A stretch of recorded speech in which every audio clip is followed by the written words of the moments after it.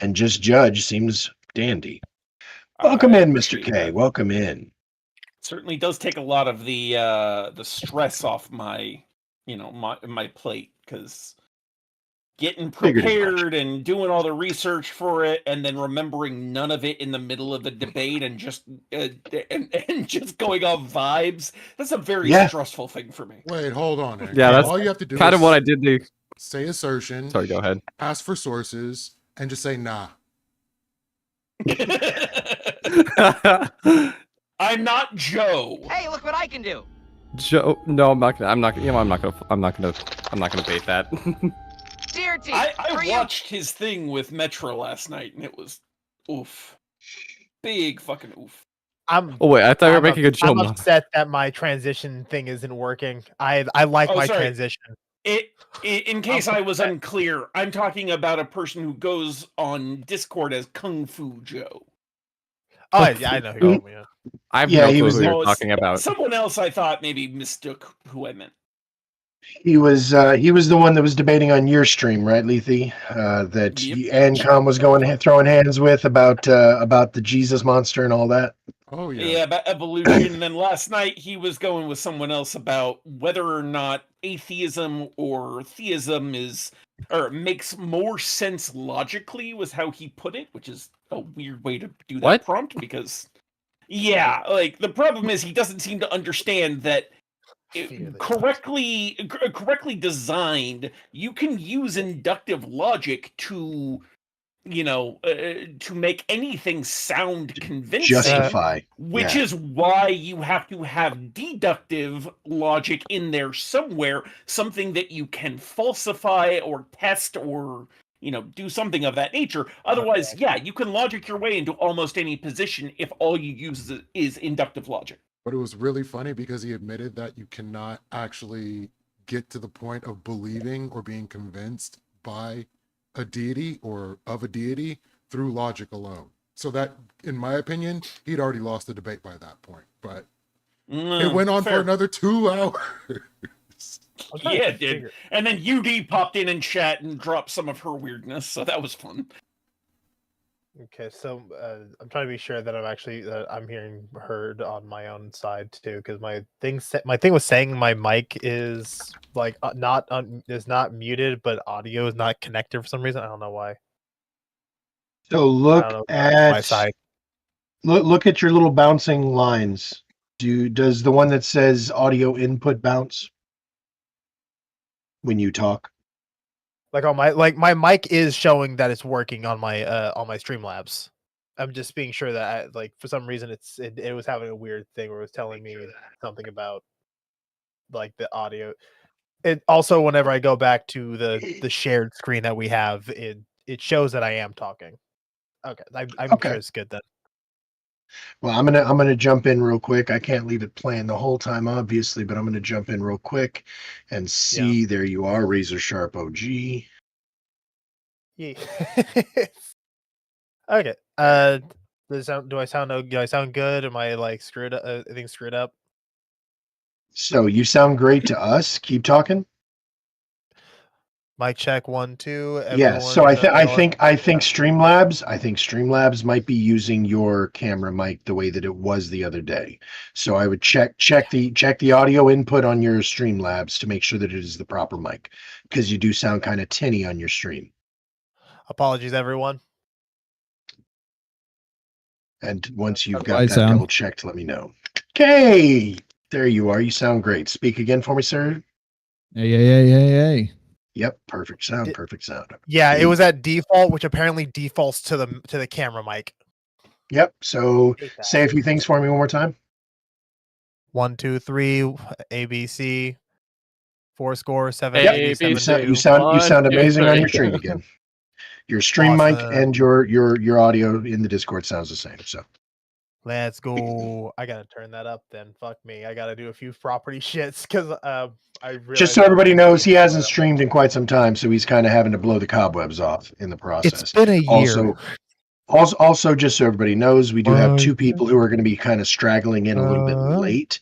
We're going to go ahead and get Good. And just Nope. just so you know, whenever you're doing that, you can also mute yourself in Discord, so Oh, we my don't bad. have to hear it. You're good. Yeah, so we got two people who are going to be running a little bit late, but we're going to go ahead and get started with UK. You and Doomer are going to go ahead and kick this off for us. And then people hopefully are going to kind of jump into the room while we're talking, and everything is going to kind of fall into place from there. So, that said, we had a little bit of late what do you call it, adjustment for the prompt for the two of y'all. So what did you and Kay decide on, Doomer? Did you guys want to do this the same way we usually do? Did you want to, like, you had suggested something about pre-discussing the prompt or something. I didn't fully understand what your thesis comment was about. So can you kind of explain to me what you were talking about there, and then let me know if you guys decided to do that or not? Oh, Yeah, no. Not that I know of, at yeah, least. well, I Okay. didn't discuss it with him because you were acting as the mediator. Yep, and you see, yeah, exactly. Well, you sent me your sort of summary or whatever. Yeah. I felt like I had sent both of y'all kind of each other's summaries, so you guys at least had an idea of where you guys are going to come at from, or come at this from. So I guess we can just do this like normal. Yeah. And okay, cool. Okay, so that's Yeah, that, I'm good. But the suggestion I just to clarify was that because we were trying to edit the prompts and stuff, I was like, if you wanted to try it to be experimental, we can provide both a thesis about Social Security and attack and defend each other's like thesis. And that was what that was about. It was you who suggested that. I was thinking it was Yes, Doomer. that I'm was sorry, yeah, buddy. it was yeah, I suggested that. Yeah. Got you. By the way, Kay, are you streaming, sir? I'm not. No? Okay, cool. All right. Well, without further ado then, we may as well go ahead and jump right into this. If everybody here is ready, we are going to start with the debate between Doomer Patriot and Kay. So the debate prompt was offered by Doomer Patriot, who is defending the affirmative position. That is going to be: Social Security is a benefit to most Americans. It is not detrimental to the budget and should be expanded upon. Our judges for the night are going to be Ancom Psycom and Lethe Waterkai. To my right or left on the screen, depending, I guess, between me and me on the screen. And we are going to put 3 minutes on the clock. Both of you guys have played this game with us before, so you know how it's going to work, but I will tell the audience, for anybody who is new, there's going to be 3-minute opening, followed by a 2-minute cross-examination from the opposition. Then the opposition gets a 3-minute opening, followed by a 2-minute cross-examination by the original speaker, the affirmative. We're then going to open it up to 10 to 15 minutes of open crosstalk for the two debaters to get into the nitty-gritty of it. That is going to be 10 to 15 minutes based on whether or not the conversation seems to be moving forward and it seems to be engaging, and I'm sure that this one will be. Then after that, we're going to go to 3-minute closings from each of them, again in the affirmative going first and the negative going second. And if the judges at this point have any questions that they would like for me to pose, they're going to message me privately, and I will ask those questions, or if I have any questions to kind of clarify the points that were made or missed, and or to also sort of help to clarify the debaters' positions on the subject. We're going to go to the two judges for their votes for the debate, and then we're also going to, as soon as the debate is done, I'm going to put a link into the shared chat, so everybody should see it. You should be able to click it, and for free you can vote on which side you think won the debate, and it costs you nothing to do it, so there's no reason to not to. With that said, I personally, as the moderator, get 1 star for the night that I get to give to any debater throughout the course of it to see, hey, appreciate you there, Mule. Welcome in, buddy. I have 1 vote, 1 star that I get to give to the end of the night to whoever I think was the best debater to perform for the entire night. This is just for fun right now, but starting the first of the year, we're actually going to be doing this in a more organized tournament format. So we're sort of working the kinks out, and if there are any questions or suggestions, we are definitely open to that. Now, Doomer, 3 minutes is on the clock, sir. Are you ready to defend your position? Yeah, let's do it. All right, cool. One more time, everybody. Social Security is a benefit to most Americans. It is not detrimental to the budget and should be expanded upon. Doomer, I will start the clock when you start talking. Okay, so in my open, I'm mainly wanting to address 4 different things. First off, I want to answer the question, basically, what is Social Security? In the frame of this debate, Social Security is going to refer to the Old Age Survivors Trust Fund and the Disability Insurance Trust Fund. These are 2 separate funds, but roughly they're always going to be referenced together as simply like the OASD funds. Whenever you hear someone talking about Social Security, it's always pretty much going to be referencing retirement or disability. So these are the funds that they're talking about.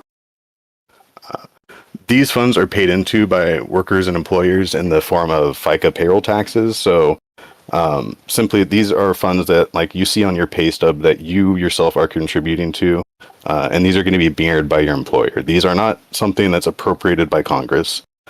So, like, you're not seeing your federal income taxes raise when Social Security payments are going up or down. Just want to make that clear because a lot of people misunderstand that about Social Security. Secondly, this is a program that is beneficial to most Americans. Simply put, as of 2025, right now, around 90% of people over the age of 65 are receiving benefits from these funds. And a quarter of people that are right now aged 20 years old, they will at some point in their life be eligible to receive parts of the disability fund by the time they're age 67. And also 90% of all workers right now in the US aged between 21 and 64 are insured for this long-term disability program. So simply to say, like, Social Security isn't a benefit to most Americans because they're not receiving it right now is pretty short-sighted. It's like saying advancing end-of-life treatment isn't beneficial to people because they're not dying right now. Thirdly, Social Security isn't a detriment to the budget because simply it's not a part of the federal budget. It's not appropriated by Congress. It's funded completely by your contributions and your employer's contributions. This is how it's normally misunderstood when people referencing it being such a huge burden to the federal budget. Normally what they're referencing is the trust fund when there's an excess in payments being received. So your contributions are more than what's being paid out in currently paid benefits. That excess, that surplus, is used to purchase treasury bonds, almost as like an investment. So when you're retired later, your funds are growing with it. So it's not a burden on the federal budget. And to say, like, when the federal or when the Social Security is redeeming these trust funds or these bonds to pay out more is a burden, is like saying that whenever they're also buying these trust funds, they're subsidizing the government. That's the same way of seeing it. And I'm out of time, but I'll cover more later. All right, time. We're going to put 2 minutes on the clock. Okay. It is your time to control cross-examination. I'll go ahead and start when you start. Alrighty. So, do you think people should be able to retire before the age of 62? Absolutely. What is more important to you, someone's ability to survive or their ability to thrive and prosper? Which is more important, to survive or to thrive? Yes. Survive. Should people be forced to give loans to the government, or should they have more control over their investments? I would say control over their investments, but this isn't giving a loan to the federal government. This is paying into a trust fund that you're then going to be redeeming out of. This isn't funds used by the federal government. Do you think people should have to wait until retirement for public health care to kick in? Or do you think they should have it beforehand? They can have it beforehand. That's actually part of the Disability Insurance Trust Fund. Okay. If there are other programs that could provide better financial security and a wider net of benefits for Americans, would you support that instead? Oh, fucking absolutely. That's why we should expand upon it. All right. I will end my cross-examination there. All right, very good. We're going to go ahead and put 3 minutes on the clock for your opening K. Once again, same deal. Oh, no, not 23 minutes, people, just 3. Whenever you start talking, I'll start the clock. All right. My thesis today is that Social Security is a flawed system that takes a substantial chunk of our national spending while leaving too many issues unsolved and persistent for the everyday Americans. This could be alleviated by the replacement of Social Security with more diverse and less taxing economic programs. I will show this today by showing how the dependency on workers paying into the trust fund and the benefactories and retirees ratio has been going down. The lost opportunity cost of spending your money into the Social Security program rather than putting it into other investment schemes that could be compounding throughout your life before retirement. And by showing the increase of inflation and how a lot of the policies that are right now restricted to retirees could be cheaper if expanded to all of Americans instead of being exclusively exclusively restricted to Social Security benefits. I see the rest of my time. All right. Cheers. 2 minutes is on the clock for you there, Doomer. Go ahead whenever you're ready with CrossX. Yeah, how much spending do you think is like part of the national budget for Social Security? 21%. And what is that in the form of? What is it in the most of that is paying out to Social Security's payment plan, you know, what you're going to get monthly, and then also Medicare. These are like our biggest two spenders. That's simply just not how the funds work. The funds work, you contribute FICA taxes, those pay out of the fund directly to beneficiaries. What you're referencing is the treasury bonds, yeah? Are you talking about the inflation? I mean, well, how Social Security works is that 6.2% is paid in taxes by you, and then another matched by your employer, and then this goes into those trust funds, and then the trust funds do their surplus invested into U.S. Treasury bonds, and then the interest is paid back into the trust fund. Do we both agree with like that being how it generally works? Kind of. So yeah, the surplus of like all the funds is used to buy treasury bonds. And you're saying, yeah, and then when there's a deficit in benefits being paid out, they sell those treasury bonds, they redeem them. And you're saying that 21% of the overall budget is being taken up on the total held investments of treasury bonds. I believe it's all Social Security benefits combined. It's just treasury bonds. If the funds were to redeem all their treasury bonds right now, it would account to 21% of the budget.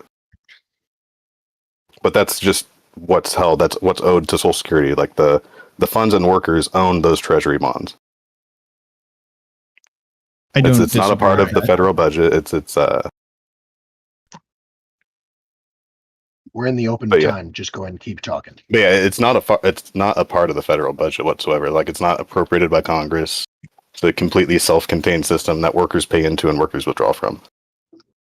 I agree that workers pay in and workers withdraw. I mean, you have more workers paying in and for the system to work. I mean, right now it's 2.5 workers for every one retiree. And Social Security pays up to 77% of itself, and then the rest is basically taking out as essentially a loan. The reason I mention the loan factor of this is you are giving money into this tax scheme in order to buy the U.S. Treasury bonds. And what is a bond? It's basically government. You're not doing that to buy the bond. You're doing it to pay into the trust, and when there is a surplus in the trust, they use that surplus to invest in bonds. When there's a deficit in the trust, they use that to offset the deficit to pay out benefits. And how long has it? And is it operating at a deficit right now? Only since I think either 2019 or 2021. Every other year's been a surplus. So that's in the history of Social Security. It is a deficit right now.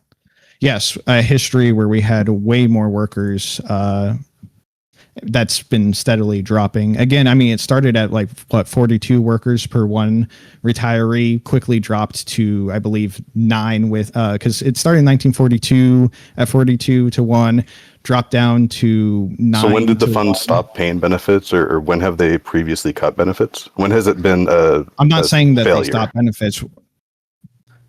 What I'm saying in my thesis here is that essentially we're putting into this scheme where there's more workers paying for the retiree. Instead of you paying for your own retirement, it's the workers right now that are paying for who is retiring right now.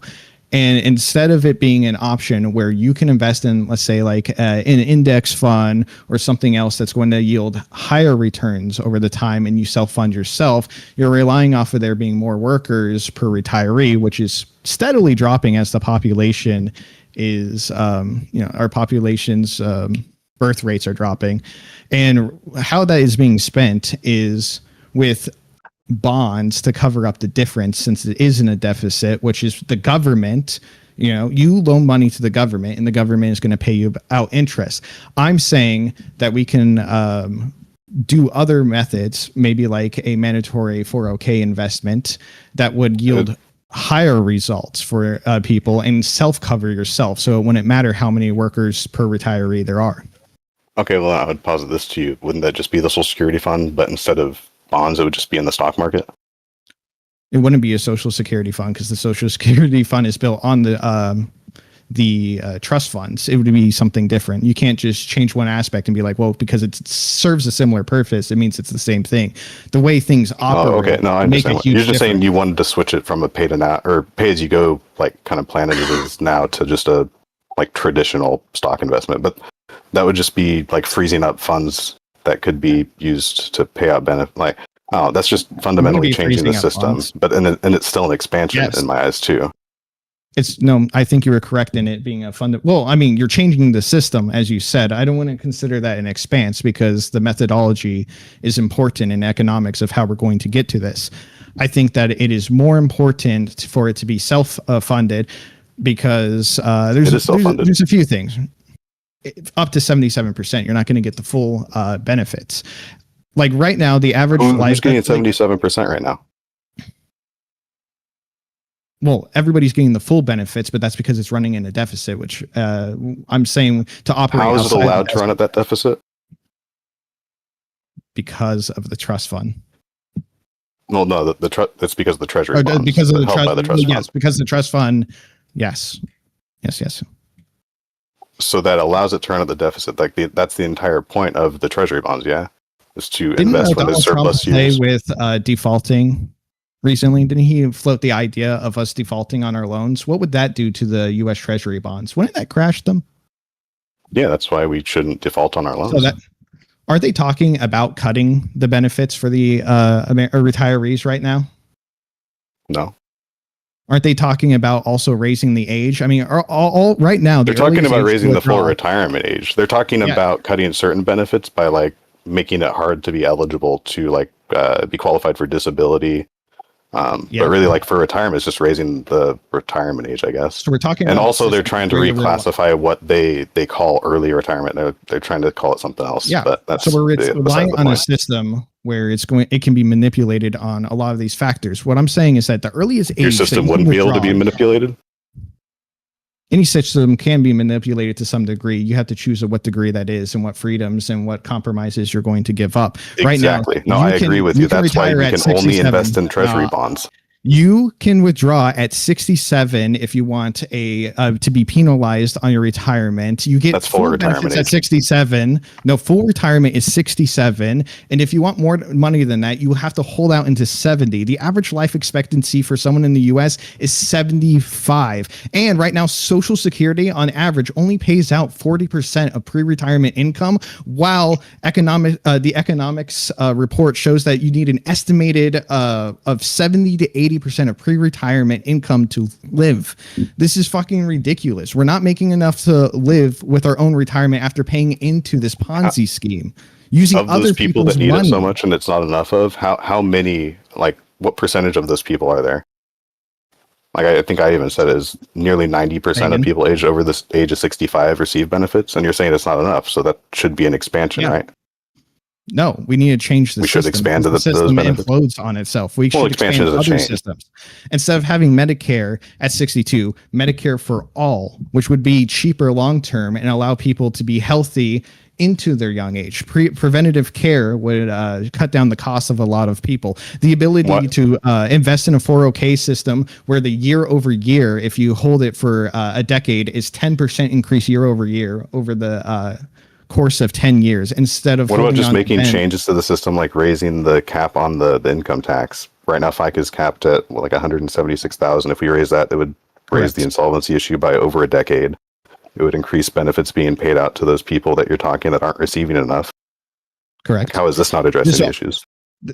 Because it doesn't address the issue of when you retire. You just said I it did. think the ability. No, you said the Those people would solvency receive more issue, not benefits. Yes, but that doesn't change the age of what you retire. You could also Everybody has a adjust what COLA is adjusted by. COLA is the cost of living adjustment that people get, like the raises Yes. every year to Social Security. You could adjust that You right now. want It's us to based on run to daddy CPIE. government to do this. I want you to be able Or should be based to on have the CPIE. freedom.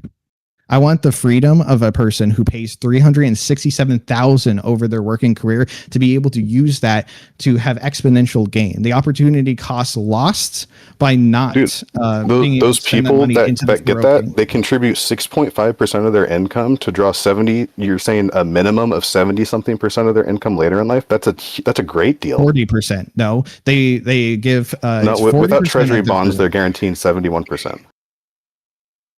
Incorrect.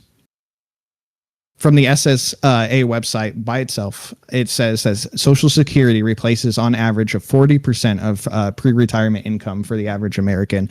I was saying that the reports show that you would need 70 to 80% to retain your quality of life into retirement. I want people to have the freedom to be able to retire early. Everybody has a different life structure. I think that if you have the opportunity cost of putting this money into some type of 401k setup, you can compound bigger returns, 10% year over year as you're holding this instead of the 4% that the U.S. Treasury bonds are at.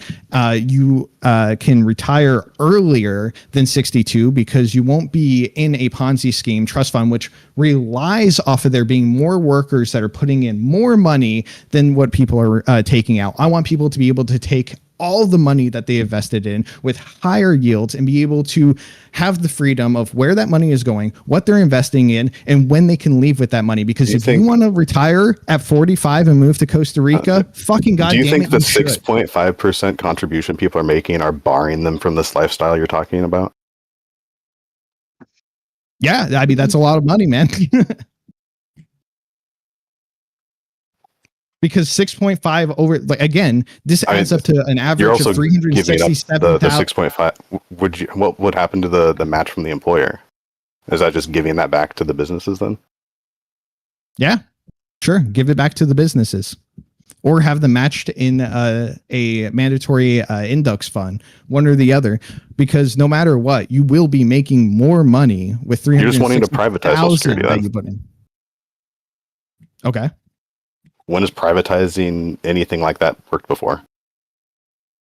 What do you mean, like that?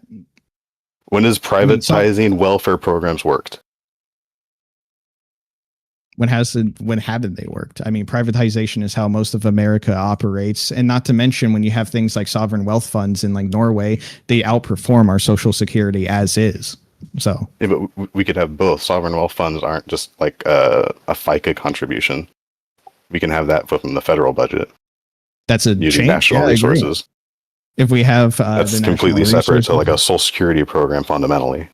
And yeah, and like we I can don't add agree more with- programs like beside it, but we should expand to the programs like I've brought up before, like raising the tax cap that would Okay. address, I- like I said, the insolvency issue that would raise, benefits being paid out to people that need it right now. Like, I don't know why we would throw the baby out with the bathwater. These are the same arguments that was against Social Security in the first place, that people should have the freedom to invest all their money, on their own. That doesn't work. Yes. It does work. just doesn't work. People didn't have the opportunity to do that before, but now that is how you make your income. People didn't have the opportunity to do that before. How so? It was a lot harder then. Yeah, we didn't fucking have Robinhood. We didn't have Fidelity. The barrier to access for who can invest money was way harder back then than it is now. Rather than just having it done for you out of your payroll tax and matched by your employer. Okay, yeah, let me have it done for me by the government so the government could make more bonds so they could do quantitative easing, which Exactly, is and then we'll call it also Social Security. Yeah. And then we're going to raise, taxes in order to. No, there is no compensate for taxes this. raised. We're going to lower the age. We're going to lower the age that. Or What raise the federal age that taxes you can are raised with retire. your FICA tax? What do you mean? With FICA? No, the FICA tax isn't raised, but they have to raise money to. You just said they on raised other taxes to pay areas. for this. I didn't say they raised the FICA taxes in order to pay off. No, I know. That's what I'm asking you. What taxes are being raised? Bonds, when you do don't act like you don't understand how quantitative easing works. When they do quantitative easing with these U.S. Treasury bonds, inflation raises. It's harder to pay off our national debt, and taxes have to be raised in order to compensate. Okay, well then you have a problem with bonds, I guess. Not really Social Security owning bonds. Do you have a problem against me personally owning bonds? No, not you personally. Then why do you have a problem against the fund owning bonds? Because it's forced.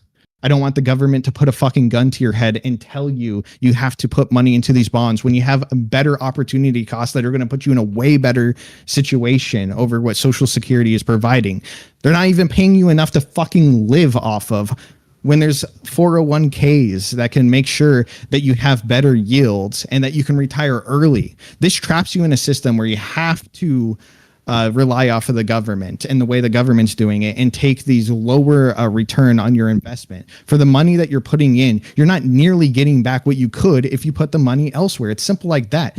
I think that people should have the ability to reap more of the reward. I want Americans who built this country to have a bigger piece of the pie. They fucking work, so they should be able to invest in these companies they work for and reap a bigger yield of the benefit. And if they want to take that money and fuck off somewhere else with it, then damn right, that's their fucking right. But it's not the government's right That's just to flawed steal my thinking. money. I mean, they're free to take that risk, and you can think that, but it's just a much more riskier option than what should be purposed for a Social Security program. It should be invested in these stable things like bonds that have higher return rates. That's the entire point of it. You're not looking for the riskiest investment play. No, I'm not saying higher return rates than like just 401ks or whatnot. I'm saying more stable return rates, I guess. It's much less riskier because no one's lost their ass on bonds. You can go invest in Bitcoin, that's fine, and then it could crash. You can go invest in whatever meme coin, it can go crash. You can go draw out your Social Security fund, that's guaranteed to you when you retire. Like, what's the safer play there? I agree that you could say that it's safer to loan out to the government, but it's not a loan to the government. I mean, the surplus, I guess, sure, but that's a very, very small part of Social Security. It's how it's fundamentally been operating basically my whole life, but okay. What, from collecting surpluses to pay out the deficit the last, 5 years? How long has the fund been operational? 1945. So what percentage of that time has it been running at a deficit? It's been on and off. A consecutive No, it's deficit. not. It has been since 2010, not 2019. All right, gentlemen, that's actually time. So I did go ahead and give you guys the 5 minutes. Funny enough, I had that exact question written down, and it was going to be one of the questions that I was going to ask you. Hopefully one of y'all is going to be able to answer whenever I come back to you, because I actually want to hear that answer. But before we do that, and perhaps you guys could incorporate that into your closing arguments, I'm going to put 3 minutes on the clock for each of y'all. We're going to start with you, Doomer, to go ahead and give us your 3-minute closing. And judges, remember, if you have any questions that you want me to pose to them after their closing, please just send those to me, okay? So, Doomer, are you ready to go ahead and close? Yeah. Right, I'm just going to go over. Yeah, I'm just going to go over some of the key points that I had. Obviously, the Social Security is beneficial to most Americans. Nearly 90% of all people over the age 65 are drawing benefits as of this year. A quarter of all people aged 20 are going to, at some point, be eligible to claim from the disability insurance side of these. So yeah, just to say, well, I will say this, Kay did not bring this part up as much, but to say it's not a benefit to most people is very short-sighted. It's just stupid in my eyes. But anyways, it's not a a detriment to the federal budget. To say that the treasury bonds is this much of a big deal is just like, it's stupid in my eyes. It's just, it's a surplus that gets invested into bonds, and the deficit is solved by redeeming these bonds. It has ran at a deficit for way less years than it has ran at a surplus by far. So yeah, it should be expanded upon. I think we actually agreed quite a bit on this. We just kind of disagree on how it should be expanded upon, and fundamentally, I guess, what expansion is. I disagree with it being privatized completely. I think it's, the purpose of Social Security is to be a safe play that people can retire on. That's the entire premise of it. To throw it into more of just a 401k, it just defeats the entire purpose. And also, just to get into some of the details on like how the funds work. I actually have some notes here. If there was no more reserves, benefits would only be cut across the board by 24%. So how he's saying it would only come up to 40% of what people were expecting to receive, I don't know. I'd want to see the source on that. And then again, I just want to reemphasize, I've said it a million times, but I think people really lose out on this. Social Security is not a detriment. It is personally funded by your contributions matched by your employer. This is not something your congressman is voting on. This is not a part of the appropriations process. This is not something that stops getting paid out when the government closes. This is completely yours. It is guaranteed to you. And yeah, I'll just close it there. All right. And we're going to go ahead and put 3 minutes on the clock for you as well, Kay. Whenever you're ready, sir, I will start the clock. Okay, I'm ready. Go ahead. All right. What I want the audience and the judges to consider here is that my opponent has told you that the government, the one right now that tells you that you are retiring too early, retire later, that you get too much benefits. How about we don't have as much health care for you? How about you don't qualify for this or that? Is to be trusted with your retirement. That the workers, which a lot of us are working age here, should be paying for retirees instead of the retiree having the opportunity to build upon their wealth and guarantee their own retirement. Right now, with Social Security, we started from 42 workers in our to every worker for one retiree to 2.5, and this is only covering about up to 77% of Social Security. It has been running in a consistent year-over-year deficit since 2010, with estimates saying that around 2033 we will have depleted the trust fund, meaning that your contributions are going to benefit ratio are going to significantly drop, and they're going to have to take even more of your benefits away in order to guarantee that this program could run at about 3/4 of what it could initially run at. But my opponent believes that you should be able to retire before 62. Social Security does not allow that. He believes that you should have health care before retirement. Well, we can make that program without Social Security. I believe that you should be able to invest in more lucrative programs and use your economic freedom as an American to invest in one of the most stable stock markets ever. The majority of stocks bought are American stocks. If your stock is failing after 30 or 40 years of working and not coming from a profit, you have bigger problems to worry about. This means a whole economic collapse of the world. With my proposal of shifting to an index fund, you would get a 10% year-over-year average return in your investment. You would be able to withdraw from this earlier and be able to either go to a different part of the state, maybe leave country, or go wherever you want to spend your money how you will. You would be able to have not just 100% of pre-retirement funds, but a surplus from that. While currently, out of the meager wages that Social Security gives out, only 40% of your pre-retirement income would be covered. And that's I want you to think about that.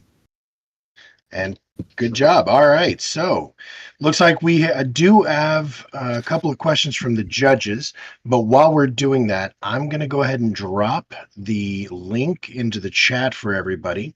Again, as I said before, it costs you nothing to vote, but it does matter, or it can matter.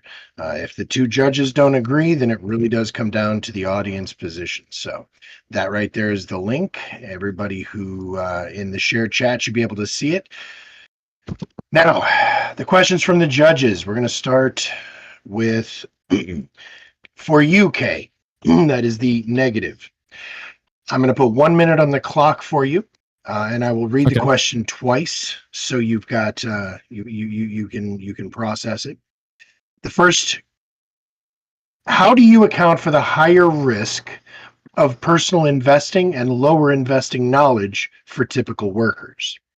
One more time, that's how do you account for the higher risk of personal investing and lower investing knowledge for typical workers? Go ahead. Index funds. Simply put, if you want to be able to safely invest on the market, there's things like SPY, right?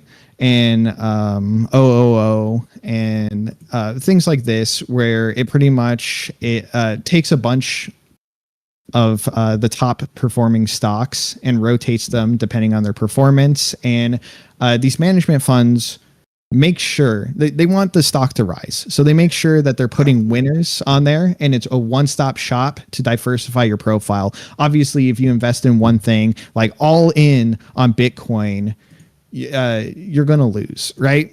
But if you diversify with an ETF, which most like index funds rely off of ETFs, you are being diversified in many different sectors of the economy with different performances that are calculated and weighted by hedge funds and people that like look into this. So a lot of the choice is taken away. All right, there you go. Now going to Doomer. Same 1 minute on the clock for you, sir. And the question to you is, how would you propose to expand the program, specifically the FICA tax rate? So again, how would you propose to expand the program, specifically the FICA tax rate? Go ahead. Yeah, I think the two proposed changes I saw most notably were from actually Bernie Sanders. He is proposing to raise the cap. I need to look at it because I think he's just raising it to another amount or putting like a bracket, like a marginal tax rate above it instead of like the normal like FICA tax rate. And then the other expanse is changing what the cost of living is based off of. Right now, it's based off of the consumer price index for urban workers, which doesn't take into account certain things like healthcare expenses and housing expenses as you get older. So changing that to the consumer price index based off of elderly would be more beneficial and reflective of the actual cost of living adjustments that they have to make each year. And yeah, as far as like the change I first mentioned, again, I'll just say that would only push insolvency out by like a decade or more. It wouldn't completely solve the issue, so we'd have to keep addressing it from there, but that'd be a good start. All right, cheers. Now from the other judge,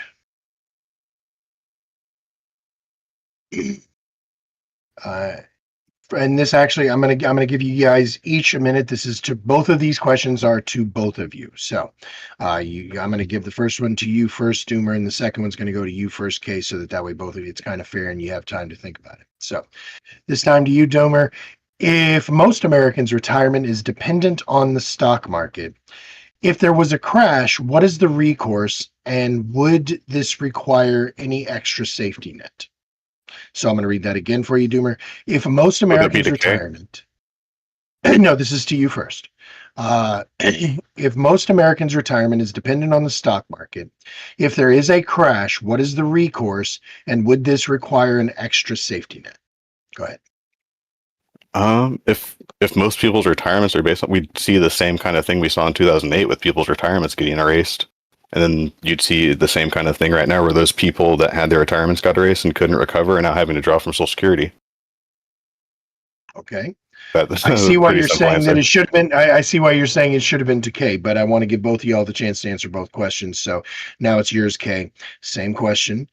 if most Americans' retirement would be dependent on the stock market, in the event of a crash, what is the recourse, and wouldn't this require an extra safety net? Oh yeah, Go ahead. so this is kind of already built in. A lot of people worry about like things like the 2008 crash or the dot-com bubble and stuff, but you have to remember that this is something that you're in long term, or you want to move out. If you are, savvy enough, you can move out of it. But being in the market, up or down, and buying into it long term, even with these crashes accounted, you end up at a higher return than what you're invested in. So if you were investing in for the last 30 years before the '08 crash, or 20 years before the '08 crash, or even 10 years, you would have still been at a higher return rate than even if you sold at the bottom of the '08 crash. So by investing in the market consistently through like ETFs, your advantage is time. Pretty much as long as you're investing in, no crash has ever outweighed the performance, the long-term performance if you're looking by decade.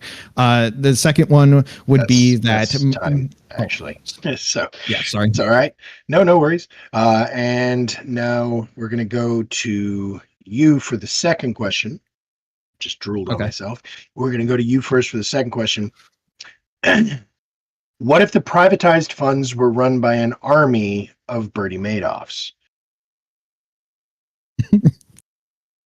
Go ahead. I'm sorry, I don't get what the question is. Okay, nope. So I'm assuming this is a worst case scenario, and we are just you proposed privatization of a fund. Okay. Yeah. So I'm guessing that how would it go for people if that fund was run by a team of Bernie Madoffs? Well, I'm not Or saying what would prevent us from getting to that point? Oh no, I think you just would take away like 6.5 to 12 or 6.2 to 12.5% of a person's taxes to be like spent out into some type of national index fund, and have the ability to diversify your profile, kind of like you do with work. You know how like work lays out, they're like, hey, we can invest it for you, or here's some safe options, or here you go, you can self-invest. This is a system of which I'm imagining where if you think you can do better, you can. If you want to leave it to ETFs, which are going to be managed by multiple different entities, Bernie not just one Madoffs. person, you can go on that. But if you don't trust them, you can always do it yourself. And that's about the freedom that I'm talking about. The freedom to diversify is the freedom to protect your assets long term, which is why this whole fear about like it being riskier is actually nonsense. All right, and time there. So I'm going to go ahead and put a minute on the clock, but Doomer, I'm just going to ask you, do you have anything to add to this? Because once again, this question does seem more proposed towards Kay's offering as an alternative.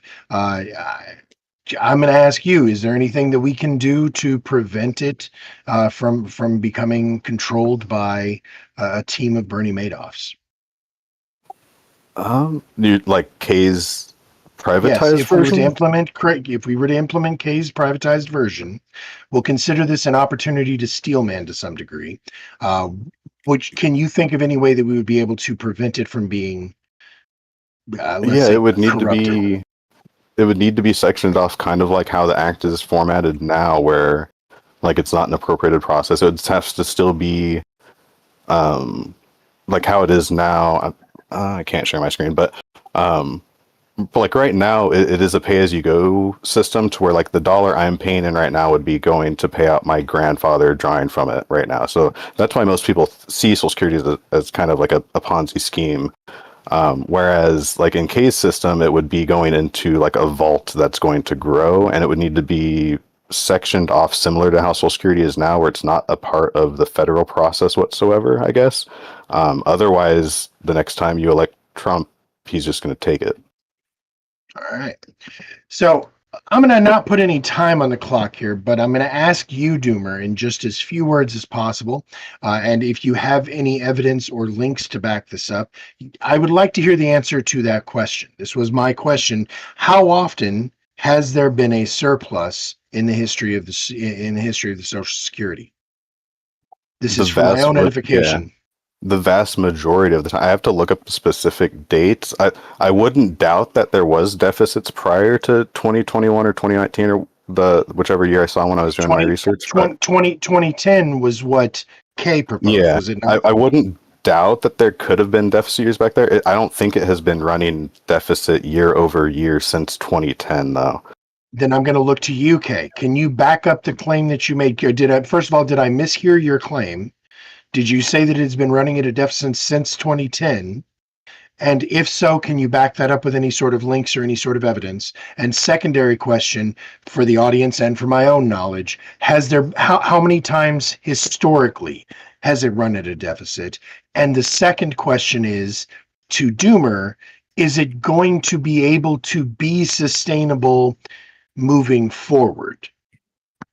So Kay first, did you say since 2010? Yeah. So what I was saying is that it started the deficit started around 2010. Okay. And do you have any links or anything like that to prove that? I could bring, because Doomer refutes that claim. Am I allowed to like Google right now and like just bring? Yeah, absolutely. Just drop it into the group chat just so everybody can see. Again, Okay. This is for my own knowledge. Now going back to you, Doomer, if we have in fact been at a deficit recently, what evidence is there that it's going to stop being at a deficit in the future? Oh, okay. I think I get the question. So I'm sorry. Yeah, maybe I didn't articulate it correctly. No, it just took me a second. That's that debate, Brett, man. So yeah, it's just pretty much the U.S. population is going to grow over time. So obviously, there's some current policies that might negate that a little bit. But yeah, overall, the U.S. population should grow over time. Worker population should grow over time. So that amount contributing should theoretically grow as you're getting older and starting to withdraw. So the amount contributing when you're drawing should theoretically always be a larger number. So your system would be crippled if we end up in a population deficit. Yes, vote blue. All right, cheers, everybody. So I've got that vote in the audience chat. You guys click that. Did you find your evidence, or did you find your link? I'm gonna link something in. It's the first link I clicked on, and I'm skimming it right now. But yep, that's fine. Here you go. It's the Peter G. Peterson Foundation, and I'm just reading it right now. Here, I'll just give you socialsecurity.gov. And it says here. Be better. Okay. Well, actually, would socialsecurity.gov be honest about their own like good times and bad? I honestly don't know. We're outside of the boundaries now, and I'm not trying to debate you, gentlemen. I'm just moderator here. So we're going to go ahead and say one more time. This is the link. Everybody click this. Let us know which debater you thought was more persuasive. Not just which position you personally hold, but who do you think was the most persuasive of the two? Now, with that said, I'm going to look to my judges. Ancom, Lethe, are you guys both ready to weigh your decisions and give us your judgment? Lethe says yes. Ancom? I think I'm about there, but I'll let Lethe go. All right, I'll let Lethe go first then. Lethe, if you are ready, go ahead and lay it on us, sir. Remember, I'm sorry. I didn't clarify this. My apologies. We're doing the 10 points to distribute now. So that rather than just saying so-and-so won, so-and-so lost, we'd like to have some sort of an idea of by what margin. So you have 10 points to distribute across the two debaters. Do so as you see fit. Okay, well, I don't know how, I did not measure this in points, so I apologize. So kind of think it. Yeah, you can. You know what? I'll give you a few seconds to kind of do that and to kind of think it through if you'd like. And I will tell you that I enjoyed the hell out of this debate. This was easily the most fact-driven debate that I think we've had on this series, and I would love to see more of this. Both of you were clearly educated on the subject, and I was super excited in the first few moments when Doomer asked Kay a question about what percentage of this, and he immediately had the answer. That made my heart grow 3 times its normal size. So I appreciate both of y'all, regardless of who gets the win here. Cross swords with Kay anytime. Yeah, no, and I will definitely look forward to that next encounter. Ready now, Lethe? So, looking toward Doomer's argument, he was fine with the idea that yes, Social Security is not perfect. Yes, it does run on deficits, but he's open to expansion and he had pretty robust ideas for how it would be expanded without it being a drain on the taxpayer, which didn't necessarily account for inflation, but the opposing ideas weren't very convincing, considering there weren't great answers toward what the ultimate outcome is going to be for privatizing SSI, or if there were any major crashes, or what the growth rate is actually going to be. It's like, believe he projected like a 10% from the index funds, which, from my understanding, isn't guaranteed. So there could be virtually no growth. So without that response, I'm going to say Doomer gets it 7 out of 10 for his arguments for showing that it's not a perfect system, but it has been beneficial. It is well supported. It's a solid safety net, and we all suffer for not having it. Versus All right. the idea that people could have earlier retirements, which still isn't guaranteed by the arguments, I wasn't convinced by, and putting forward good numbers for a solid idea, but a lack of execution. Okay, so Lethe scores at 7-3 to the affirmative. Looking to you, Ancom. Are you ready, sir? All right, lay it on. So, just going through my notes here, starting with Doomer, it didn't sound like he was challenging some of the arguments as effectively as I thought he could have. But he did have, I think, a bonus of bringing up points repeatedly when they're not adequately being responded to. He did work to challenge a lot of the misconceptions and statements that that Kay was bringing up. But I don't think he pointed out that 401k already allows personal investments, which I think would have responded well to a lot of what Kay was bringing up. However, in his response to the questions, I thought he was well informed. He was bringing up multiple different points and admitting where his plan didn't fully account for some things. As for Kay, he used a lot of claims that at the time didn't seem super supported, but did, in some cases go unchallenged. The appeals to personal freedom were, I think, very effective. The response about volatility in the market, he did point out index funds, but he kind of used some self-contradictory logic by saying that using index funds takes the choice away from investors. And I'm like, well, if you're going to do that, then, what's the difference between an index fund doing it and, the Social Security Administration doing it? Like, in both cases, you're taking the choice away. He did point out that the crashes tend to be blips, and that over a longer period they tend to be evened out. But I don't think he properly addressed what happens to people closer to retirement, because if their retirement gets wiped out, they don't have the time to grow that back. And generally, and this isn't necessarily a knock to him, but the lack of understanding with the Bernie Madoff reference maybe speaks to a potential lack of knowledge about some of the more intricate details here. Overall, I think he did a really good job, making his points, but I'm giving it a very, very narrow victory to Doomer, as I think he laid out the benefits of Social Security over private investing a little bit better. And so I'm giving it a 6-4 to Doomer. 6-4 to Doomer. All right. So, looks like I was wrong. Just like the United States, democracy doesn't matter, and your votes are meaningless. But we're still going to go ahead and look at them to see. Because I would like to know. And now that the judges have already rendered their decision, I just want to say that I was swayed by UK.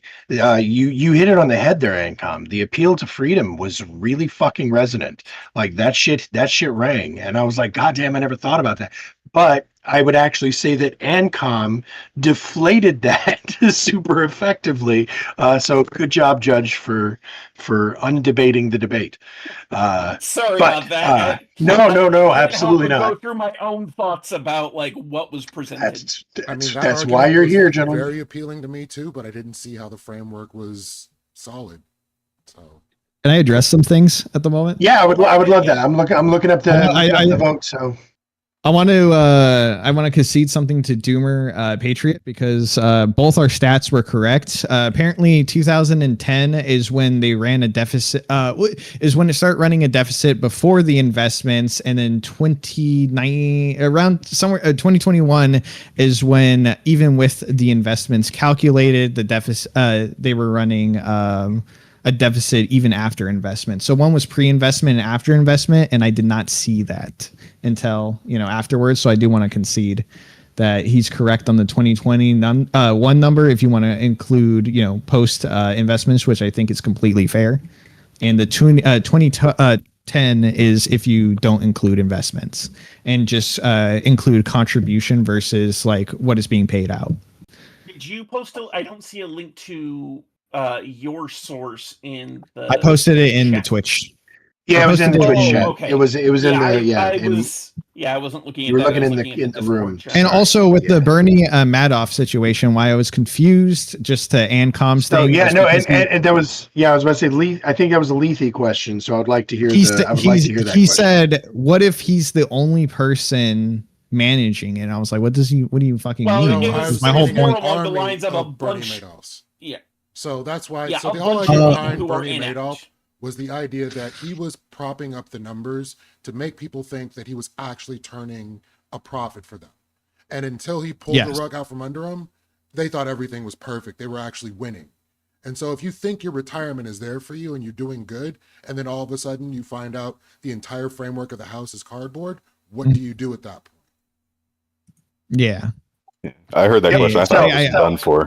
I thought you guys thought that Social Security was a Ponzi scheme like Bernie Madoff. I'm like, shit, they see through my guys. No, I was confused because I thought they were like, like they're trying to say like a singular person. Like, what if a corrupt singular person ran your profile? And my whole point was that one singular person wouldn't be like running your profile. Yeah. And to Ancom, just to explain, like my point, because it seems like it didn't hit well with him, was that they asked the specific question, asked me, well, what is my answer to like it being like too complex and having to like do all this investment stuff. I was saying, well, if that's the case, you can, again, going with the freedom, go an ETF route with your index fund, so that way it's pre-managed. And I didn't say, oh, that's what an index fund only does, but rather, oh, if you are, because if the question is, hey, I don't want to focus on all this investment stuff, I just want Social Security to automatically do it for me, well, then the reply would be, but there's ETFs as well in my system, so if you want to opt into that, you can opt into that.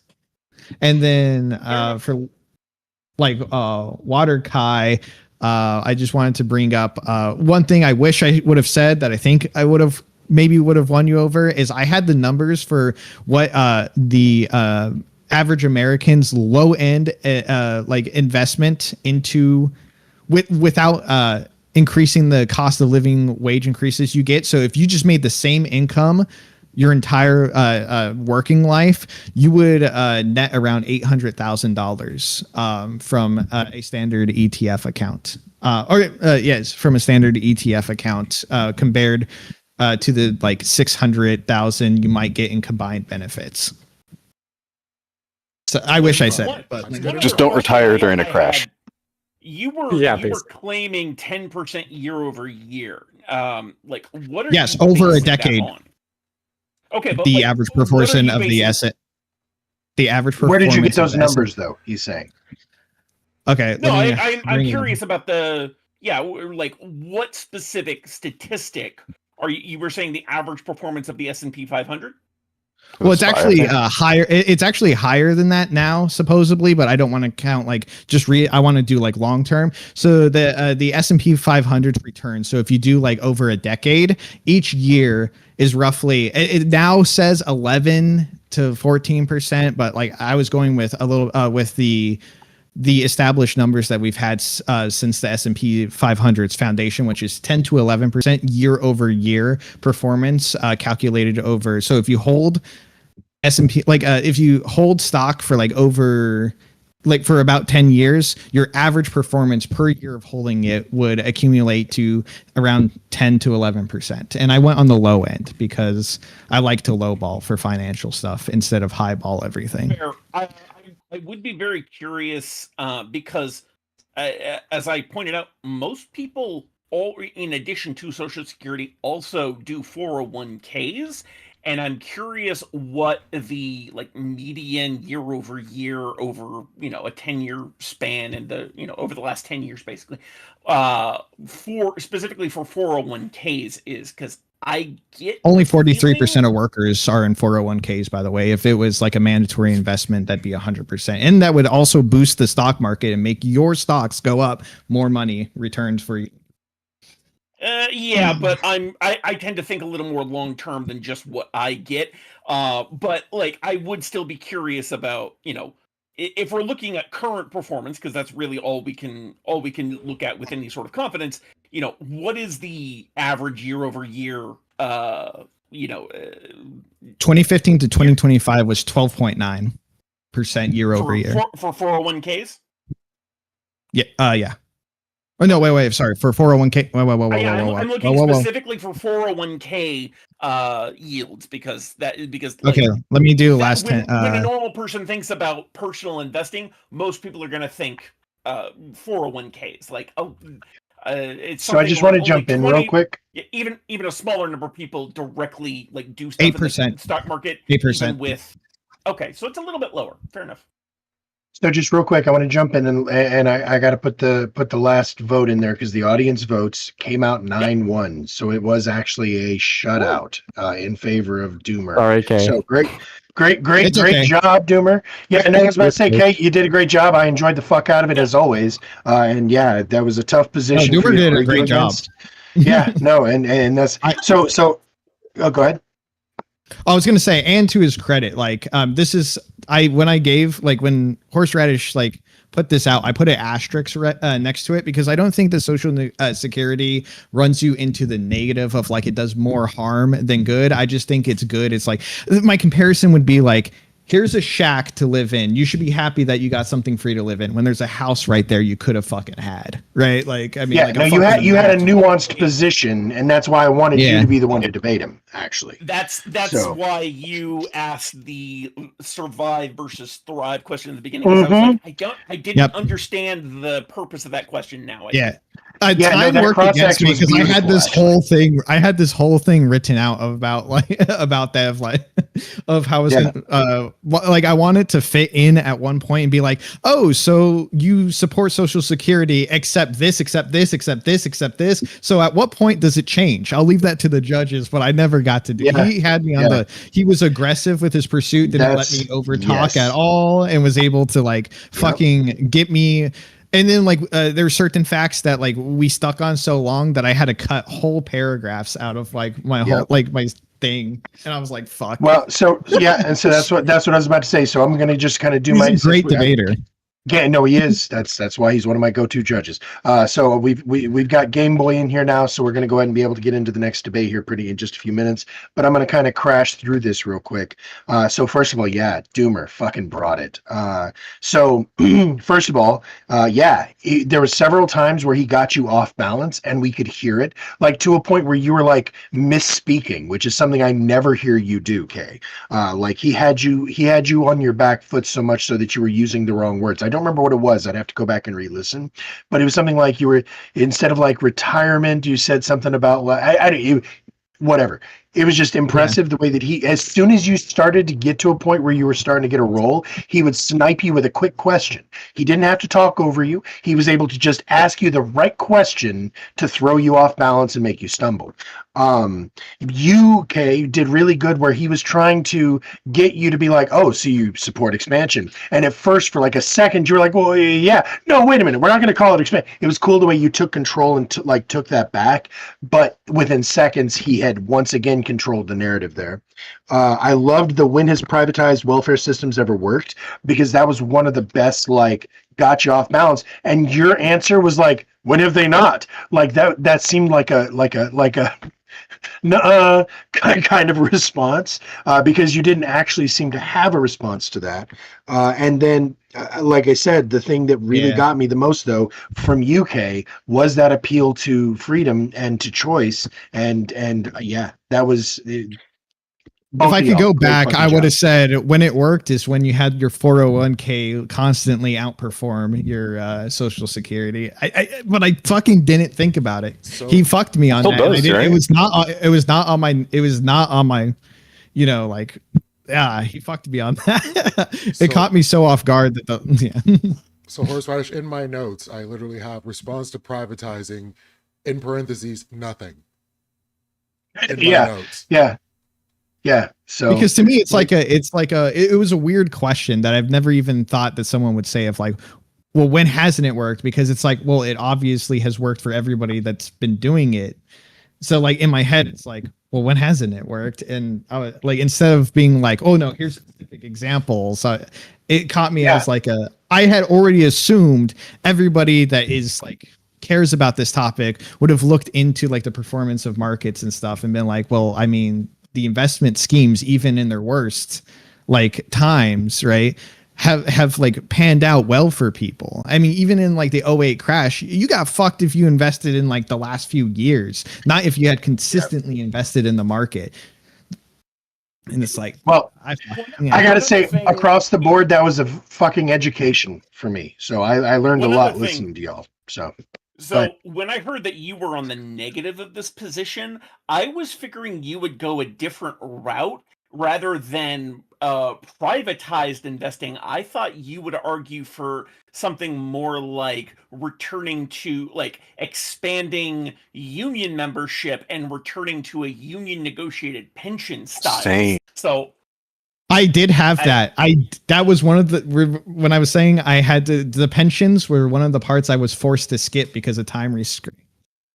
Thank God. Okay. Yeah, because I think if you had thrown like expanding unions and pensions in there, I probably would have swung your way, honestly. Yeah, because you're talking to a bunch of communists, not a bunch of capitalists here. So if you like union choose instead of stock market chooses, I think it would have worked. I was genuinely trying to put my own beliefs aside, but like I just didn't see the argument for the private market being a better thing. Whereas if you had added pensions back along with like some ability to privately invest, I think I would have. That would have been a stronger overall argument, even putting my own beliefs aside. And then just my own personal opinion. He's just my own personal opinion. Doomer would have had to come at you with that, with the inherent corruption to the union negotiation systems. Can't touch my unions. Yeah. And that's. I wish I was able to capitalize on the sovereign wealth fund as well, but that was one of those things where I found footing, and then he just swept like feet on that, and I was like, damn. I feel like if outside of the context of a like time debate, I would have fared better, but he's just better with the time stuff. I'm not. Yes. And I agree. Even without the time stuff, I don't know where we would have ended up on a debate, but I feel like we could have both fleshed out our arguments, and it may have still went in his favor because he's so good. But I think I underperformed under the time. Having seen what I just saw, I would actually love to host the two of you guys for just a conversation, not on a Saturday night debate, but just because I was learning shit from that conversation and I was enjoying hearing it, and I'm pretty sure that other people would enjoy it too. So if you guys wanted to, I would, and that way I can also ask questions, because I had a fuck ton of questions that I'm like, ask this because I want to know, not because I want to see you debate, but I just want to know. So yeah, and there's a bunch of this shit that I don't know anything about. Like there were terms you guys were using that my fucking smooth brain just was like, what? So I would have loved to I'd be have been down like, for it if please you are, explain Doomer. that. So Yeah, I'm down. cheers. Hell yeah, man. Well, we will do that in the future. All right. So moving right along, everybody. Appreciate y'all enjoying our crosstalk there and all that stuff, but we're gonna get right back to the debates. So, Game Boy, can I hear you talk? Make sure your mic's working and everything. It was a lot of water. Come on, buddy. Where you at? Really You good went to get cricket water. impression. Thank you, sir. I've spent years practicing. Come on, man. Where'd you go? You can't show up like. I've been did he say he was gonna trying be- like the entire There he time is. to get my mic to work, and There I you got it go. working. And the one time you called on me, it was not working again. And there was a Alright. lot of water. I swear. Well, you sound great. So, our next debate, ladies and gentlemen, are going to be, and everywhere in between, I guess, we are going to be debating whether the use of economic sanctions by the United States is immoral. Once again, that is the use of economic sanctions by the United States immoral? So we have defending the affirmative. We have Admiral Grufus up here in the top with his Ron Paul image. He will be supporting this statement. And Game Boy, his fellow libertarian, is going to be on the bottom disagreeing with this statement. So we have 3 minutes on the clock. Is everybody all warmed up and ready? Grufus, are you ready? Game Boy, are you ready? Yeah, Kay sent me his opener. Kay sent you his opener? What? I'm just gonna read verbatim. I'm ready. Oh, okay, cool. Grufus, are you ready? You are muted in case you do not know, Grufus. If you are sitting there talking to us, we cannot hear you. Sweet baby Jesus. And I thought I would make us late. Guys, I made Uh-huh. it just in time. I was speeding You down did. the highway. You did. I I-45 appreciate you, was buddy. going crazy. Sorry, That's why everybody. Dale Earnhardt's on here. As I soon as- saw in the as- chat earlier, Grufus say that the timing was really bad because he had something he had to take care of. He thought that there would have been more time. I'm guessing. I saw him say in the chat earlier. It's not fair. Okay. It's not fair. There was Okay. Yeah, time that's now. terrible. So Well- I'll do some prepping with the judges. Oh yeah, go ahead and lube them up, buddy. So what's my Guys, bribe guess this what I week? just figured out? So you know how scuba divers go Oh, there he and fall off the boat Sorry. backwards? Minor emergency. Is it passed? Are you done? Yeah, I'm good. Okay, fantastic. Hold on, I need to hear the rest of this. Say what, Game Boy? Divers fall off backwards. Go on. I know this joke. It's not a joke. You wonder why they don't go forward? Because Why? they would fall inside the boat. Ayo! Like I said, like I said, I've heard that before. Good job. Dad joke of the night, my friend. You win. So, are you now ready? Is everything squared away and you're solid now, Grufus? Yeah. All right, you missed my warm opening for you, so now I've got to give you a lukewarm opening. So, one more time from the top, everybody. The use of economic sanctions by the United States is immoral. On the affirmative, we have Admiral Grufus up here with the Ron Paul, and on the negative, we have, I guess, Dale Earnhardt down here on the bottom. We have Game Boy 64. So, I have 3 minutes on the clock for you, Grufus. Are you ready to start? Yeah. All right, the clock starts when you start talking, buddy. The soul who sins shall die. The son shall not suffer for the iniquity of the father, nor the father suffer from the iniquity of the son. Ezekiel 18:20. Economic sanctions violate the fundamental rule of individual responsibility. They conflict hardship not on the guilty rulers, but on innocent civilians, children, the sick, and the poor, who face shortages of food, medicine, and essentials. Meanwhile, the targeted dictators are often the last to suffer and gain a ready-made excuse. They can blame every domestic failure on the foreign aggressor, rallying support and entrenching their power rather than losing it. Free trade is a fundamental human right derived from self-ownership and the liberty to engage in voluntary exchange with any peaceful party. Any state-imposed restriction on who may trade with whom is straightforward coercion, no matter the intent. To enforce sanctions, the state must presuppose a higher property claim over its citizens' bodies, labor, and goods than the citizens themselves possess. It forcibly conscripts private individuals and companies into foreign policy agenda, overriding their judgments about how to use their property and with whom to associate. No one, not even the state, has a legitimate prior claim to control another person's peaceful actions or resources in this way. Sanctions also constitute a form of central planning. A bureaucracy in Washington arrogates to itself the authority to decide by fiat which individuals and nations across the globe may participate in peaceful commerce. This overrides the dispersed knowledge and choices of millions, replacing the spontaneous order of the market with the planner's hubris. I yield the rest of my time. All right. Good stuff. I'm going to go ahead and put 2 minutes on the clock, Game Boy. That is for you to cross-examine and ask whatever you like of Grufus. Go ahead and start when you're ready. How would you define sanctions? I would define it as the state forcibly stopping trade with another country as a whole or just another foreign entity.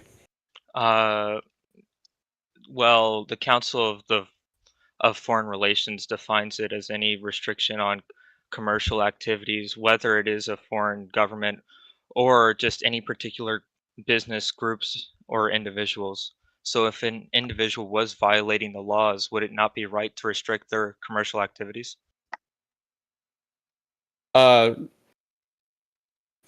Insofar as,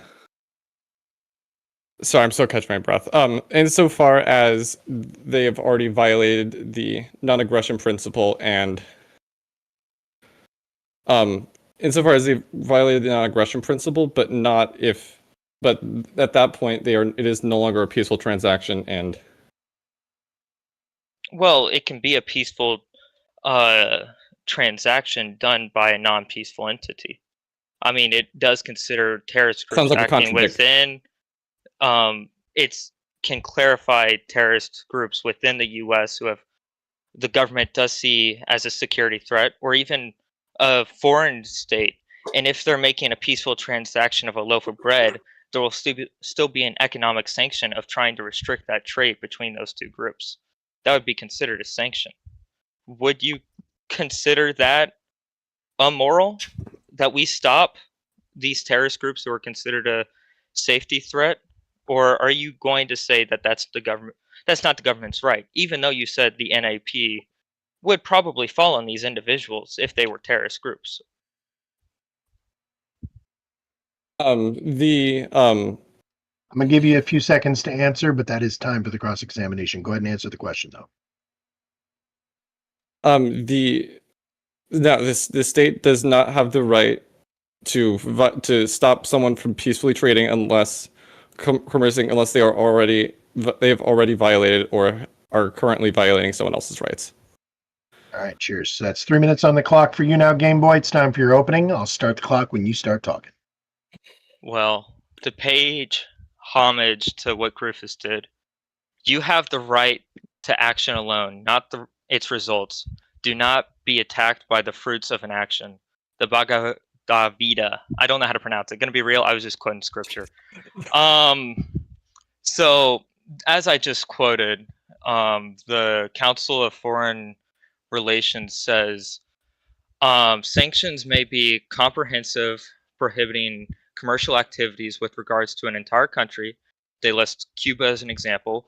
Or they may be a targeted blocking of transactions by and with particular businesses, groups, or individuals.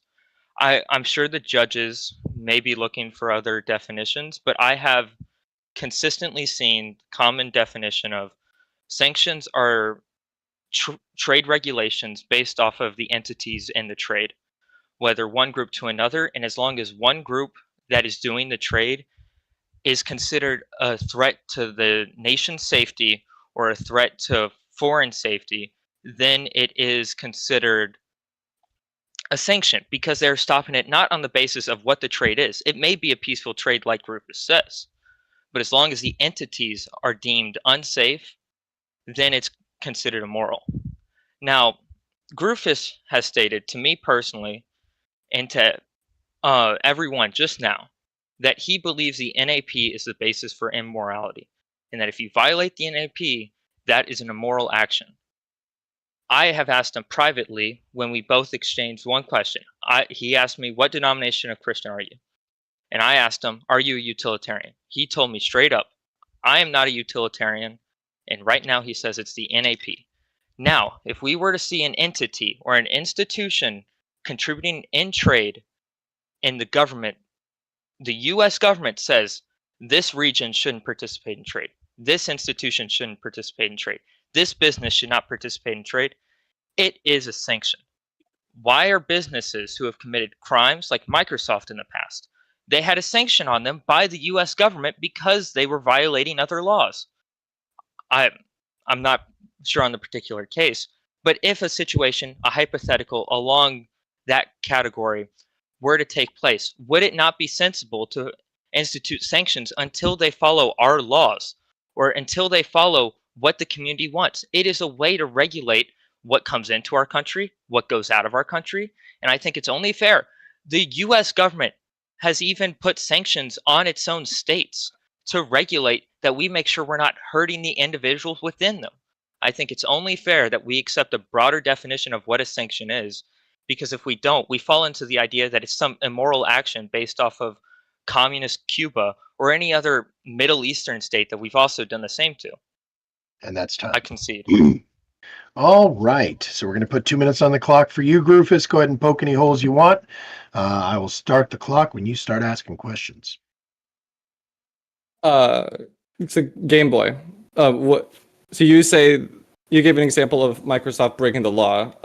Wouldn't that just be an appeal to authority? Because my case is not that. The U.S. law is immoral, or is moral or immoral. Well, if Microsoft is violating the NAP, shouldn't we have consequences for that? If the NAP doesn't have enforcement, it's void. Sure, but you cited the law, not the U.S. law, not the NAP. So well, because we're talking about the U.S. in a past case that already happened. That's why they implemented the sanction. I'm not saying how it should be. I'm saying how it is and how it could be implemented in the future. If you were in power, you could find sanctions to be a useful tool to regulate a more libertarian moral action. It doesn't even have to be like if you're in Incapistan or whatever, it doesn't have to be the US government. The prompt says the US government, so I'm using the US government.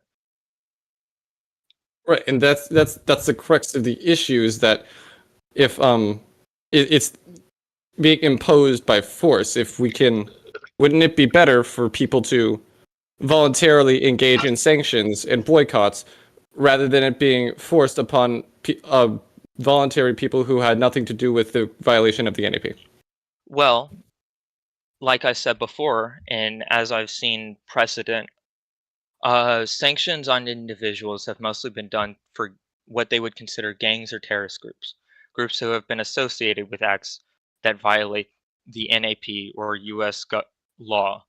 Now, I'm saying that sanctions are probably more reasonable for restricting that kind of trade to limit their power. Would you not agree?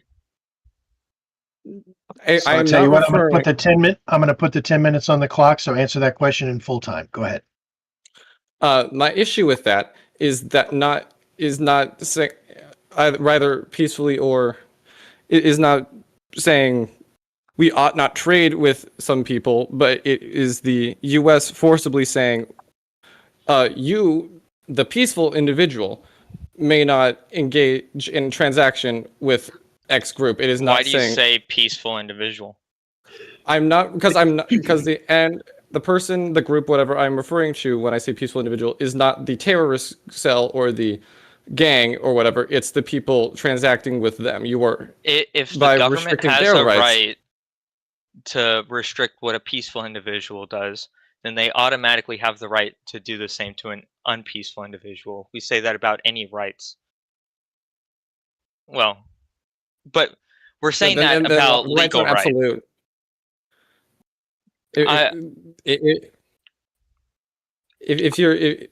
Rights are absolute, either you have them or you don't. You can't just say the government can take them away. They are, in this case, you either say you have to argue that people just don't have that right at all.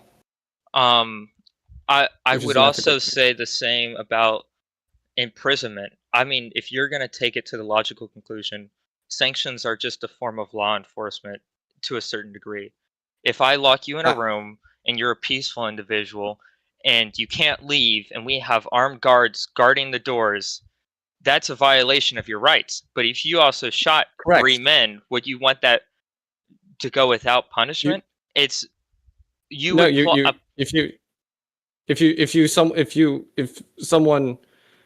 someone has shot people, you shoot them. Justice is done by but aren't making sure rights they absolute? can't harm people. Isn't Until right to someone life until someone 101? you have the right to life until you violate someone else's right to life. So if you are part of a violent association of people, would it not be good to stop that association of people from trade, even if we can't prove, okay, well, you directly shot this person, but we can prove, okay, you're a part of this terrorist group that we don't want participating in trade and benefiting from that trade. Okay, then we can put a sanction on you. This is non-violent, but it does prevent you from growing in power, growing in influence, and while you may say it's a violation of their liberties and rights, you would also say the same about shooting someone if there wasn't precedent for that ruling. Now, you can say that sanctions themselves can be used for immoral actions, but the prompt isn't, can sanctions be done for bad things? The prompt is, are sanctions in of themselves immoral? And I think you came in with the precedent that it was a foreign government only doing this. And I did too, but I looked into it. That's not the definition. I think we can both agree that with such a broad definition, saying such a quick prompt is just ridiculous. I had something in my head. I fucking forgot. I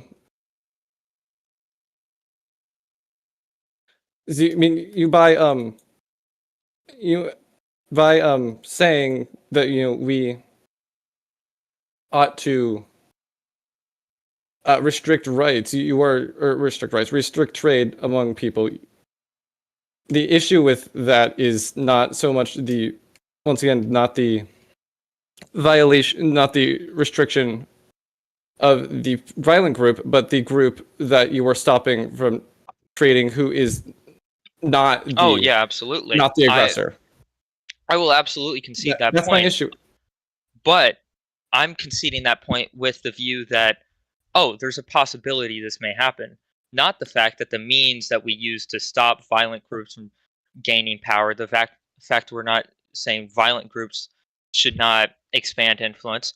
I'm saying that as we can use it to stop, quote unquote, bad people from doing bad things, but we can also use it to stop good people from doing good things. Like, it can be used for both things. So I want to approach it with a nuanced view of the prompt, not a straight black and white, it's straight up immoral.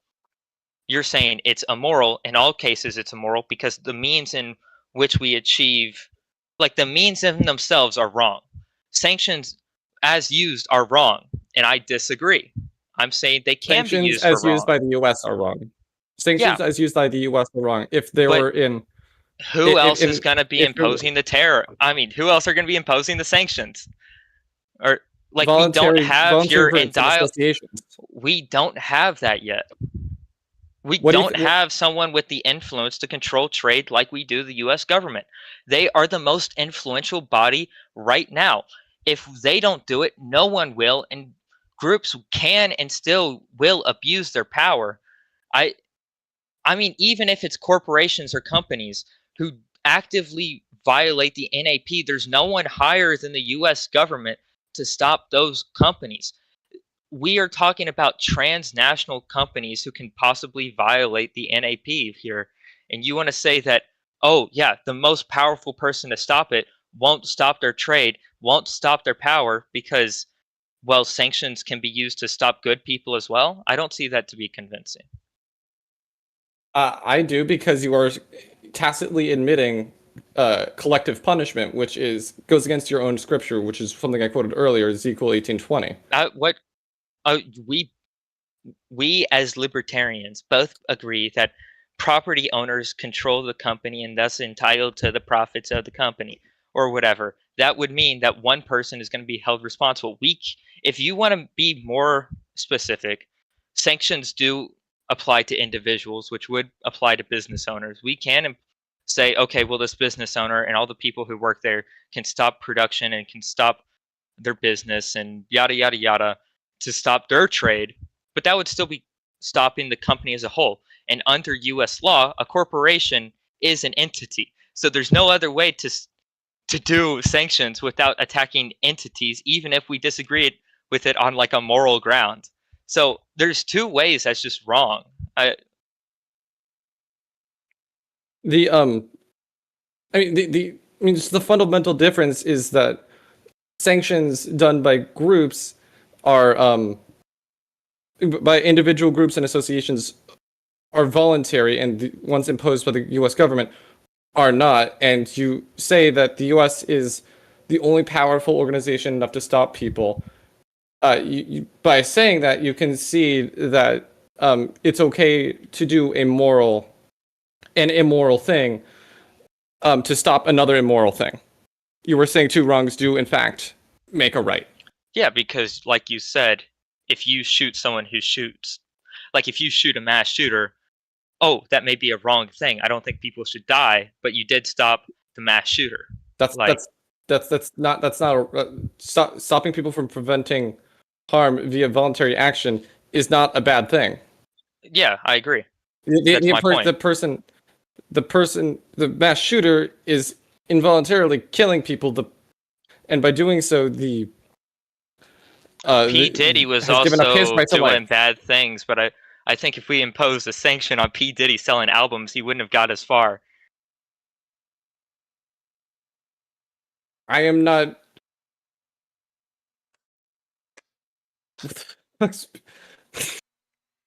I mean, P. Diddy never sold albums through sanctions. P. Diddy would have never trafficked all those young girls. Now, Groofus, do you think P. Diddy should have trafficked all those young girls? No. Thank you, guys. That doesn't have anything to do with whether or not sanctions are immoral. Yeah, I was just kind of pulling your leg. Sorry. My bad. But I think just to kind of wrap up your point, I do think sanctions are a way to approach groups that we can't potentially prove cause direct violence by attacking themselves as they connect to entities or institutions. And thus, even though it isn't, okay, we can prove this person was doing something bad, and we can do something directly to stop them, we can indirectly cause further harm, and we can do that through association with other groups. Now, I know you may not say, well, okay, collective ownership this, collective ownership that, but no, we're talking about individuals in association with groups can be sanctioned and thus stop further harm. If you put a person in position of power through trade, it's a good way to stop them if you just straight up tell them, nope, got him, got his ass. You can't get any more power, even though you're selling baked goods. Got his ass because we know you're associated with this terrorist group who's been touching kids or something. I don't know, but you get the point.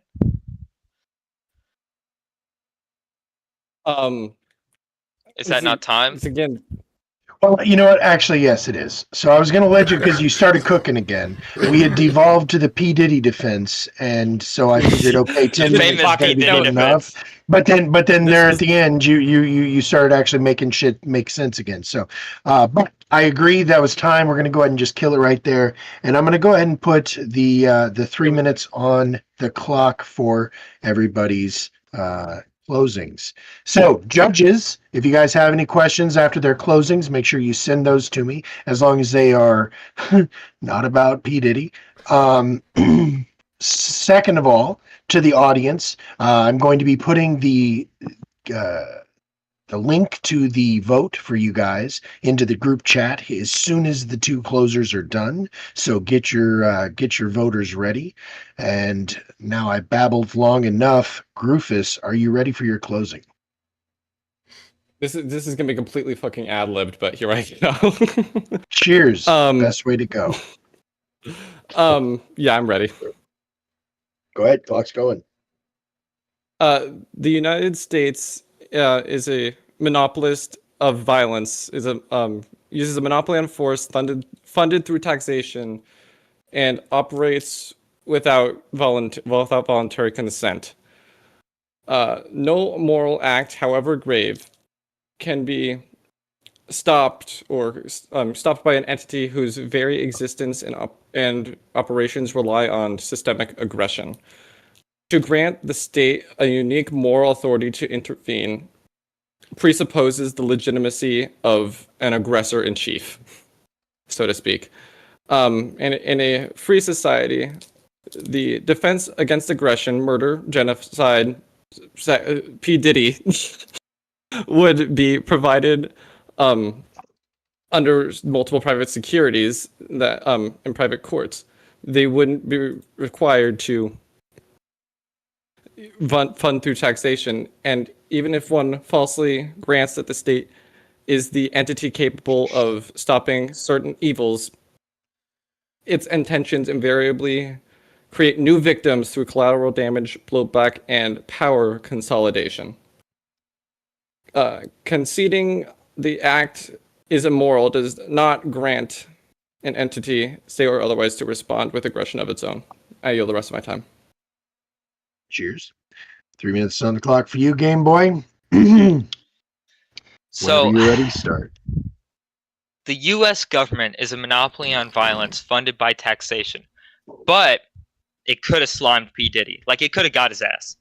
So, I think we need to look at it from the perspective of the common reputation that sanctions have is it's whenever the U.S. government doesn't like a particular government, like in a far-off island somewhere, Cuba, like, it could just, bam, ruin its economy, hurt countless of people, and boom, it's out of there.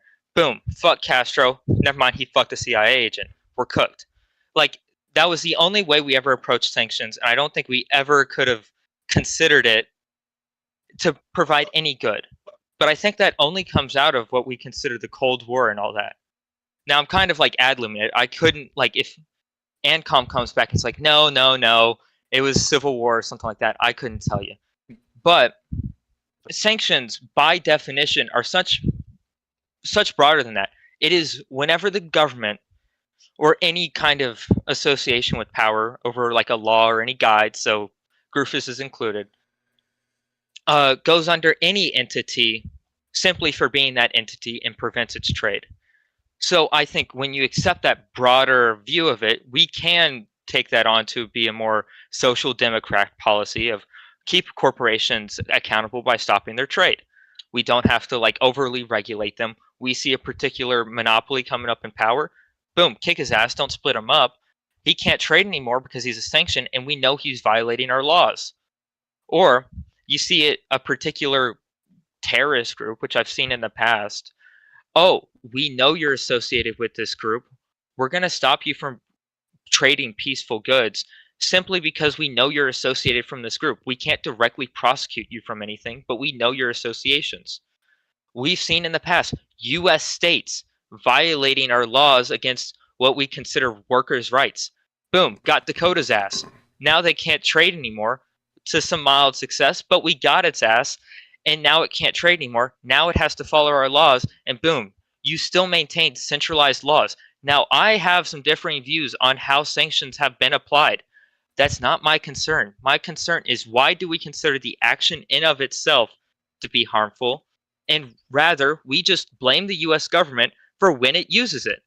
We can say, okay, sanctions are good in this case. Okay, being arrested is good in this case. Okay, we can be more open to the idea that actions in of themselves can be used for good and can be used for bad. I'm not like, I'm rambling, but you get my point. I'm schizoing out.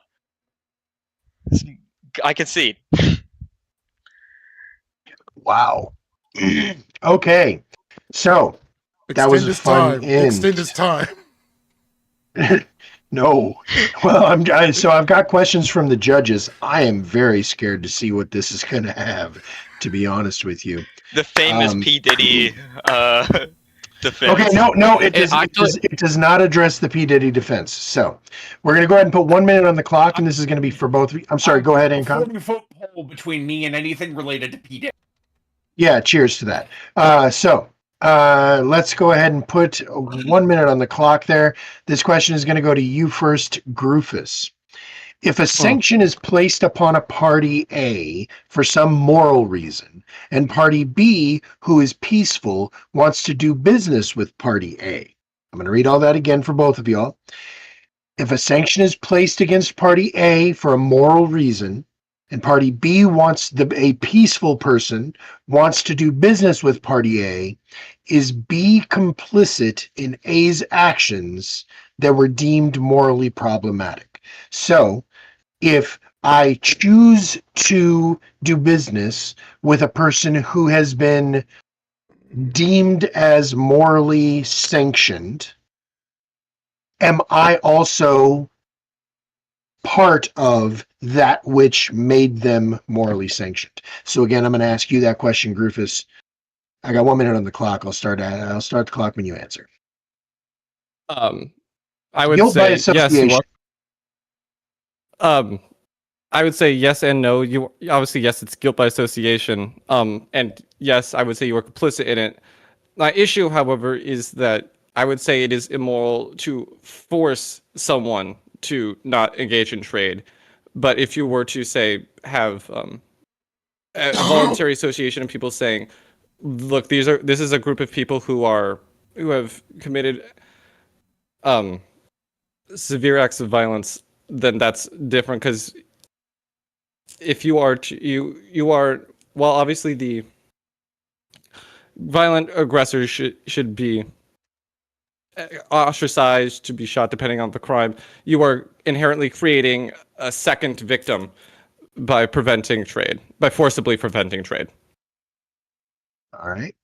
And same question is going to go to you now, Game Boy.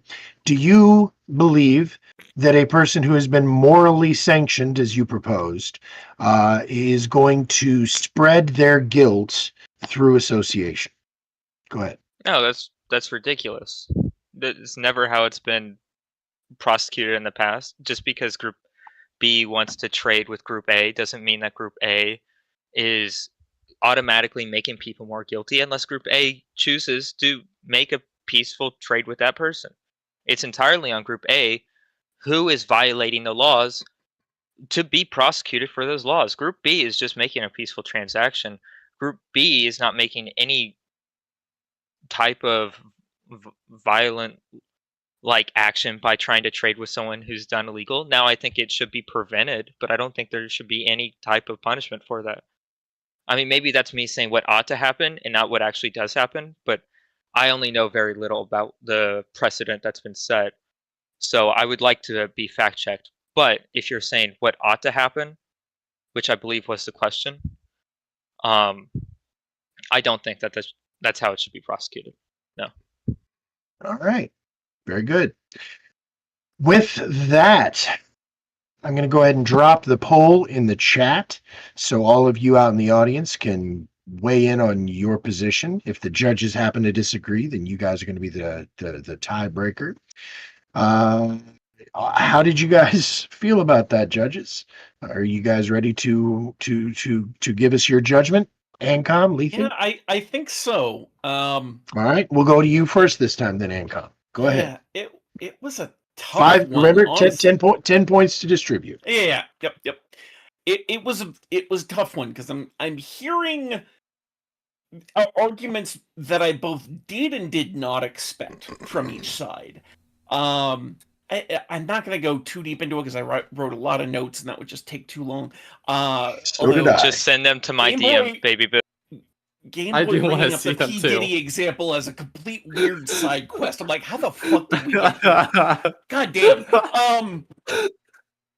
So what's really interesting, I was the one who wrote that question, and I realized I probably made it a little more complicated than I had to. Sorry about that, horseradish. But I was trying to be very specific about it. And what's really interesting to me is you each gave answers that I expected from the other one based on the arguments being made. Because I'm You're sitting wrong. here and I'm like, Game Boy is saying that sanctions are justified because if, the US declares Hezbollah a terrorist group and Northrop Grumman wants to sell them some rockets, completely bullshit hypothetical situation, that like you should be able to prevent Northrop Grumman from doing that because they are in some way morally complicit. But then he says, no, that's not how that works. And I'm just like, wait, what? And it seemed like Groofus was making the opposite argument that, like, no, you can't make that moral transferability. And then he says yes. And I'm so confused because, like, there seems to be a complete lack of consistency on both sides. So with that, I have to give it to the person who I think was the better rhetorician here because, like, as far as the argument, No! I'm losing. I'm having trouble with the daylight there, and you're going to be surprised by this, Game Boy. I clock you as the better rhetorician in this case. I'm giving it 6-4 to Game Boy. Rare win. Holy hell. I've never Okay. won one of these. So At least that, one. God damn it! I lost to Game Boy. What the fuck? that was That is like 4-6 an impressive low. in like, favor of the losing negative. To me. Okay, well now you just lost one judge there, buddy. There's still 2 more judges to go. So I'm looking over at you, Mr. Lethe. What did you make of that? Can I ask a question? Yes, sir. Is not the prompt in general, Go ahead. if the U.S. imposing sanctions is immoral? It is that Yeah. that is the prompt. Yes, correct. And did Yeah. Game Boy So- not concede that at times the U.S. imposing sanctions is immoral? He did say at times, he did clarify that there are times when, but he proposed, I'm going to defend the defender here. He did clarify that the prompt makes an absolute claim Yes. of the use of, and he was saying that it is not always the immoral. That And still so he was sounds trying That's to, what I he was was, going he to was, say. he was That's how implying I'm shades of interpreting it as gray. well. Correct. That's how I So- interpreted it. If it was like, oh, the government has never implemented a sanction that was immoral, I would have shot myself. Right, but he did make that clear. He did clarify that. Now, I'm You sorry, as you clarify were, that, Mr. it's Lee. still a throw in my opinion, but I'm going to ignore the throw and just take it point by point. So Sure. Rufus not understanding the argument could also extend to the government itself, the U.S. government imposing sanctions domestically, even being a thought when it came down to it. I got to give points to Game Boy for, so I give him 2 points for pointing that out. I also have to give Game Boy another 2 points for proposing the inefficiency of the NAP and enforcing sanctions and moral actions from entities that are harming people, because obviously the NAP should be protecting people, but in this case it wouldn't be. So I can't argue in favor of that. I have to give Game Boy 8 points for utilizing the Diddy defense, but I also have to deduct 8 Ayo! points. I know that would score. I also have to deduct 8 points for Game Boy for not arguing for sanctions against Johnson & Johnson for preventing trade with Diddy. So Fuck! that comes out a wash. So all in all, for the use of proper Bible rhetoric, I give Rufus 3 points. And But I used the Bhagavad Gita or whatever it's that called. also lost you points for not being able to say Bhagavad Gita. So I don't know how. Yeah, it's Bhagavad Gita, not Bhagavad Gita. I've lived in Texas my entire life. I've never read the book. I Look assumed up you'd the listen to enough name, Joe write Rogan it to be able down. Why are you to so- pronounce. I looked it up right after Rufus started quoting the Bible. I was like, what is the most contrary thing? And I wrote up Hindi scripture and just read the first thing. So I've And only you did heard that. of it. You should have been able to read the name as Bhagavad I did Gita, read it. So- and you pronounce it as failed to pronounce. And so one more So- point to so Rufus Lethe, for what not was your falling into final the points? Shadow Realm. I'm gonna score it 6-4 Game Boy. I would have been 6-4 so for Game pissed Boys. if Okay. if me mispronouncing that would have made me lose. It I almost would have did. been It so almost pissed. did. Or The Diddy 6. defense should have gotten me more. You laughed so All much right. at that. So, Grufus, great job up against you were up against it, man. I think every single one of us went into this agreeing with you, but I think all of us saw what happened there, and it was Low-key, I did absolutely too. fucking brilliant. He was a Yeah. bit slippery. I can't I say misread- why, but Yeah. So I talked to Kay like after the judges already voted. Let me be completely honest. I told Kay right after he messaged me. Well, "Hey, hold on. you're beating Rufus." Before you do that, because we're gonna put this vote one more time in there because Oh, we fuck. are now. I want to see what the audience has to say before you say anything that damns you further. So we're gonna go ahead and get those last few After votes the locked Diddy in. defense, I'm a little slippery. Yep. Yes, you are. That was funny. All right. That was pretty funny.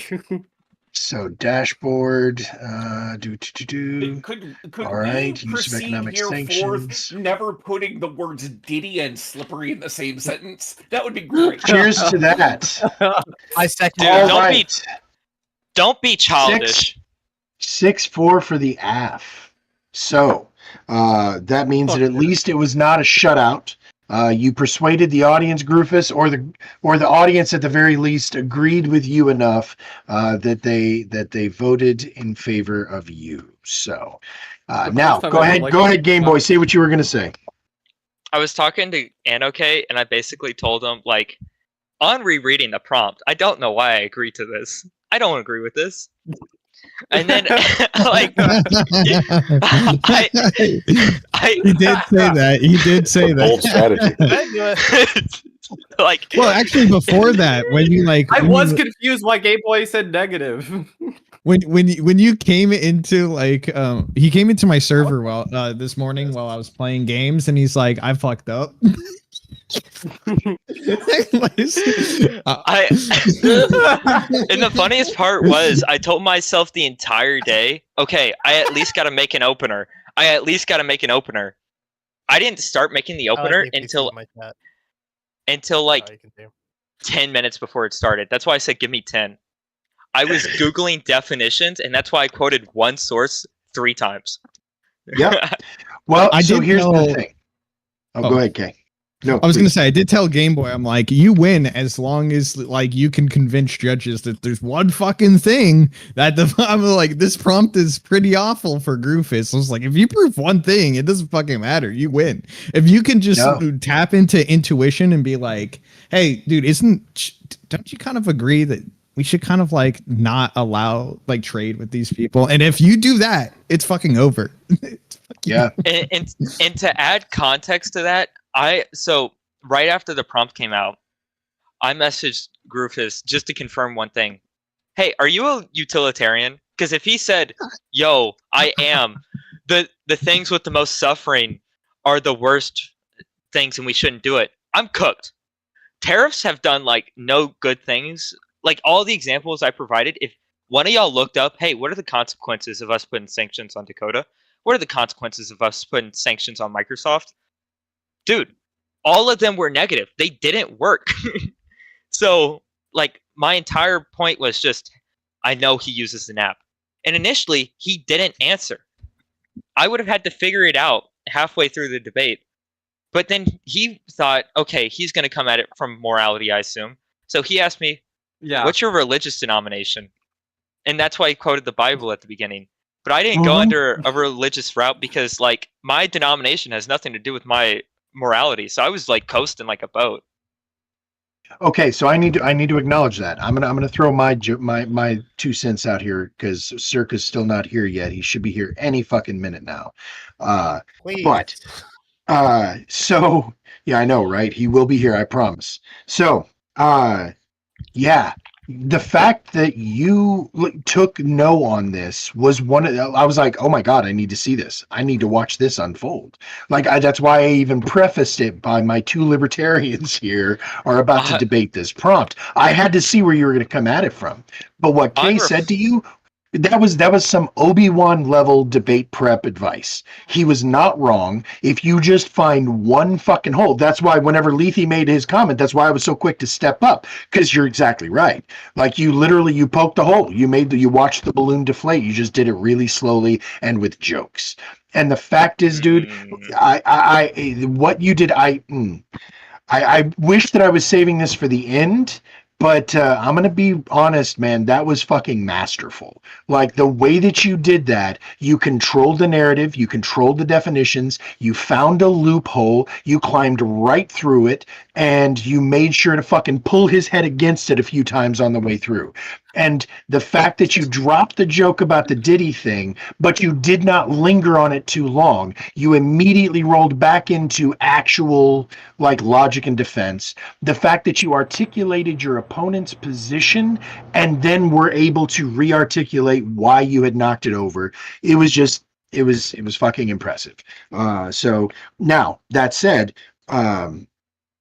at one point, you were debating the judges in your closing. I thought that was a bold fucking move.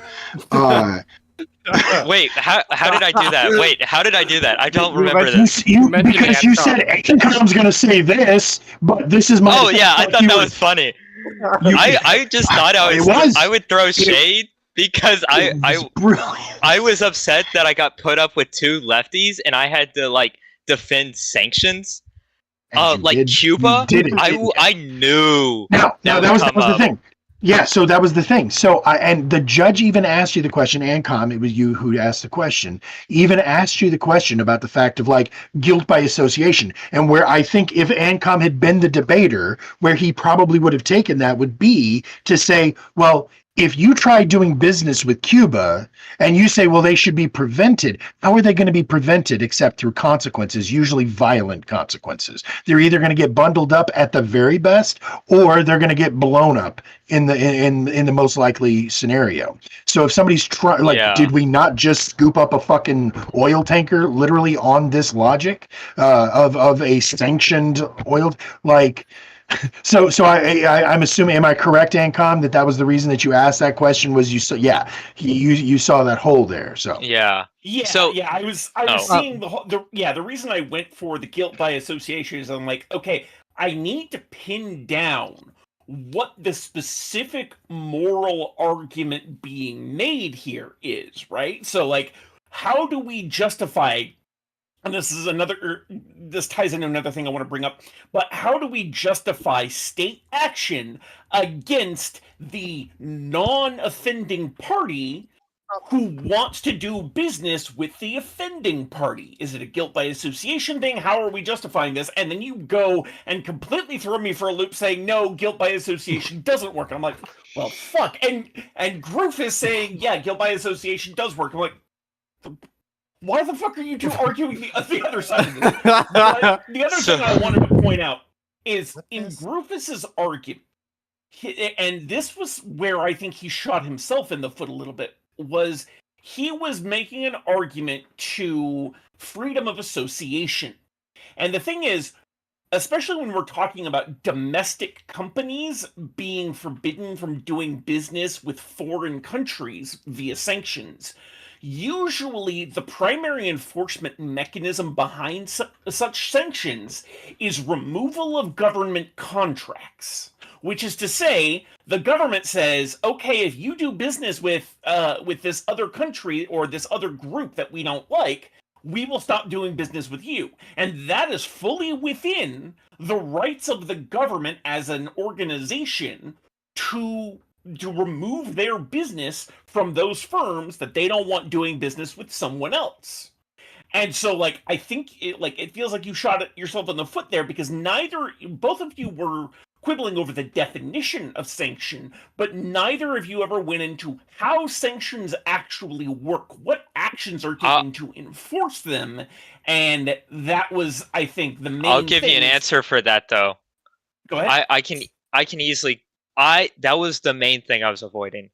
Like, in all frankness, the only reason I disagree with sanctions is because of how you enforce them, not sanctions in of themselves. I think it's a good thing for the government to have control over voluntary association rather than just outright war. But sanctions do lead to as much suffering as just going to that conclusion. And so I was just I agree with you. I agree Yeah, with you, so- but the problem is, I didn't hear the mechanisms of sanction being brought up. That's why I And so- avoided it. Because those actions in which you have to take are immoral. That's why I disagree with sanctions. I have that's why it's so easy for me to argue, okay, the morality of sanctions is this. But I have so much of a problem to say the morality of implementing the sanctions are this. Because fuck do I know how to do that with moral, like Radish said, moral sanctions. To me, that sounds like an oxymoron half the time. Like, oh, there was moral sanctions on Cuba. Like, oh, really? You said Well, the those use are of more- those economic felt more- sanctions by the U.S. is immoral. That's the thing, is like. Whoa! I think Razor was trying to say something real quick. Sorry, sorry, go you ahead. got cut off. No, you're good. When I saw the prompt, my response was basically I was very middle of the road in a way. I believe that sanctions in a vacuum are amoral. They don't really mean anything really, but because we are, of course, a society, w- uh a lot of different aspects in the world take place all at once, so it really fully depends on what sanctions are we talking about. So being immoral is not a thing. They are amoral, or they're moral, or they're immoral, depending on what you're doing it. If you do it to a socialist country simply because they're showing that, hey, socialism can actually work, and then our fucking CIA and our government says, no, fuck you, and then we do a sanction on them, it fucks it. That I would say that's an immoral use of sanctions. But if it's done to a dictatorship that is fucking over their people and making weapons and stuff, so we do sanctions on them to make sure they can't get the things for weapons, it's moral because we're keeping them from getting the weapons they would then use on the rest of the world. I would like That to throw was my my hat in here for Groofus. Because there's just two things I wish Groofus said. Groofus, man, the two arguments I think may have won you, maybe the judges can weigh in if it would have or not, is that I feel like there's an argumentation that you could have had about America's unique place in the world stage of, operating the trade lanes and being the reserve currency. Their sanctioning is uniquely, completely different than every other country's sanctioning of a country. That's like a completely different ball field. And then the second one, you could have brought up that literally every single piece that we have with foreign aggressive countries that don't agree with us are kind of hostile has been through trade. Through trade, we have had the best diplomacy. You could have used China and been like, America and China would have been at war if it was not for the fact that China and America's economies depend on each other through open trade and that if we sanction it enough, then it's all that's off the table and we have a very less peaceful world. Yeah. What's up, Levy? I vote we sanction K for selling arms to both sides of the conflict. That's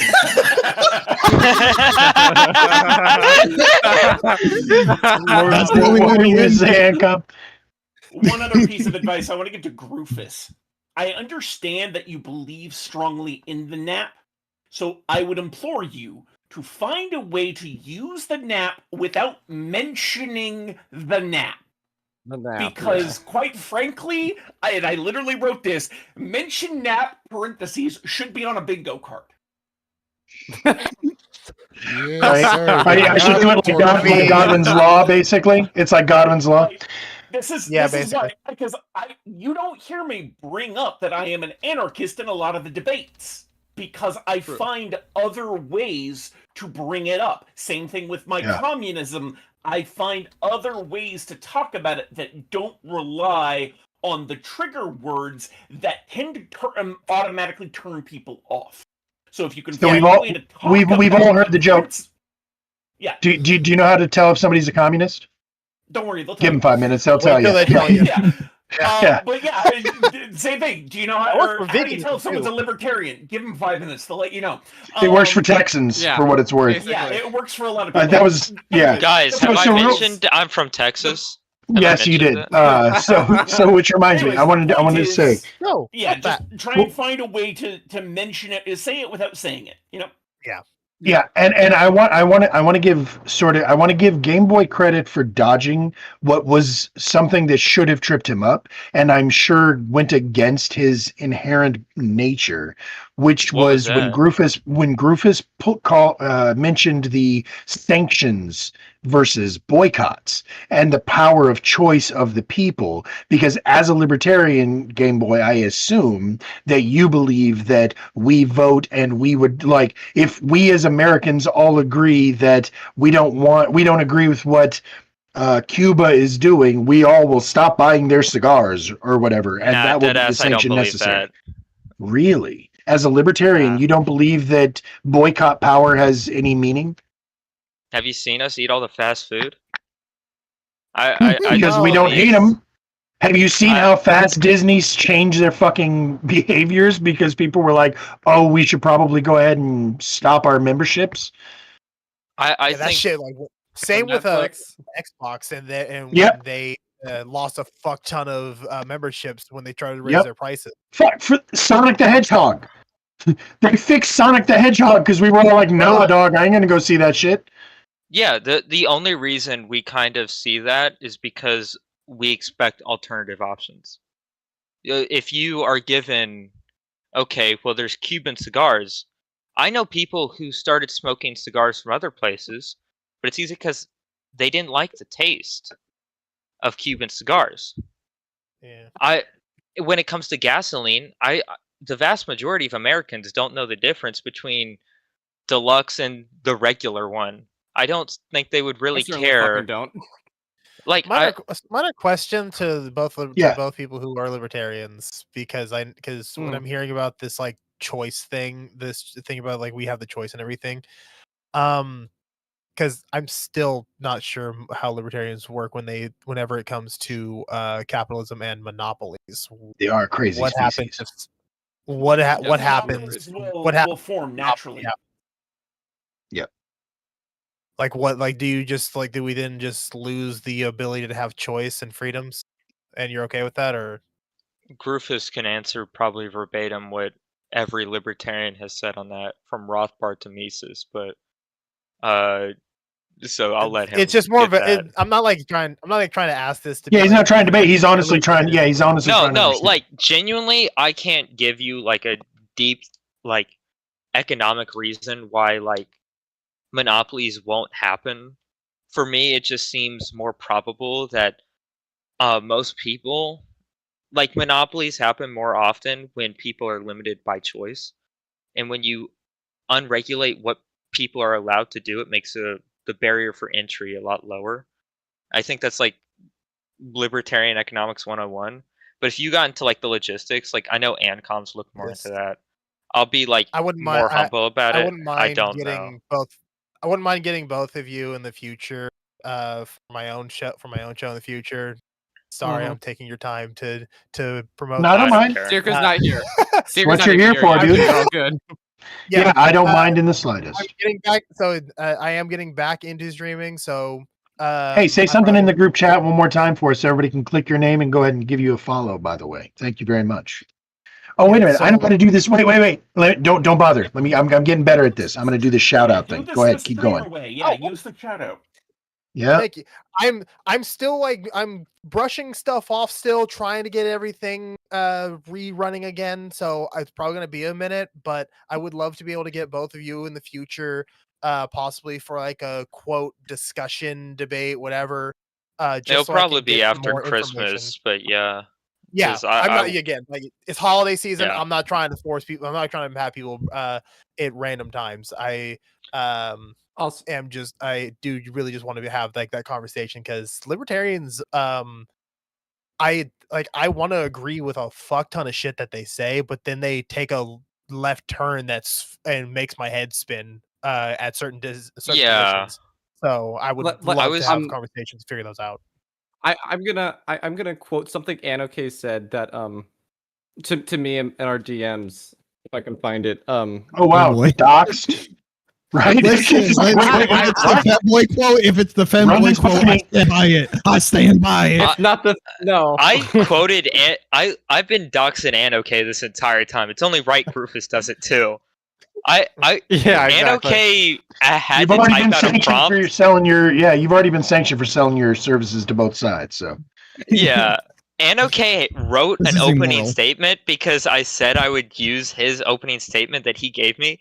He had no reason to give me that. I did not have anything prepared, and I wasn't about to read anything right before I the didn't debate. write it. So He what- asked so me. what was the quote? So Yeah. before he gets lost, what was the quote Yeah, from you? right. From you, Uh, Rufus? I think you're going to stick to principles that most people either don't think about or aren't aware of. Founding principles of libertarianism isn't intuitive to a lot of people.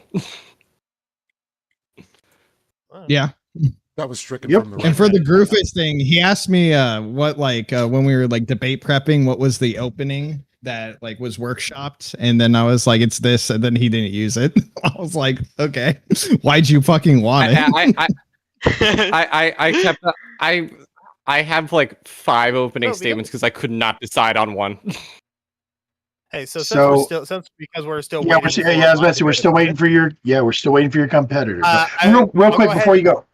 Real quick before you go, I just want to say so that everybody knows, I did not come up with this prompt. This was one of the ones that I actually got from the National Debating Association. This was the 2025 prompt for the Lincoln Douglas debates. So I just want y'all to know that this was not one that just pooped out of my noodle. This was 100% somebody else's prompt. So the fact that you poked the holes that you did in it, and the same way that you do with mine, made me very happy.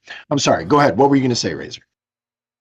Like because since we're still waiting for my debate opponent, I thought why not have a little bit of fun with everyone and show off something that my got me and it gave me when she came to visit yesterday. The Sure. Snark Bible. It's backwards Okay. on Discord, but if you're out looking at me on Discord, Nope, if you're we can on see my it. stream. Yeah, it looks backwards to you, but it's not. We can see it. It looks right to us. Okay, wonderful. Awesome.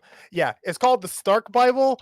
I flipped through it a little bit. It's filled with just quotes of people being snarky little shits. And Which means for Mark different Twain topics. takes up at least a third of that book. I like randomly opened it up and ran across a quote from Wilson Misner. Let us hear Failure it. has gone to his head. That's it. It failed. I don't know why I laughed. Why I was laughing at that one. I see. Yeah, it took shit me like a that. second to sink in. I had to think about that one.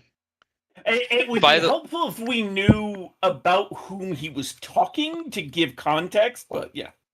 Yeah, No, exactly. I think that's what this is. That's what this book is supposed to be. It's a reference guide to verbal sparring, comebacks, irony, insults, and so much more. It's just supposed to be like the comeback, out of context or not. That could work for anything else. So, Oh yeah, I well, thought and it was- yeah. I was like, So So basically, we that should be would- using yeah. that our own. Yeah, gotcha. So to say that failure went to someone's head, it would be to point out. It would be great if like you're in a situation where someone has lost every debate they've gone into, and they're still super confident in themselves. exactly. Wait, Guys, so who are don't we waiting describe on me again? like that.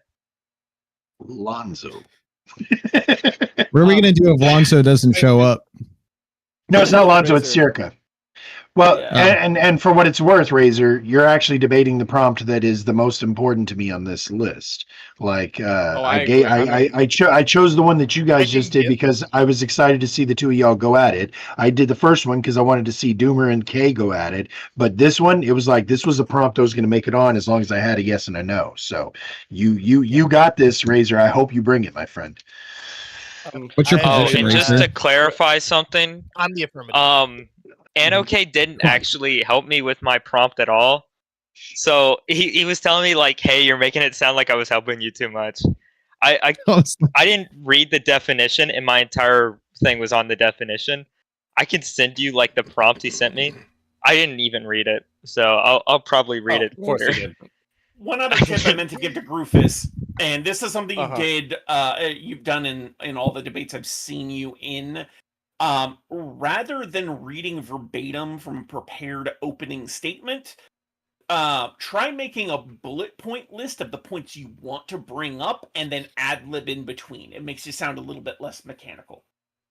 That's what I All right. did. Yep. And Razor, if Yes. if we end up doing that libertarian discussion thing or whatever, It'll be like a discussion. It would just be if- a discussion because Yeah, I yeah. don't want to debate. I just want to legitimately Yeah. understand your position. No. I would recommend if you can get him on to get Gorp on as well, because then we have like 3 pretty different libertarians. Well, for what it's worth, I can hook you guys up with Grumple if you're not in contact with him already, and No. I would say that he is definitely No. he is a I different would flavor consider of Grumple a libertarian as libertarian. well.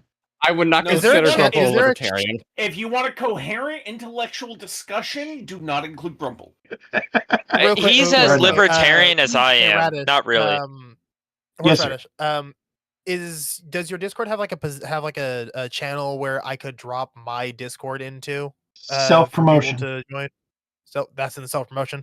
Okay, Sure. I'll probably put it. I don't think anybody's ever tried to like pull people from the Discord like that. Generally, they just do like their Twitch, but I mean, I don't have a problem with it. So. I still need to figure out how the system, how all the different like hotkeys and stuff work to put it in. Yeah, no. like, Generally, what people would do, like in this case, is you would send both of them a DM of your link to your Discord channel. You know what I mean? I'm probably gonna do that, but I'm just Yeah. thinking like if for anyone else who would want to For sure. kind of Yeah. have Even like easier both, way to both- do that, Razor, right click their name in Discord, go select invite, and then find your server's name in the list. There you go. It'll automatically send them an Oh, wonderful. invite. I'm gonna Also go ahead and works, do that. yeah. I'm gonna go ahead and do that now then. But more like I said, what that channel is actually intended for is for like whenever you're streaming or whatever, you can put a link in there Yeah. and get people. Okay, in yeah, there. that's mainly what I'm gonna be. That's mainly what I will Word. use it for. And Word. just one. Cheers.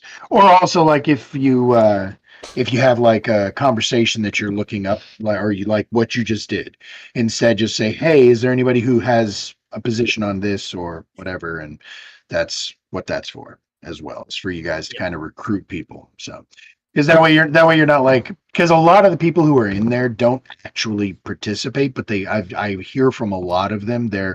A lot of the people who don't talk in the Discord channel are kind of DMing me their responses or their opinions or their thoughts on it. They just don't want to go public with their conversation. You know what I mean? So with do that that a said, lot. people are, yeah, a lot of people are watching, even if they're not actually out there sword fighting. So that said, like, we don't want to, I try not to bug them because they're just there to watch. You know what I mean? So. Yeah. My But- server's like basically dead, so it literally will Yeah. just be to grab people. Really grab Yeah, people to no, I hear you. Democracy is dead. Long live democracy. Yeah. So I'm not. I'm gonna try and hit him again. He said, I mean, I hope he wasn't driving too fast and like something bad happened. You know what I mean? But then again, we're all pretty I'll sure go that ahead and give he works Sorry. for the CIA or something, so he could probably get away with it. Anyway, what were you about to say? Wait, I'll go ahead and give what? another verse from the Was Snark a Bible. joke. Yeah, let me hear it. I will always love the false image I've had of you.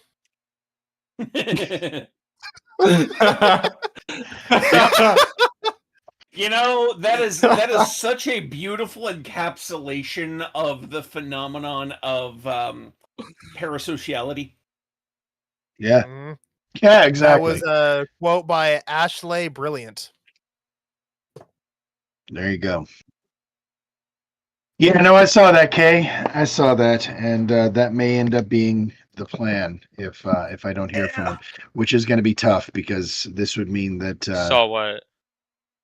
Oh, like I said, Yeah, probably. he's slipping me notes across the table, buddy. Slipping me notes across the table. All I'm It's gonna say embargoed. is, in the Every It's meantime, finally embargoed.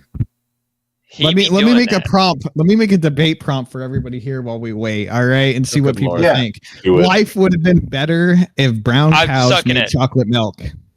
I'm just saying the Bruh, fact Dave. that like we don't, if it was true that brown True. cows made chocolate milk, life would be better. Well, no, because Okay, then, but- Wait, for then, the then cows? you would have a situation where certain cows are being favored over other cows Yeah. based on their That's skin based. color. Yeah, and, Fur. and You know also what? I'm gonna let that Holstein- slide. That's content of Hey, the What letter. about Slide. Holsteins, Good. the spotted kind? The content of their Like, Are this you much are you milk trying to Holsteins make. associate? Are you trying to associate the skin color with physical abilities? Okay, is that what you're doing? What I'm trying to say here is that Wow, it just bro. fucking makes sense. It just fucking makes Wow. sense. To be fair, this is fur color, not skin To color. be You shave fair. it- It's you fur shave a color. cow, It's like Oh, your oh. jacket, you know. Oh, I see. So they got to be See, blonde to make vanilla. Is that how it works? Yeah, white cows make Despite regular making up milk. a small brown cows portion make of the chocolate population milk, of and then cows, brown cows make the I'm trying best to figure chocolate out the milk. Holstein cows. the One ones with person. spotted Like milk. Oreo What cream flavor do flavored? they make? Oreo cream flavored. Ooh, That's It just doesn't cream, make sense. Yes. Yeah. The Amazing. Dalmatian cows make See, Oreo cream. I'm down what for that. we Yeah. really need are the pink cows who make strawberry milk. Then I Wow, I did Yes. not And catch that compensate microaggression. regular milk, regular Encom, milk. Encom, the chat Whoa. called you out. Let's Chief pointed out that apparently white cows make regular milk. No, Oh, that's So- Biden. That's a regular Biden. unflavored The, milk. the Biden category. Got it. Yep. And also, No, it's it the should be Lonzo. It's pointed the out- Lonzo category. It Lonzo should be category. pointed out that the fact that we associate the color white with the flavor vanilla is stupid because have y'all ever seen a vanilla bean? That shit's black as fuck. Okay, so full disclosure, Well, since we're still black on sitting the here twiddling our outside, fucking white on the thumbs. inside. It's kind of I like a had Cali chicken. girl, you know. Hold on, I had KFC tonight for dinner. Okay, and while Why I'm are you bringing ordering, that up now? I'm telling you, because it occurred to me, why do we call it white meat and dark meat? Why is it not light meat and dark meat? Why is it not white meat and slightly brown meat? Like, why You is said light and dark, rather than white. okay? I always hear white meat. Okay, cool. Yeah. I guess maybe I'm always do too. the one who's been fucked up. It's typically called white meat versus dark meat, but I have heard it called light versus dark as well. Gotcha. Oh wait, I think I might have gotten an answer. Staying out of that. Hold on. Right as Razor walks away. Stand back It's and gonna happen stand twice. by my brave patriot debaters. Okay. I just want to say tonight we had good debaters on Tonight both will be sides. the night that I On both sides. No, we had shit great No, debaters. no, we had shit debaters on both sides for the second also- debate. Hey. No. Red versus You red. No, did that not was come actually a up with- great debate. No, Oh, no, Game Kay Boy was on that Advance. side You too. Mostly peaceful debaters. Mostly You did peaceful not debaters. come up with the Diddy debate, and you were upset. I get it. You're jealous of my charisma, but I got the ladies in high school, and you didn't. So I'm don't whine about it. Come on. I was. Yeah, Wait, no. Since when did wait? Since when do libertarians get laid? I didn't say I got laid. I was more like the gay best friend. You just said you got the And- lady. Yeah, Also, he another didn't say thing, what he Horse- did with the ladies, buddy. Yes, sir. Another thing, Horse, with the chicken meat situation, if you went by the actual color of the meat, yes, cooked white meat is white, but when you cook up the dark meat, it's more of a gray. And who the fuck wants to eat gray meat? Gray meat. Oh God, Yeah. yeah. No, that does Yeah, not sound no, appealing no. at all, does it? No, if you called it what it actually is, no one would eat it. Granted, it No, Well, does who wants to tend have eat more in the flavor first 'cause it place? has Why more support fat rape more and murder myoglobin, when you so- can eat plants? Just I'm not saying. back on camera. There I am. Because Uh, plants Okay. don't taste as good. Did we get anything from Circa? Oh, so it's okay to Uh, commit rape and murder if it tastes good? Tell me more, Diddy supporter. Yep, totally. Yeah. 100%. We heard it here, boys. The communists, the morally superior progressive, supports rape and murder as long as it tastes good. I'm sure college admissions would love him. Oh, I'm sure. Yeah, I'm Hey, sure the university's like anarchists. Sure. Yeah, Oh. totally. Once again, going through my little snark Bible here, I found a really fun one Oh, good lord. from Lester B. Pearson. Politics is the skilled use of blunt objects. Yeah, Babes. I agree I with mean, that. if by blunt object he's referring to the brains of politicians, absolutely. Let's get agree or disagree. I think I've said this hot take before. I don't remember if it was in this chat or not, but Pineapple belongs to Philos- pizza. philosophy hasn't made us understand the world better, just how to argue against each other more asshole like. Oh no, that's sophistry. Yeah.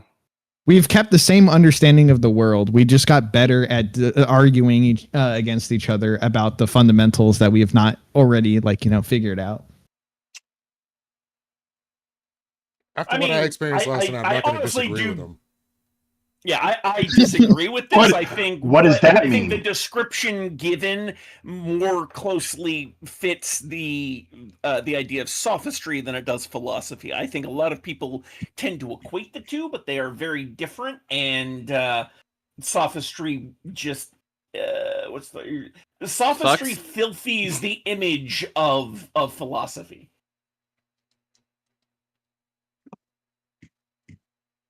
Yeah, no, there's a bunch Yeah, of people now. sophistry fucks. Horseradish. Philosophy asks, why do we fuck? So we'll go for another one. This one was real. I read it when I first got this. It's too real. From Will Rogers. A fool and his money are soon elected. Yeah. Based. Unless your name is Bloomberg. Yeah. Wait, can you reread that? Can you reread I- that, please? A fool and his money are soon elected. Yeah. Okay. Not I got one for untrue. That one I got one hurt for the when I communists first read here. it. The communists here, we got the system, economic, social, and political, that we deserve for being uneducated.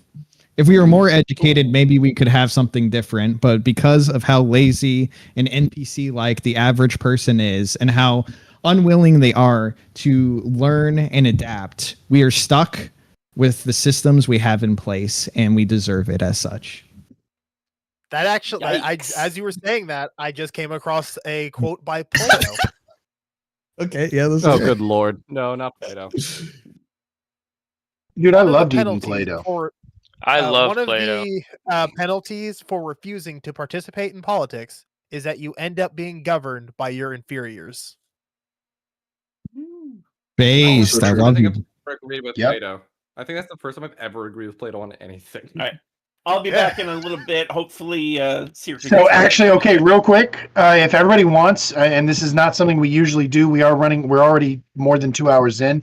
I'm going to actually put us on a quick break. So I guess I should go ahead and tell y'all that it looks like Circa is not going to make it in time, Razors. So that said, no, sir. You're still going to debate the prompt. You are going to be doing it against Let's Chief. So Uh-oh. that said, he needs about 10 minutes. He just Good got home from luck. work. Quinn. He's Good going to luck, go ahead and Razor. do a couple dab rips and wash his face. And he said he's going to be jumping in here. So with that said, everybody take about 5 minutes for me, and y'all in chat in the viewers don't be too long. We will be right back. And break. I One guess I'll for put myself on money, intermission two. too. We'll see y'all in a bit. That's exciting. I was writing it open just in case. Yeah. Yeah, I think I may go to sleep. Oh. I don't know. I'll definitely talk to you, Razor, probably later in about like a month about that libertarian stuff if you ever get that kind of spinning. But on like the economic stuff, I'm not the educated one on that. So yeah, I'm going. lot of I people wouldn't. warp is wrong. The economic stuff will be another time. I more want to figure out the philosophy of it, like oh, I can go on wanna a figure out rant the about philosophy of it. that. Yeah. Yeah. Yeah, Because with the economic side, that can be discussed. That can be discussed to get some compromises or some common ground. Like I would call myself a libertarian socialist, but like so I have a so I Game know I is have game. some overlap. I do love me some libertarian socialism. Yeah, Game Boy is kind of into the philosophy. I'm very into ethics. Despite my essays against Circa earlier this week, economics is not my strong suit. He's into economics. He's into philosophy. He's into ethics. I'm into fat booty bitches. I'm into fuck. I know. We know you are. We know you are. Okay. But yeah. I forgot that I have my intermission as this nice smooth jazz. Nice. Do you still hear Kay saying "I want to fuck hoes" in the background of the jazz? No, well, no, I don't. Whoa. No, I didn't say I want to fuck hoes. They're ungodly street urchins. I want a respectable, thick, God-fearing woman. All right. I said, do you want a Christian woman? Do you want? No, I want a girl that's afraid of God, thinks he's an asshole murderer, and is actually scared of what life might bring if heaven is real. I want her afraid of what comes after death. You mean hell? Yeah. No, I want her afraid of the implications of what a god is. Think about it. Have you ever heard of the cruel god theory, by any chance?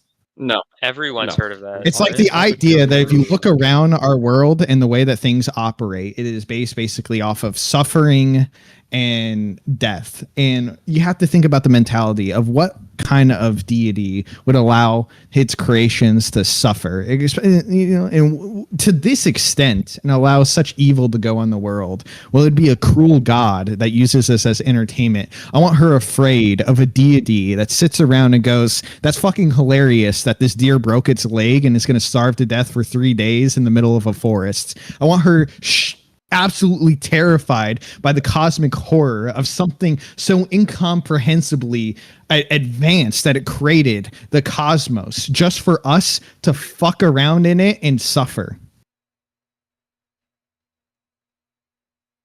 Also, if you can't tell, Kay's really fun at parties. Yeah, I can see that. Hey, Game, can I also?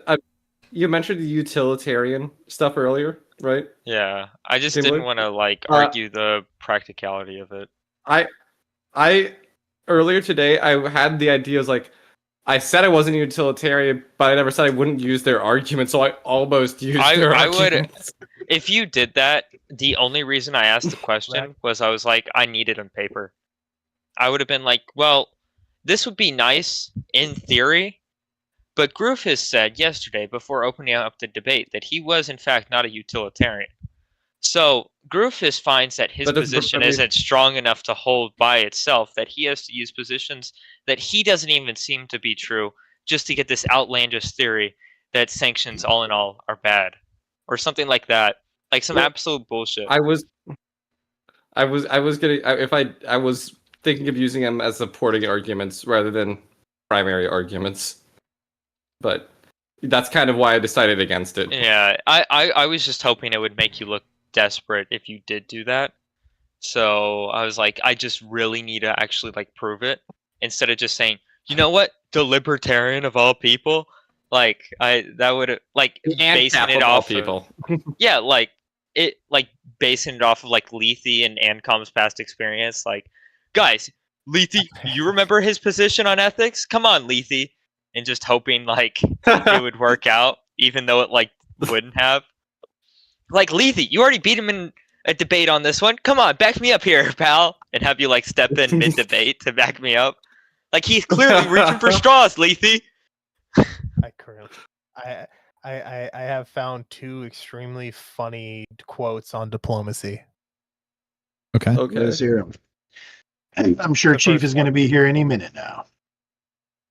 I can say 3 of them, but I'm going to use these bottom 2 here. A diplomat is a person who can tell you to go to hell in such a way that you actually look forward to the trip. I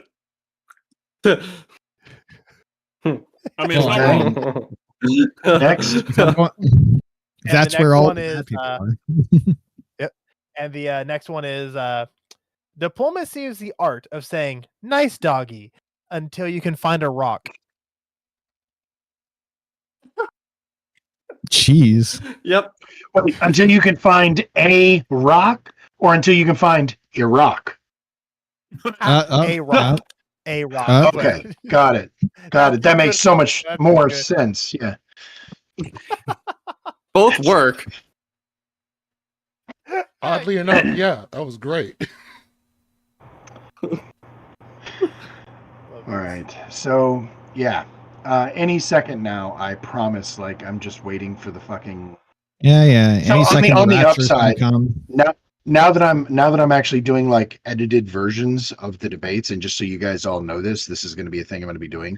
I'm actually going to be chopping them up because the VODs here only last so long, and Chopped and not everybody screwed? wants to. Did I mention I'm Yeah. from Texas? Yeah. Maybe once or twice. Did I mention the NAP?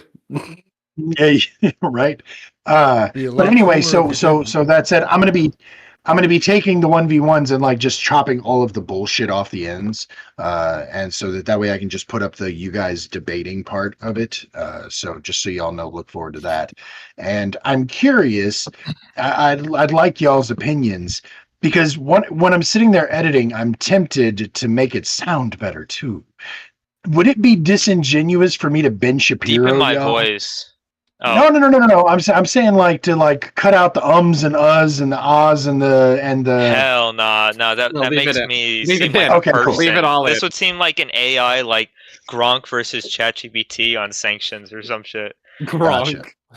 I'm still going to be leaving Um, the raw full piece on there as well, but I'm going to be making the clips or the shortened versions. So I'll just take off the babble before and the babble after. So Hey, Radish. yes, sir. Are you gonna have any 2v2 or 3v3s anytime soon? I'm still trying to figure that out, and I think that those are probably going to be showcase debates that I'm going to do on a different night.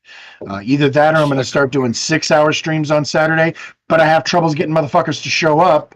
So like it's like, well, I mean, I don't know if I can schedule more. I ask because Kay and I have been talking about a potential debate on IP because we really want to do it together. Yeah, no, and Kay and We what's his also want to name? argue Lanius together. are supposed to. Yeah. Kay and I want to argue for the same. So we want to do it together, but then we want to argue I together see. on the. Yeah. I got you. Mhm. You know Well, what I mean? and I'm still No, I don't trying to think you get the. do. I mean, we No, want I to think I do get it. No, I know. Oh, I know. We get it. Pictures or it didn't happen. We get it. So I'm just saying that I do want to still do the 3v3s, and I'm totally good with you guys doing it on a 2v2. But and a 1v1. So is that a 3v3? If you like, I don't know. Now we're getting into like positions and shit. Let's Chief has arrived. Appreciate you Wonderful. making it in, buddy. And I would like to say one more time for everybody that I need to shout out to Razor for his fucking patience. So I apologize that this is the way it's gone down, everybody. And for what it's worth, Let's Chief is coming in here with zero prep. And I never let that really be an excuse. But With Let's Chief, it is. He's like Here, we'll master debater here. oh, am I using a give, different mic on my fucking Discord? And nobody told me little this. bit. God damn it. We No, just nobody gotta told you. find I'm the only one that cares. But So, I'm going to just bed, so we have one so last- peace. Just one last quote before we get into it. No. All the people who really know how to run the country are busy driving taxi cabs and cutting hair. Unionize everyone. Based. You have the power. Yes. Agreed. I bet you I sound a little bit better in your Discord now, don't I? Yes. Yes, you do. I don't think anyone Taxi actually driver knows how to doesn't run the even know. country. was gonna say the taxi driver doesn't even know how to get me where I need to go half the time. I don't know about running the country. Yeah. That's why you use the I don't think cutting, anyone knows how to run the the cutting country. hair for the direction stuff. That's different. It's different. Taxi cab, we got everything else though. And how do you respond to the 2 wolves and a sheep voting for what's for lunch?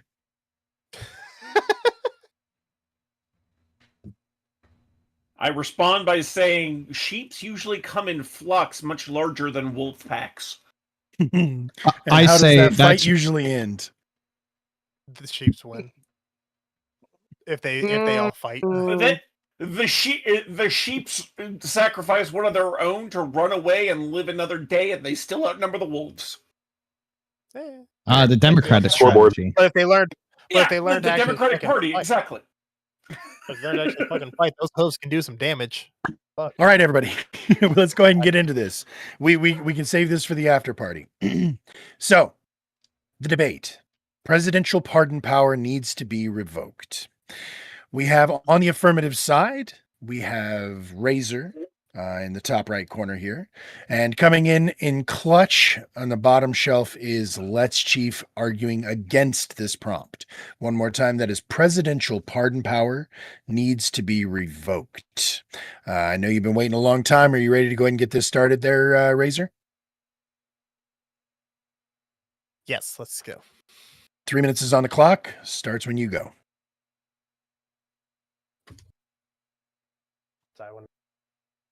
Okay. So the first ever presidential pardon we ever had was by the first president, George Washington. It was for the rebels of the Whiskey Rebellion back in 1795. It was off of the idea of the British monarchs using their power to grant mercy to whoever it was that was committing the crimes. And we started using, and Washington was using it in order to restore peace and heal divisions in a new nation. It can, and we just stuck with that for a long while. It was mainly used to heal divisions, make sure everyone taken care of, injustices were corrected. I don't know why I said taken care of. And if we go all the way to current day, it was for a long time always used for the best options. For Barack Obama, he did 1,907 people who he rescinded, commuted, or pardoned the American people. Majority of those being nonviolent drugs. For Biden, it was over 4,000 people that he pardoned. Again, majority of the time, nonviolent drug offenses. And these are good options for why these are good reasons for the pardon. I will not disagree on that. But with our current administration, it shows how badly a power like this can be used. So when I say I want the presidential powers revoked, I'm not saying that that power is completely fucking gone. I'm saying that one man should not have all that power.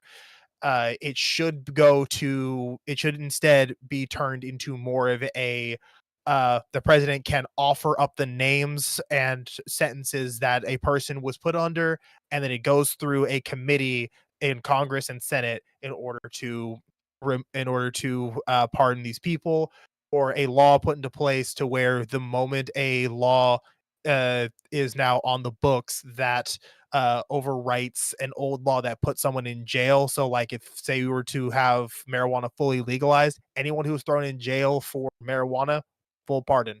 There's no reason for you to be in there anymore. And we can go from there. All right, we'll stop the clock there. Let's Chief, 2 minutes is on the clock for you to use as you see fit for cross-examination. I'll go ahead and start whenever you start asking questions, sir. So it sounds like you have no issue with prior use of the presidential pardon before Trump? I have, the only reason I would have issue with it is, again, I still don't like I don't like the fact that it was just being done willy-nilly. what can best be described as willy-nilly. I would have preferred if they did it through the idea that I have. Right. But I'm saying that, you had just said that it's been fine until this current administration, right? Like there's just the use of it previously. You've had no problem with and cited thousands of cases per president, even, right? Yes. If I worded it a little poorly, I apologize. No worries. What I am saying is that while I agree with these pardons I agree with these pardons in the past, it doesn't mean that I agree with the president having all that power. It just more I'm saying the previous ones were for good reasons. And if they were for good, since they were for good reasons, they could have gone through a committee to show that they deserve these pardons instead of just the president saying, I'm pardoning this person because I want to pardon this person.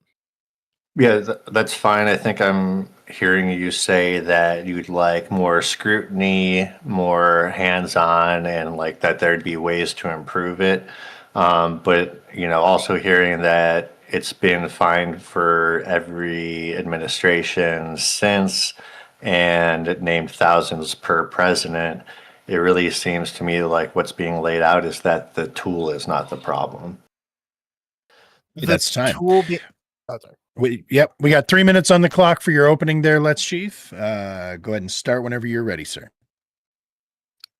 So yeah, the power of the presidential pardon, like pardoning dates back to the English monarchy, and Razor correctly cited our first presidential pardon in the U.S. was after the Whiskey Rebellion, and its best use, has been to restore peace and heal divisions, correct injustices, and build a nation, which I think are all noble goals.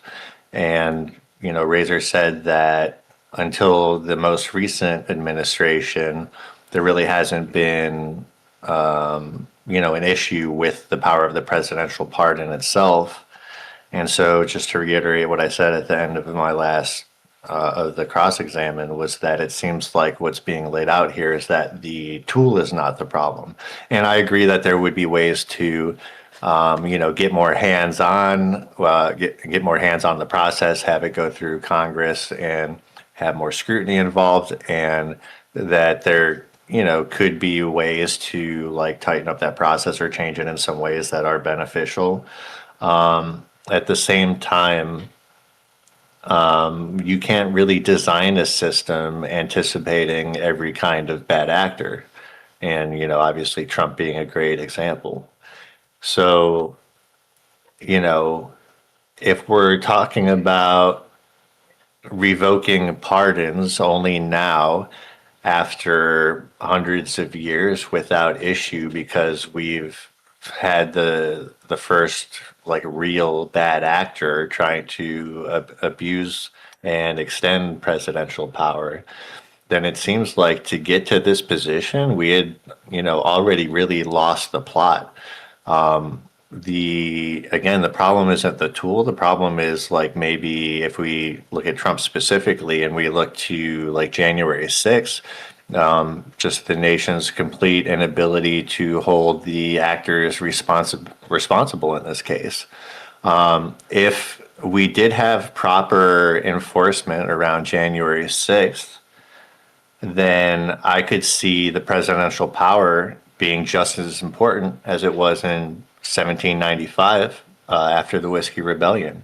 We could still be restoring peace, healing divisions, and rebuilding a nation together with this power. But, to talk about revoking presidential power at this state, again, I feel like we've just like lost the plot, and so many other things had to have gone wrong to get us here. And that's my time. All right. Cheers. 2 minutes is on the clock for you now, Razor. This is your cross-examination. Ask any questions you got. And we're going to roll it straight into the open cross at the end, but start it whenever you're ready.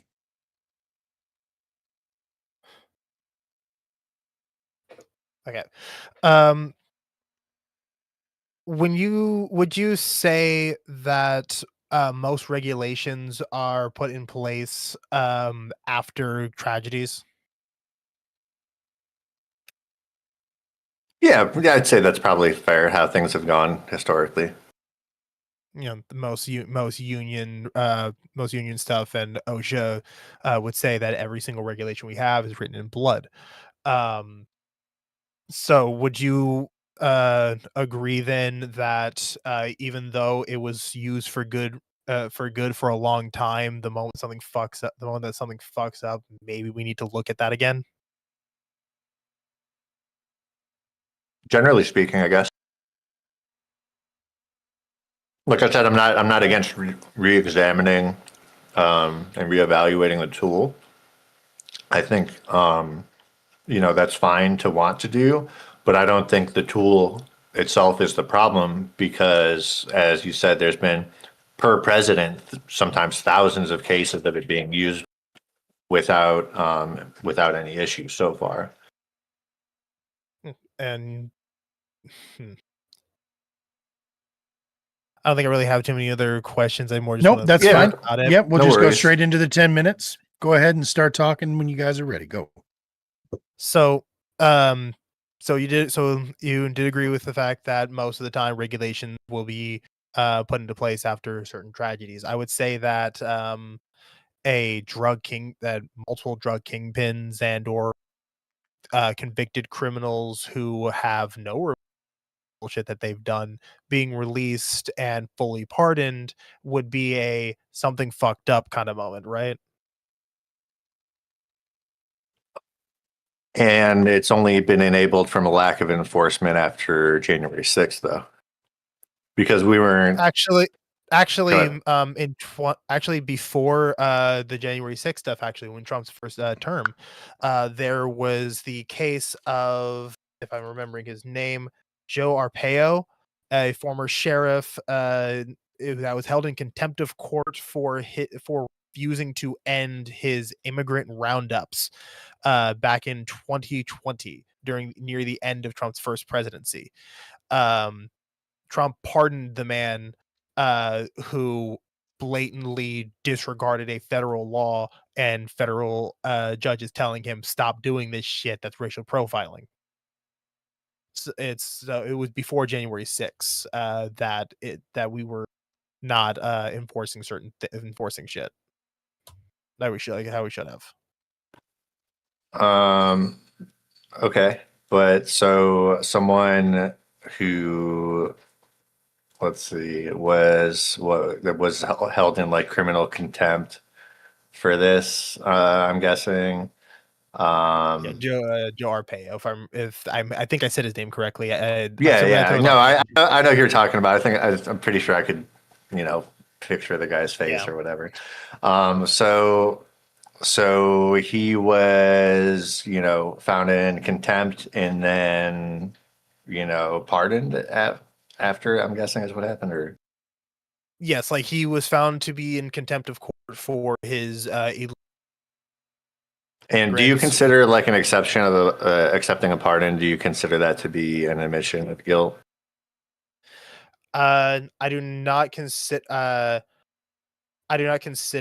accepting a pardon per se to be a exception of guilt exception of guilt.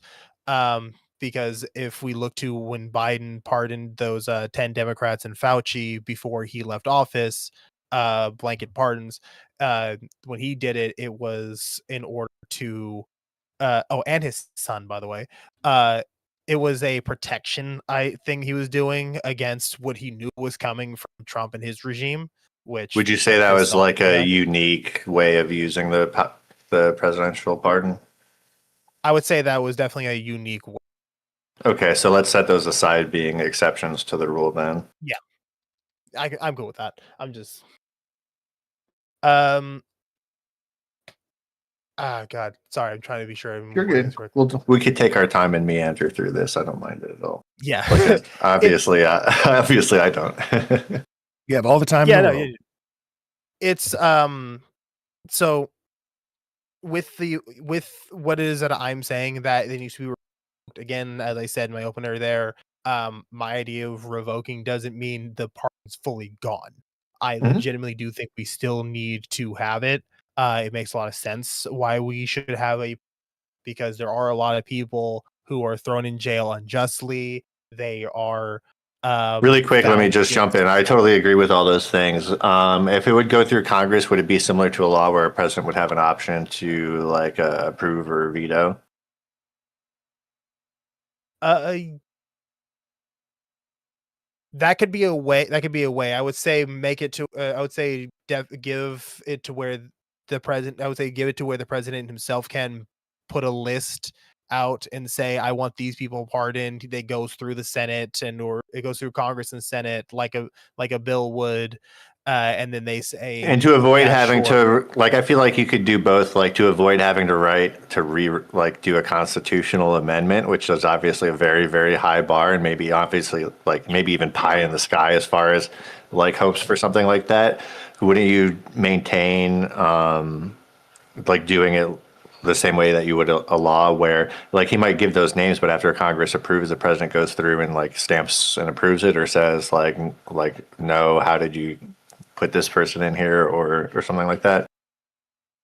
It could be it can be something like that. Yeah, I would say, but it obviously Congress would also look through it and say, like, if the president puts someone in there, Congress and go, cool. why is Let this me let guy me just here? totally agree. Let's say like I'm fully on board and uh the president could suggest his names or the admin could suggest their names and then Congress votes on it and it goes back to the president who gives it like the final stamp of approval because it is essentially like his power. Would you be into something like that?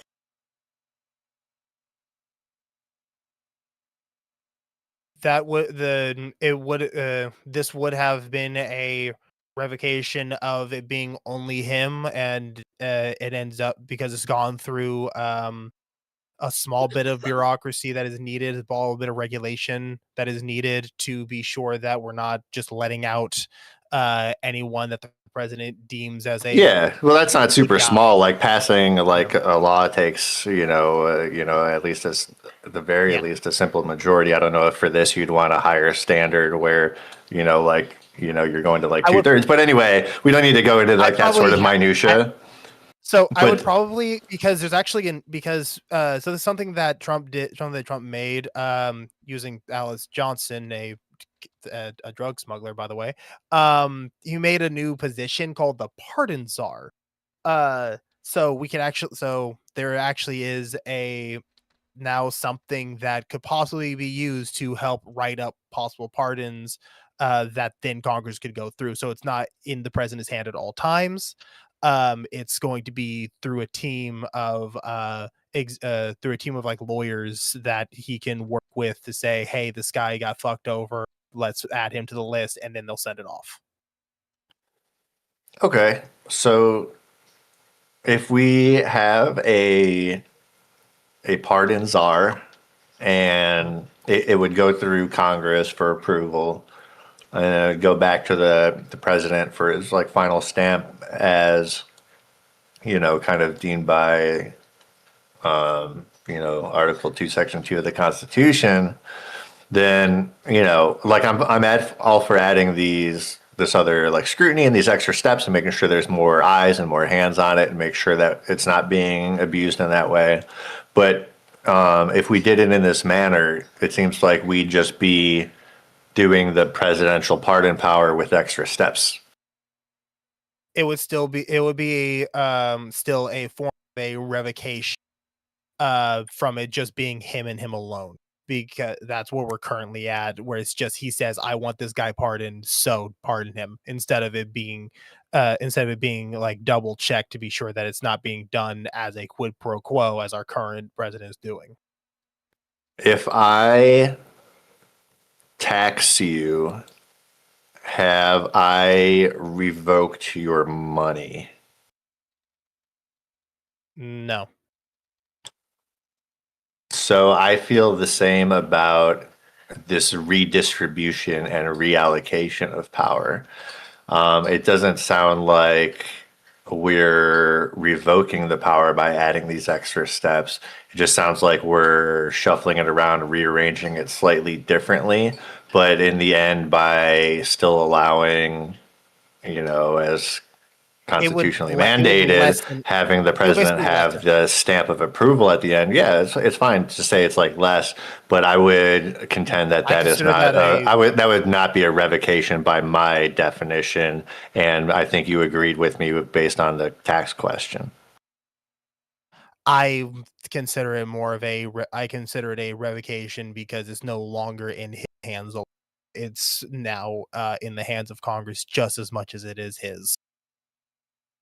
Okay, I agree to disagree Okay. on that part. I think it's just a reallocation or redistribution. But if the final stamp stays with the president, then that is still the presidential power, even if you add more steps in between. Again, it just feels it feels it'll feel better to me and possibly a ton of other Americans if we had the pardon powers be more scrutinized and more checked up on. Jesus Christ, my TV. It's okay. You make got a sure nice that little it is- edge light now. Yeah. But Actually, make yeah. sure the department's taken care of. Yeah, we're kind of circling the drain anyway. Yeah, Yep, we're and we're that's what I was circling. about to say we're at the bottom. Yep, I think we landed it perfectly actually. So I'm going to put 3 minutes on the clock for each of you to put a cherry on top. This is going to go to you first, Razor. I'll give you a second to collect yourself and collect your thoughts, and whenever you start talking, I'll start the time. So again, my reasoning for saying I want the presidential powers revoked is the same reason as to why you have to wear hard hats at a construction site now, or why you have to have straps at a construction site now. Because for the longest time, people would just be at a construction site, no helmet, no straps, no nothing, just doing their work, and people thought, "Oh, this was fine." And someone fucking died.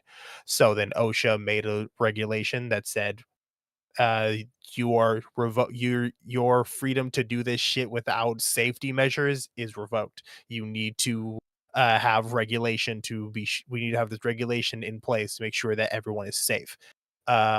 In the same, so with pardon powers, we need regulations in place to make sure that a president isn't using the position of power to gain loyal subjects and do a quid pro quo of getting a bunch of rich a-holes who went to jail rightfully for either drug smuggling, money laundering, bank fraud, cash fraud, like make it to where we actually have the pardon powers be used again and be sure that it's used for average Americans who got fucked by the system instead of just for rich friends of the president. And time. We'll go ahead and put 3 minutes on the clock for you. Let's Chief. Bring it on home. Judges, don't forget, throw me any questions you guys have for the debaters. I'll start the clock when you start talking, Chief.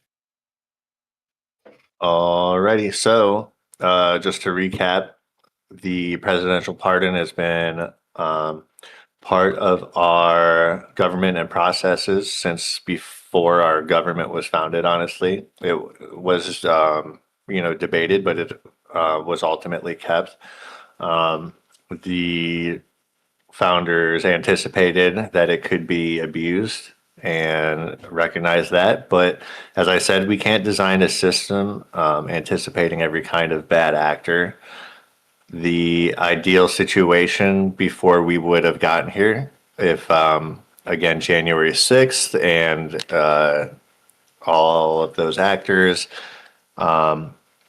who fraudulently presented electors and tried to overturn the fair and free election, if they were held to account, then this presidential pardon power could have come full circle. like imagine the world where, you know, some of the lesser offenders of January 6th get pardoned by Biden, who already was able to lead in a bipartisan fashion and pass more bipartisan laws than Trump could ever dream of. He always said he was a president for, you know, America, not just Democrats. And this would have been a great implementation and opportunity for this to come full circle. But unfortunately, the actors and participants January 6th could not be held to account in that way. And the issue is that we just can't design a system anticipating every kind of bad actor. And if we're talking about revoking pardons, we've already just, again, lost the plot so badly to get here and failed so many steps along the way. That's the only reason that this would be a discussion. If we had done everything that needed to be done before, you know, Trump's second term, asterisk, hopefully that wouldn't have even existed, then, you know, we wouldn't necessarily be having the conversation. There would have been, you know, just a cringe sheriff that Trump pardoned in his first term. And like, really, again, we've just demonstrated that there's no problem with the act of the presidential pardon itself as a tool. There's just the issue with the bad actor. So you can't design a perfect all-encompassing system that, you know, prevents everyone from cheating at the game. That's just impossible to do. But, you know, what we saw and heard today is that, you know, I agree. I'm not against expanding the process of the pardon. I just think that adding steps to the process is not a revocation of it. All right. There you go. So we do have a couple of questions here, but I'm going to put the link to the vote in the chat for everybody. Everybody remember that this costs you absolutely nothing to vote, but if it does come down to a tie between the judges, you guys are going to be the final say. So go ahead and click on that and give us your thoughts on who you think won this debate. Now, first question, I'm going to put 1 minute on the clock here. I'm not sure. The judge sent me 2 questions, and I have actually a question of my own. But I'm going to actually read this. Each of you is going to get your own question based on this. I'm not sure if that's what the judge intended, but it's what he's getting. So this one's going to go to you first, because parts of this, you both seem to be for some sort of changes to the system. We'll let the judges get to how they sort that out. But this question, I think, is directed at you, Razor. How should that committee that you proposed that would make the decision be chosen? So by what mechanism can we enforce that committee isn't compromised? So that's 2 questions.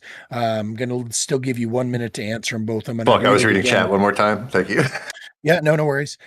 How should the committee that would make the decisions be decided? And by what mechanism can we enforce that committee is not compromised? So what sort of oversight would you propose, and what sort of system would you propose for the selection of the committee? Because I don't remember which one of y'all it was that said not Congress, but I'm going to ask this question to you first, Razor. And you know what? As I read it, it's going to apply to you too, Chief. So go ahead and think your answer. Razor, whenever you start answering, I'll start the clock. Repeat the question one more time. Sorry. One more time, no worries. How should the committee that would be making the decisions be decided? And by what the pardon decisions, and by what mechanism would we enforce that committee does not get compromised? Go ahead. So we have House oversight committees.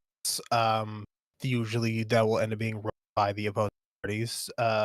Like we currently have the Democrats with the House Oversight Committee against majority of the BS that the Trump administration is currently pulling.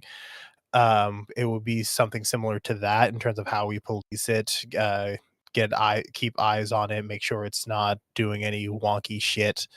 As for how we would get them voted in, I would say the president would not have to be sure that there is no conflict of interest, the president would not be allowed to appoint anyone to that. I would probably want to add another thing to vote, another position to vote upon. Like possibly like another. I wouldn't even mind adding another wing to our stuff to our thing, like probably 50 people, one like judge or lawyer from every state to figure that out. All right, that's time. So once again, Chief, you sort of insinuated that you would support some sort of changes made to the current Yeah, system. the and- reason and- I did that same was question to you. because the reason I was amenable to that is because it wasn't an impact on the argument for me. So Sure. But you I'm could still have a gonna go ahead committee. You could have a committee. You could not have a committee. Don't care. Not my problem. How do you enforce a lack of like degradation of it? I don't know. We have a House Oversight Committee and shit like that. So I'm sure like you could arrange a committee to be bipartisan members of each and like vet them. And I don't know. I don't care. It's not relevant to what I have to say, I think. Fair enough. Because All right. again, like it was just by adding extra steps, you weren't taking away the president's power in my mind. Yep. Now, one more time, I got one more question for you, Razor. If we find that the tool is flawed in the idea that it can create biased justice system, sorry, is removing the tool reasonable? Go ahead. I think this question was more to you first, Let's Chief. So I'm going to ask you, since you were standing against the idea that the power should be revoked. If we find that the tool is flawed and that the idea is that it can create a biased justice system, do you believe that removing that tool is just or is reasonable?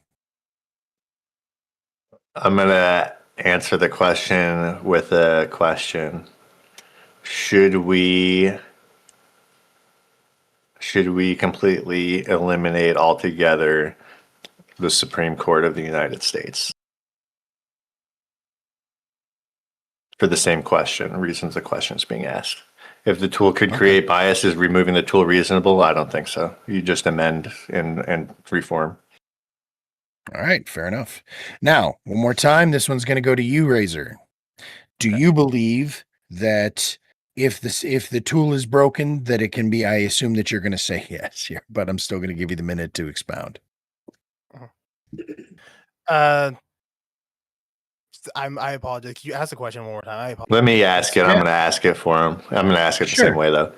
So if it's determined that a tool could create a biased outcome of justice or a lack of justice, is removing that tool reasonable?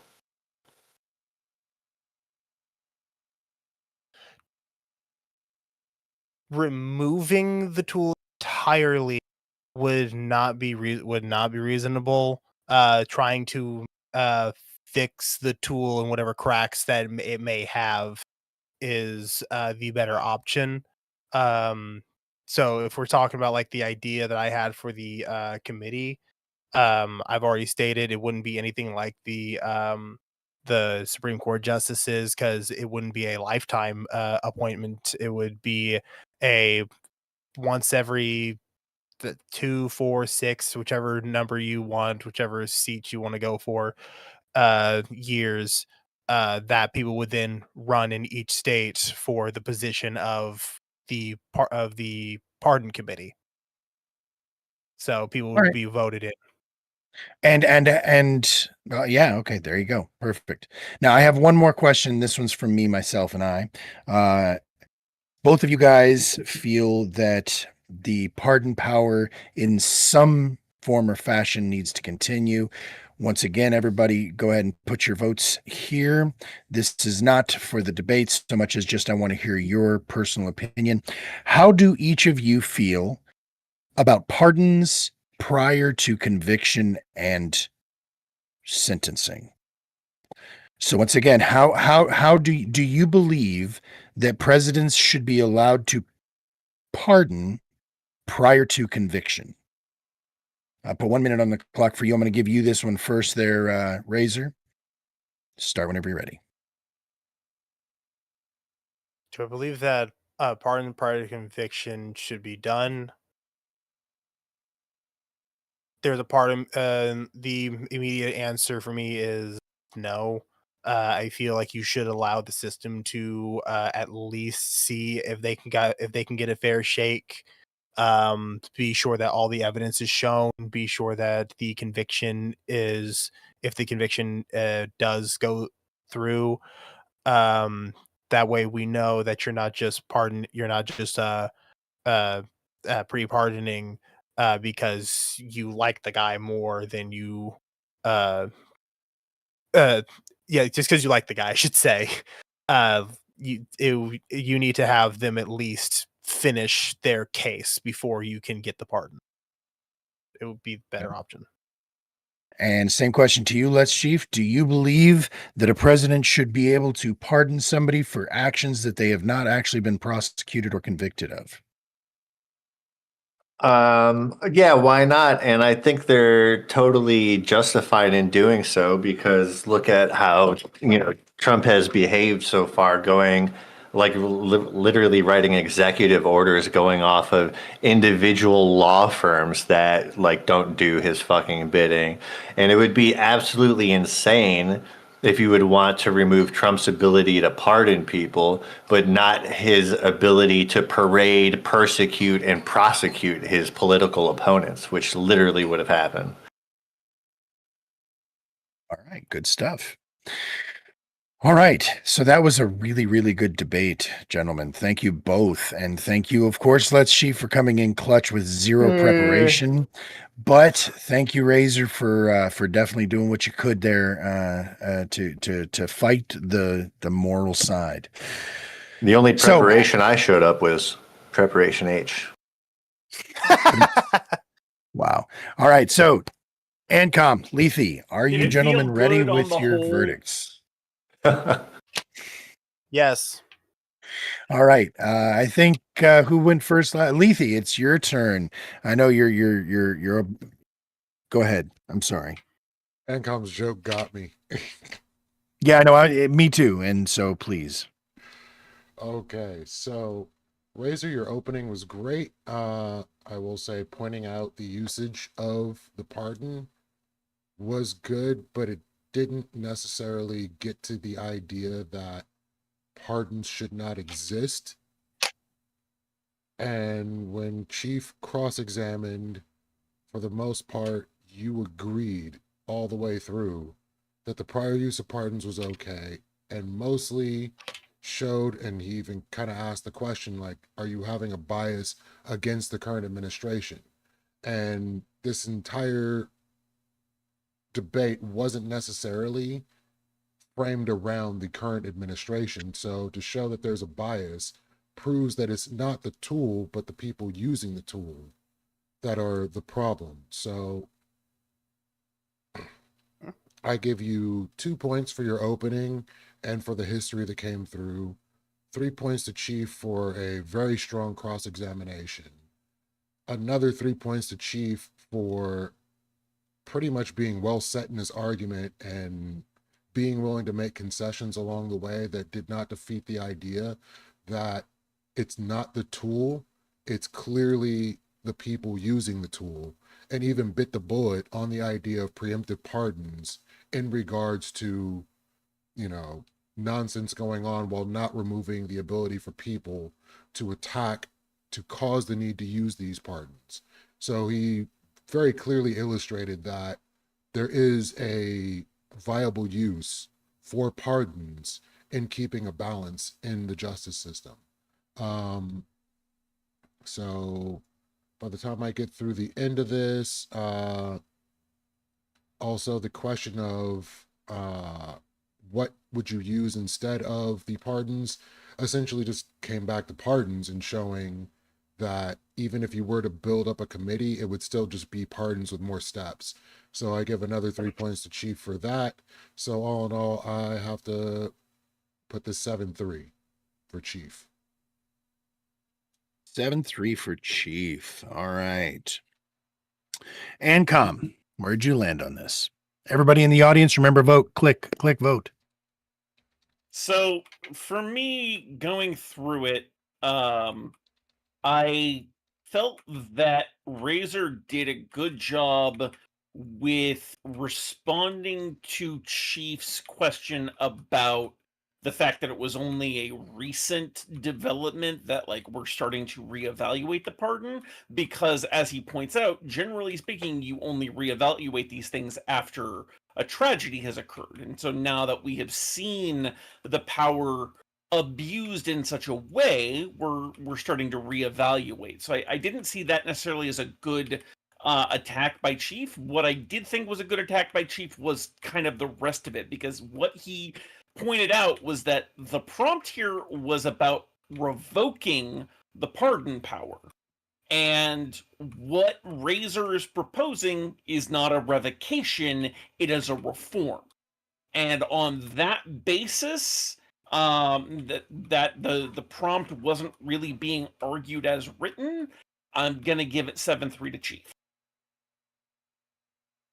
Okay, so once again, audience, it looks like the judges have rendered their decision and they agree. So 2 votes for Let's Chief.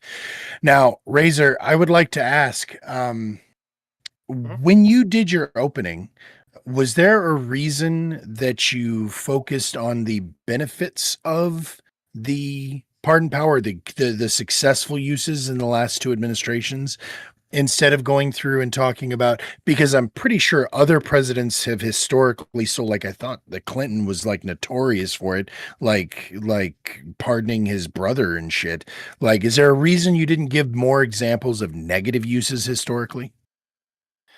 Because my thought was going to the idea about how most regulations are made after tragedies. So something could be working perfectly fine for a while, but then the moment a bad actor or something fucks up in the system, you then have to make a regulation, or a change in order to fix the fuck up.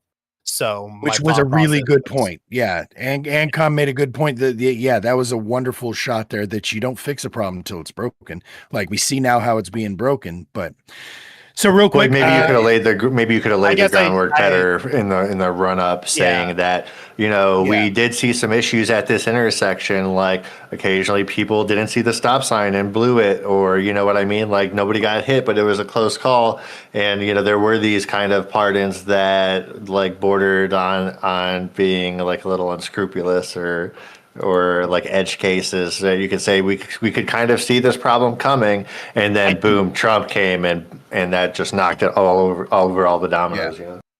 See, my thought was, and I see what Lethe and Ancom are saying. When I read the prompt, I hear revocation, and I think moving it from their hands. It's still there, but it's no longer in their hands. Like this. Well, see, and to make that argument, you could have said that it shouldn't be in the president has the ability to veto Congress. So the ability to veto the judicial branch should lie in the hands of Congress. So it should be taken out of the hands of the president altogether and just put into the hands of Congress. Yeah, your problem there was you were too good faith. Yeah, that's the way I would have framed it if I was arguing your case. That was like, but and I'm more. I admit, like, even out. Like I fucking should have grabbed onto it, because I felt it was there, but I couldn't think of like how to word it. And I want to be clear that Let's Chief did something fucking amazing. The way that he was so conciliatory and nice, and the way that he was laying it out, it didn't feel like a trap. Like it didn't feel like Let's Chief at all. Yeah, I was like, that was the nicest trap I've ever seen get laid. So yeah, again, you were up against it there. I put you on the spot. I had you up against Circa. I put you up against one of the goats. So again, Let's Chief did what Let's Chief does, and it was absolutely wonderful. Listen, it was absolutely good faith debate. Razor, yes, it was. I feel like it's just such a good guy. He brings it out of me, so it's really easy to be good faith with Razor. Just keep in mind that, you know, play, and it's going to be, like you said, you're just getting into this. It's going to be a skill that you start to develop. Yep. But playing chess and thinking about multiple moves at the same time, and like where I was going by just by letting you steer the power right back into the president's hands there. Well, you Exactly. didn't have to agree to that at all. Be like, actually, no, I would like to pull it, and we could just have it be Congress, and then Yep. boom, it's a completely different conversation from that point. But I do also want to let you know real quick before we go any further, Razor, that the audience voted for you. So it was not unanimous. It was 6-4 actually in your favor. So good job on that. And with that, that completes the formal portion of the debates. And again, I want to say thank you again, Let's Chief, for coming in there at the last minute. Circa's probably going to show up. Work held him longer than he meant to. So it wasn't that he was like flaking out on me. It was just life. And again, bummer. Yeah, we all have it. It happens. So anyways, that said, I probably could have won all three. I'm going to go ahead and wait till open next this up. week. Fucking wait. I'm gonna go ahead and open this up. Anybody who's vetted or vouched, welcome in, jump on in. It's free for all, and get in here and tell us what you think should have been said, and let us know your thoughts on the debates. Great job, everybody. Game Boy ran away. Razor, I gotta ask. Yeah, he did. He had to sleep. It kind of felt like you threw when you pushed more for reform over full revocation, and a very good point to make would have been the pardons to the Confederates during the Civil War. That was I didn't have as much prep time as I feel I would have needed because of work and everything, and I kind of tunnel visioned to the past few administration because those are the ones I know the most. Wait, what do you mean, Wait, Leachy? Could you make that argument I'll real vote quick? for The Razor, Civil too. War, the Civil War thing you were talking about. Oh, so the Lay that out for us. The presidential pardons done by Lincoln and Johnson especially, giving amnesty to the Confederates and allowing them to regain rights by swearing loyalty oaths while they were full-on traitors and more than likely should have been executed, I'm going to say is like a pretty clear reason, especially going forward in history, to see all the actions that were taken by these individuals and by these states post that it was a pure harm that was done by using the presidential pardon to allow for these people to continue forward. Razor seems I like think he more of a touched on rebuild that, the actually. nation guy, not a execute the traitors guy to me. I mean, Well, he touched on that. I got a with fun Washington. fact for y'all since I'm a Bill mixture. Clinton was brought up earlier. I would legitimately, I would say I'm a mixture of rebuild the nation and execute the traitors. Rebuild the nation with the bodies of the traitors. Wait, what are we talking about? I'm just gonna give this a fun fact. Starting with Lonzo. We are talking about the pardons that happened after the Civil War, and the fact that they were used in that case allegedly to reunify the populace. Well, he said that was the Sorry, I same just thing wanna with say Washington, right? And yeah, it's the same thing for the And that's Whiskey the Rebellion, intended though, purpose. right? Yeah, So that was the intended purpose. Oh, you mean so as a counter to using it for like January 6th and keeping that kind of like, it being full circle, you're saying the Civil War pardons like run in contrast to that. But, that's In their head, they outcomes, thought that was a not Civil War. intention. I think the overall purpose of the pardon was kind of lost there. Like the overall, it's the check on the legislative and the judicial branch that the executive has. Like it's not a really that's your outstanding power department. like that. I just want to mention. Well, that was like you could have hammered on that. True. Did anybody know that neither of Bill Clinton's parents' his name was was Clinton? Like their last name is Clinton. I'm sorry, the Bill Clinton thing. I just started thinking about it because his brother was mentioned about the pardon, and I had remembered that neither of his parents' last name was Clinton. He took his stepfather's last name to save his parents' marriage, so that his half brother wouldn't like feel like estranged or something. I don't fucking remember, but it was weird. I mean, I don't share the last name of my parents, so Yeah. Of either? Right. Of either? of them. I don't either. Who'd you get your last name from? My great grandfather. Oh, I didn't know they could do that. They could just pick a name. Yeah. I mean, yes, Yeah. anyone of the United States can just arbitrarily change their name legally. But now wait I for know you hot could There are change your some name. people that don't have last I names was at all. I was born with. I have my last name is my last name. My actual name is just on my mom's side, specifically my grandmother. So and she specifically named me after her. So basically, what we're getting at here, Lonzo, is that's not as crazy as you think it is. Yeah, you can write Oh, anything wow. on I'm that just certificate. really You know what, shocked that Lonzo has Lonzo? a We're problem gonna with Sting and pardon you for Cher. that one. I don't see what Lonzo has against Sting and Cher. we're What did they ever do to Lonzo? I think we should Power, sanction him. not Actually, I vote for sanctioning. Hey, that We question could do you a had little about good sanctions cop, bad being, cop. We got immoral. X Rocks Fist They in the are immoral. lounge here. Do you want him dragged up? Oh yeah, go ahead, bring on X Rocks. Who wants I to don't remember debate me on who's- that next week? Did I lose my whose power? I friend can't that do is, shit. but he's been in the Chathaminia, so. I can't do it. I I lost need- my power. Oh, I need to well, debate thought I- somebody on that. I'm not gonna stick around for too long because I am, like I said, I still do work morning, so Yeah, no, I cheers. wanna leave- Wage slave. I at least want to hear X Rocks a little bit because he's apparently one of my supporters. I keep seeing him like cheer me on, so I'm like, yay! I want to hear. I want to. Yeah, no, X Rocks has been in the Chathaminia, so welcome in there, buddy. Say something for me real quick so I can adjust your volume. What's up? What's up? What's up? That's very, very loud. Everybody gets a positive chat, but me. My chat tells me I suck whenever I debate. It's Try fucking that for crazy. me again. Okay, let's try this. Oh, that's perfect. Good stuff. And All right. Welcome Even when in, I sir. win, they say it. But I did want to say, let's Chief. Did you read my comments on the one bad actor thing? I can just tell you I real don't quick. think so.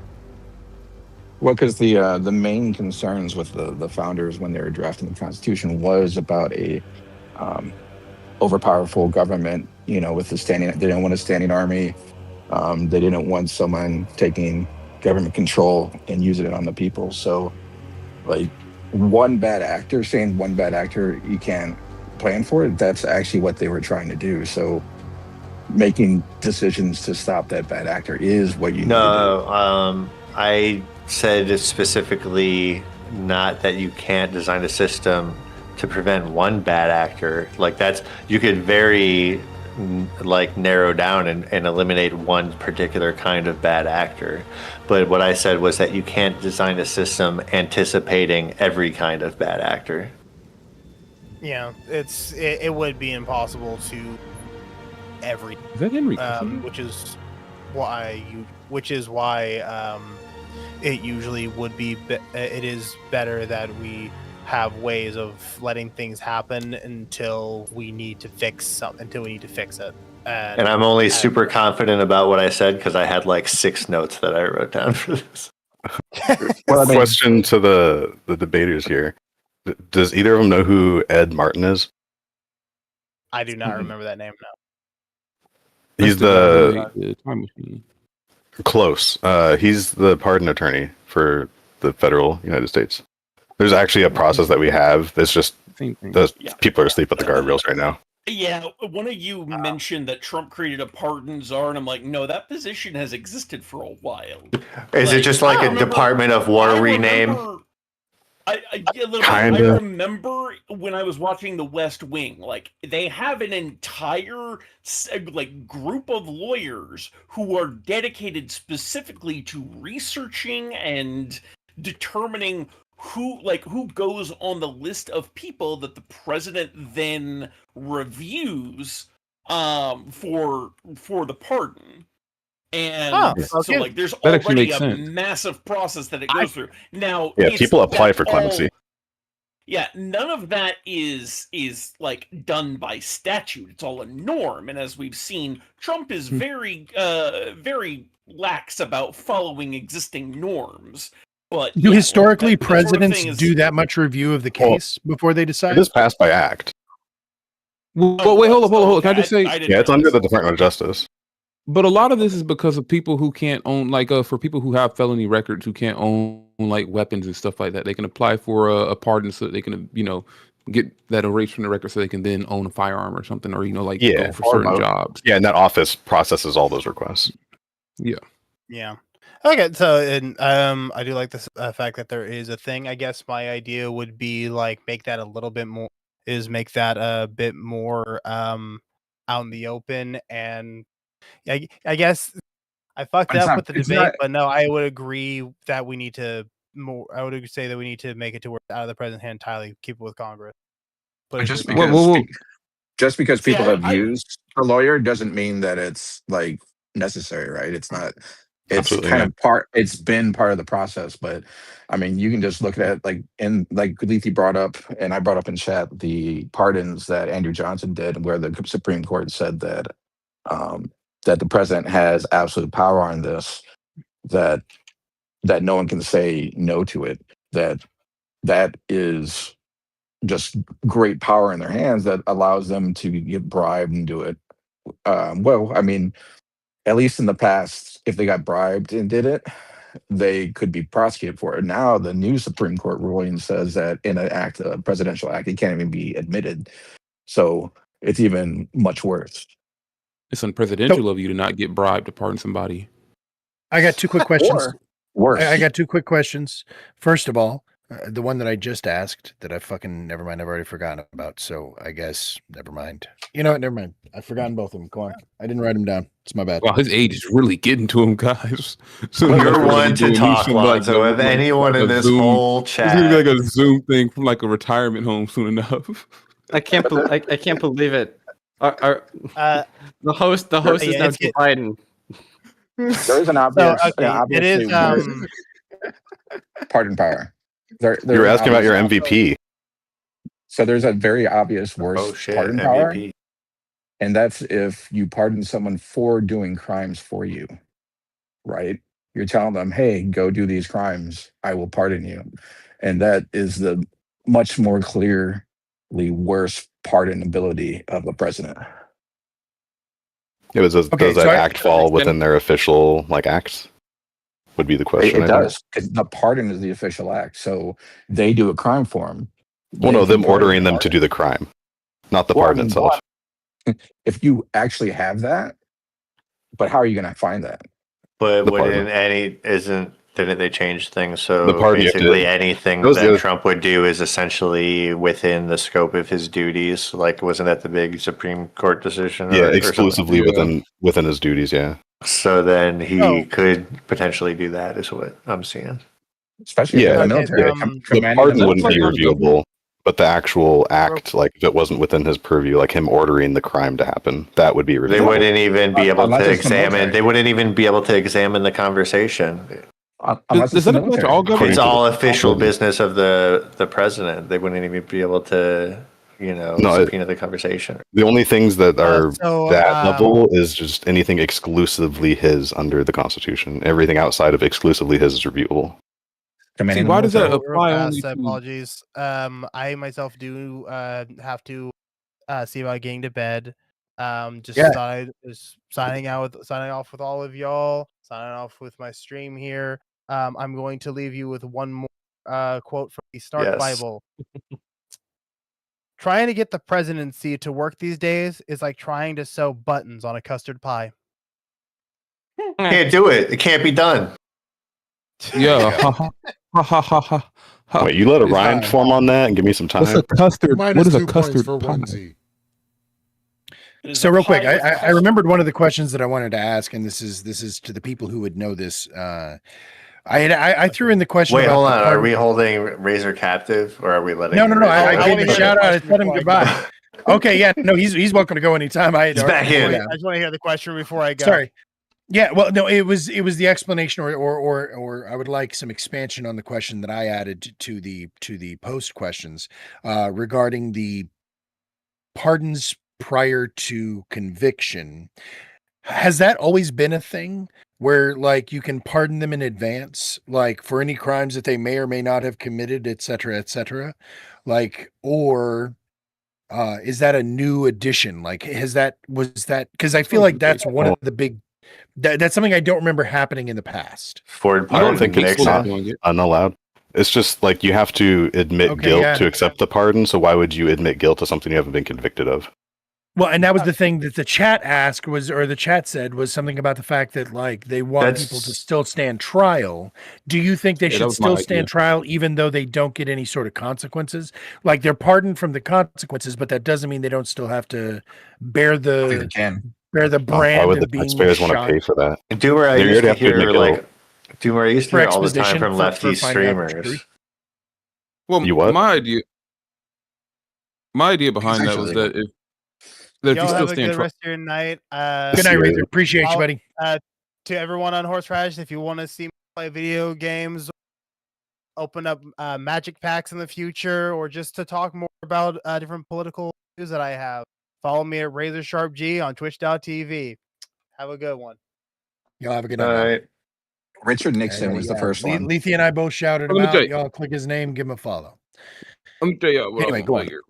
The idea is that even if they were to be pardoned for their crimes, if they did or did not commit them, they should then still stand trial and be given a guilty or innocent verdict, so that though they have, if they do get a guilty verdict, though they have escaped the legal ramifications for their actions, they're still going to face the social ramifications for their actions. You can't get hired at certain jobs if you've been known to do certain things. I think that is an important thing that should still be included. It also allows people who did not commit a crime but needed to be saved or, freed by the pardoning system in case in case of an unfair trial, followed up by the next person who comes into office, like what they believe would happen under Trump, could then not only have the incentive to no longer do an unfair trial because you won't be able to convict them anyways, because you can convict them of it, but you won't be able to do anything to them because they've already been pardoned. But also, it can prove their innocence since you no longer have a reason to target them in that way. And how about I would like to see Epstein stand trial, even though the motherfucker's dead, allegedly. Okay, let's Just drag because his of body what out would onto come the- out. Let's Weekend and Bernie's that shit. So they did that with a Pope again. at What one would come point. out in the Yeah, court? they I'm did down. that once with a pope. It was wild. I love it. Literally Let's put his exhumed his urn on body trial. to put him on trial. Let's put his fucking urn on trial. I think Horseradish is a genius on this one. Was he Let's guilty go. though? So like Is that putting Henry them through- Kissinger? So putting them through trial for punishment for something that they're assumed innocent for is kind of like cruel and unusual punishment. Don't you think? Like there's no actual. Like I said, Possible pardon means something. that you're pardoned from consequences, right? That doesn't mean Yeah. that you're pardoned from guilt. It's not saying you're not guilty. We can still be found guilty Well, of you're also something not- even though we're pardoned. Yeah, but You're not before the pardoned for trial even consequences. happens, Well, you're assumed to here's be a question. innocent. If someone goes through trial and the jury's nullified, they don't issue a verdict. Do they just get retried? No. It's the same thing with a pardon, No, pretty much. Jury Say that again, nullification say that again. does issue a verdict. It just issues a not guilty Well, yeah. verdict. But it's the same kind of thing as a pardon, pretty much. Jury nullification, essentially, it's like they're saying that they're guilty, they just don't agree with the punishment of the crime. It's still saying No, not guilty, but it's... Well, that's the thing is Okay. because the jury doesn't have to give it a couldn't remember what nullification rationale was. for their decision. Nullification looks exactly the same as regular acquittal. Yeah, I think it's just Well, useful yeah, to it's view it. pardons kind of the same way. Like it's like everyone knows they're guilty. They even admit guilt when they accept the pardon. Like if you wanted to hold a trial after the fact, it's going to be just like ceremonial. They'll just admit the pardon being accepted into evidence. Be like, yeah, there's the It's- confession. It's theater, yeah. Yeah, Yeah, which It's means it would be worthless legal. 'cause taxpayer money. Government's not supposed to, especially after you've received a pardon, like punish people who are assumed Well, to it's be good, Peter. innocent. Like I said, I don't feel like pardon means that you're assumed to be innocent. Well, It means that you're Pardon forgiven. doesn't say assumed He's innocent. saying Assumed the before trial you're becomes assumed innocent. punishment instead of a means for punishment. Yeah, I repeat though, and I hear you again. I'm not trying to, but to me, it's about the exposure. It's about the like finding out the truth. It's about getting to what is it you call it? Discovery phase. I want to see that part play out so that we, the people, at least know the full story. I guess we can just wait 20 years until we see the fucking documentary on A&E, but I would rather know now. And you're also not being absolved. Well, I mean, no, okay, you're not being absolved of the crimes obviously because you're admitting guilty, but you're also not being, because that's not fair. You should be able to be innocent or guilty even if pardoned by going through a trial, but you're also still under a guilty verdict by trial afterwards. You're not free of consequences. You're free of legal consequences. I'm not saying vigilantism or nothing, but I mean literal social consequences in the way that if you were to be pardoned for sex trafficking or whatever, you cannot go and get a job at a lot of places. you don't have to Even if accept they it. Or don't- you should be. You don't have to They- accept the but- pardon. Yeah, you don't have to accept the part. I'm saying you're going to stand trial either way afterwards. That's my point. Is that Why what would- I'm asking for is that you stand trial either way.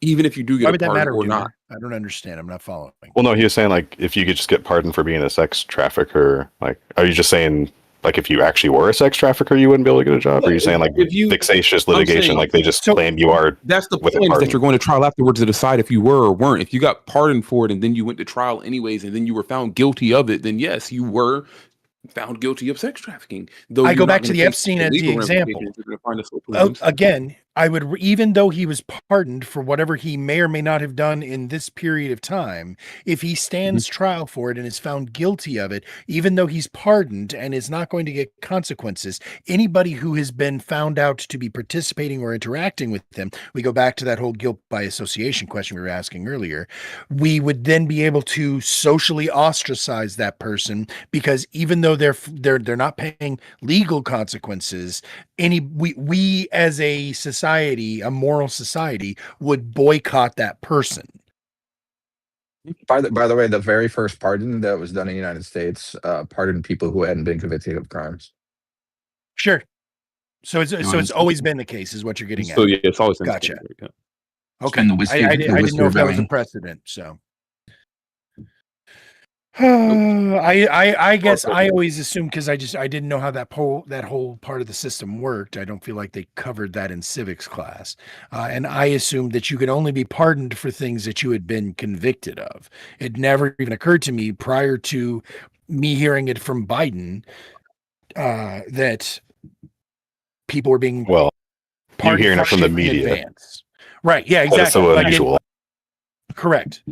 But I had just never heard of it talked about in the media before, or an example of it. It may have happened. Apparently it did. But like blanket pardons for people, regardless of conviction or prior to conviction, just didn't feel like something I had heard of happening. So I went back and listened to Biden, some of his speeches, and I realized he's a wiser man than we thought he was.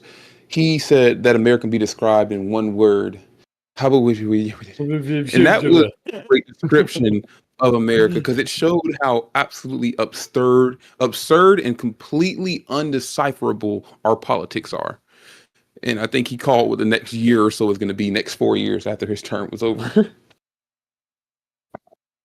Though there is something the state could, if someone got a pardon, the state could still charge them. Yeah, Well, yeah, the presidential state and pardons federal. only extend to federal law, so they can still Someone told be- Trump. He just pardoned Yeah, the so- lady in Arizona on her Yeah, state except, charges. well, wait, what? He claimed to have pardoned her, but he claimed it, but it is, didn't actually happen. Yeah, no, it's like writing it on toilet paper. because, Doesn't matter. because she was convicted under Got it. Arizona state law. He has no authority to pardon. So he is convicts under he is state law. morally pardoning her. Yeah, Just not like the legally. turkey on Basically, yeah. Thanksgiving. You were facing a federal fine. I'm going to pardon you of that. You still got the 25 years for whatever you did. Yeah, but you're pardoned. I pardon you. Like, yeah, got it. Wait for that Supreme Court ruling, though. The governor can pardon you on a state level, right? Yep. Yes, governors have the Well- pardon power on the state level. Yeah, some there's states also- relegate it as to like other things, not just the governor, though. Yeah, like I can't remember which state, but I know a few of them have like committees. Yeah, committees and stuff. Yeah. How it should be done. No, we should centralize the Yeah. power as much as possible to one individual figure. Oh, Lonzo, Jesus Christ. Especially funny, the process. the most corrupt. The way Razor opened, like it sounded like he was suggesting that the pardon should be done in a similar fashion to presidential appointees. Basically, president nominates and then Congress approves. And I was like, Yeah. I could see that working under some circumstances. The current congressional setup, maybe not so much, but as a There's still no way to general prevent idea, the corruption, though. It's still going to be a bought and paid for pardon, because we know that Congress people are just as susceptible to bribery. True. At but least you more also people have to- benefit. You also have to bribe a bunch more of them, so it curtails it somewhat. So it's just more expensive. So it's only the elite Yes. of the elite who get it. Oh, I yeah, got it. yeah. Accelerationism.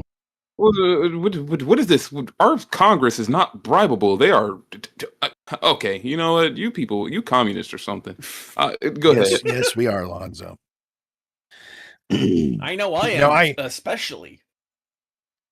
I understand that we need to have some sort of a check against the judicial system, just like we have a check against the others. I just don't know that it's necessarily ideal for the president to be the one who controls it, as well as the power of veto. Right? Like it seems like they should go. They should all check left. You know.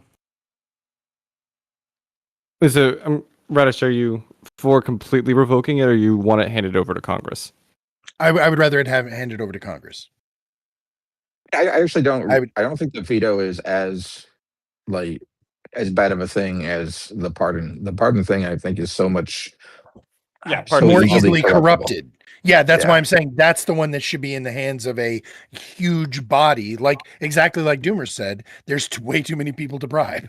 Like so again, I think that it makes more sense that that's something that would happen on Congress and the president having the ability to veto Congress for, laws and stuff. And then I guess that theoretically the judicial branch is who is able to arguably veto the president. So that would, like I said, if everybody kind of checks left, that's the way to make it checked and balanced in my Do you think every state imagining. should also have that? I'm sorry, say that again. Do you think every state should also have that for their like a committee? Because I know you said some do, but do you think all should, so that they for their pardoning on the state level? I'm not sure who you're asking necessarily. I think it was Doomer who said that some do. But yeah, no, I actually do. I do agree. Yes, I think that it should work the exact same way on the state level as well. Yeah, that would be. I think that'd be great. Well, I brought up something about like the judges recuse themselves, like lawyers recuse themselves when they have personal and something like this. Well, they should, but they usually do. They're usually pretty good about that in until they choose to not to, and that's the normal ones have ethical guidelines they have to follow. Or they but they can get punished for it. Yeah, oh, really? Like there's actual ethical codes that you get punished for breaking until you get to the Supreme Court. Yeah, until the Supreme Court. Theoretically, you could. Theoretically, they could SCOTUS justice could be disbarred, I believe, but like they can be no, the only thing you can do to a justice on the Supreme Court is impeachment through Congress. All right, or we could wait for them to die of old age, which is usually the outcome. So that's what I kind of disbarred justice, though. That's what I kind of thought about, like pardons is possibly if we had a recusal process where, like, say, like Biden couldn't impeach or pardon his son, right? Because there's a clear. Well, then in that case, you would be able to. Or are you just saying that's a byproduct of moving it to Congress? Like could not do it, or like I think he's recommending that as a restriction. Yes. Well, in that case, how would anyone ever connected to the president receive a pardon? That just exactly. Impossible, right? That's the point. To the Chief Justice could go to, or like maybe not Chief Justice, but like a judicial branch, like an Attorney General who wasn't appointed, something like that. I think what he's proposing is that the limiting principle would be if the president has any direct contact or interaction with or a vested interest in the pardon, then they would not have the power to pardon that person, and it would have to default to another group. Is that what you were getting at, Rox? Correct. Well, yeah, I see that, but I just don't see it being practical because no one outside that office can sign it outside the president because he appoints everyone under him, and removing it to a different branch would just be outside the executive. Well, no, you. It's kind of like a special prosecutor. You give them the option to go through it, and then they sign off on whatever they decide. That sounds like a solution that a Democrat would come up with. And the reason I say that is because they always find like a solution that doesn't really encompass the whole issue. It just kind of has like select scenarios where it is actually effective. Like as long as it's this specific parameter, which can just easily be manipulated or lied about, like then this thing applies. It fixes the issue. It's like, no, just fix it all together. Don't give the president the ability to pardon people without any form of oversight. Well, even if you have a committee, like if you have a committee of people, if you have 3 people on there who are all 3 tied to him, you can change it to, like, I recuse myself. Or 4 people, whatever it is. I don't care. It's like an arbitrary thing that I was talking about. Like I know some states use 3 people on the panel to decide who gets pardons. And that's why I said 3, because it was in my mind already. I think the power is so great, the entire nation of voters should all unanimously agree. Otherwise, it won't happen. There. I want to get a ballot Fix it, every Lonzo. single day. Careful, like you. Careful, like you. I think that makes it harder for people. You who did lead just with out smaller troll parties. Lonzo, didn't you? Yeah, I Yes, think I you did. fucking- God damn it! Fuck you. Yeah. And just so you know, Doomer, I'm still waffling on the MVP vote because my gut honestly is to give it to Game Boy. Is it because of All the three of Diddy you guys fans? were amazing. It was because of how. Yeah, it was it was the Diddy defense. It really was. Yeah, the that Diddy was- punch is amazing. But that I had made that decision in my heart before I saw what Let's Chief did. So again, all three of the winners tonight put on such a fucking performance. I'm gonna have to go back and rewatch the tape, I think, to make a final decision on who the MVP was, because you brought so many facts and the way that you manipulated the conversation and controlled the narrative there, Doomer, was amazing against K. The way that Game Boy literally was tap dancing on Groofus's unconscious body was also impressive. And then Let's Chief coming in clutch with zero prep and being able to do what he did. All three of y'all were the fucking goat. So Groofus and K took a L. Yeah. Yeah. What yeah, Groofus are you and K both took an L. Yeah. Lonzo, why are Jesus, you man. shocked? Why are you shocked? I've lost every debate.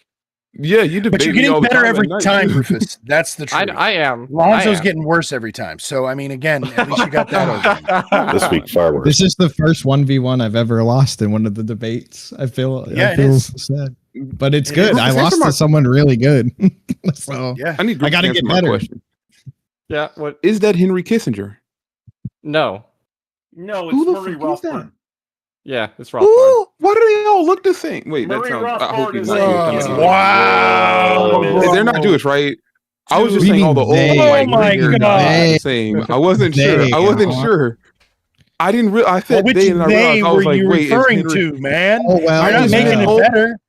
I just meant old white guys with the glasses. Like I didn't Oh, mean so it it in is the a sense of, race like, thing. they- What do you mean by those people? Wow. Oh, I guess how that stands. Yeah. Yeah, those snow roaches. Is that what you're saying?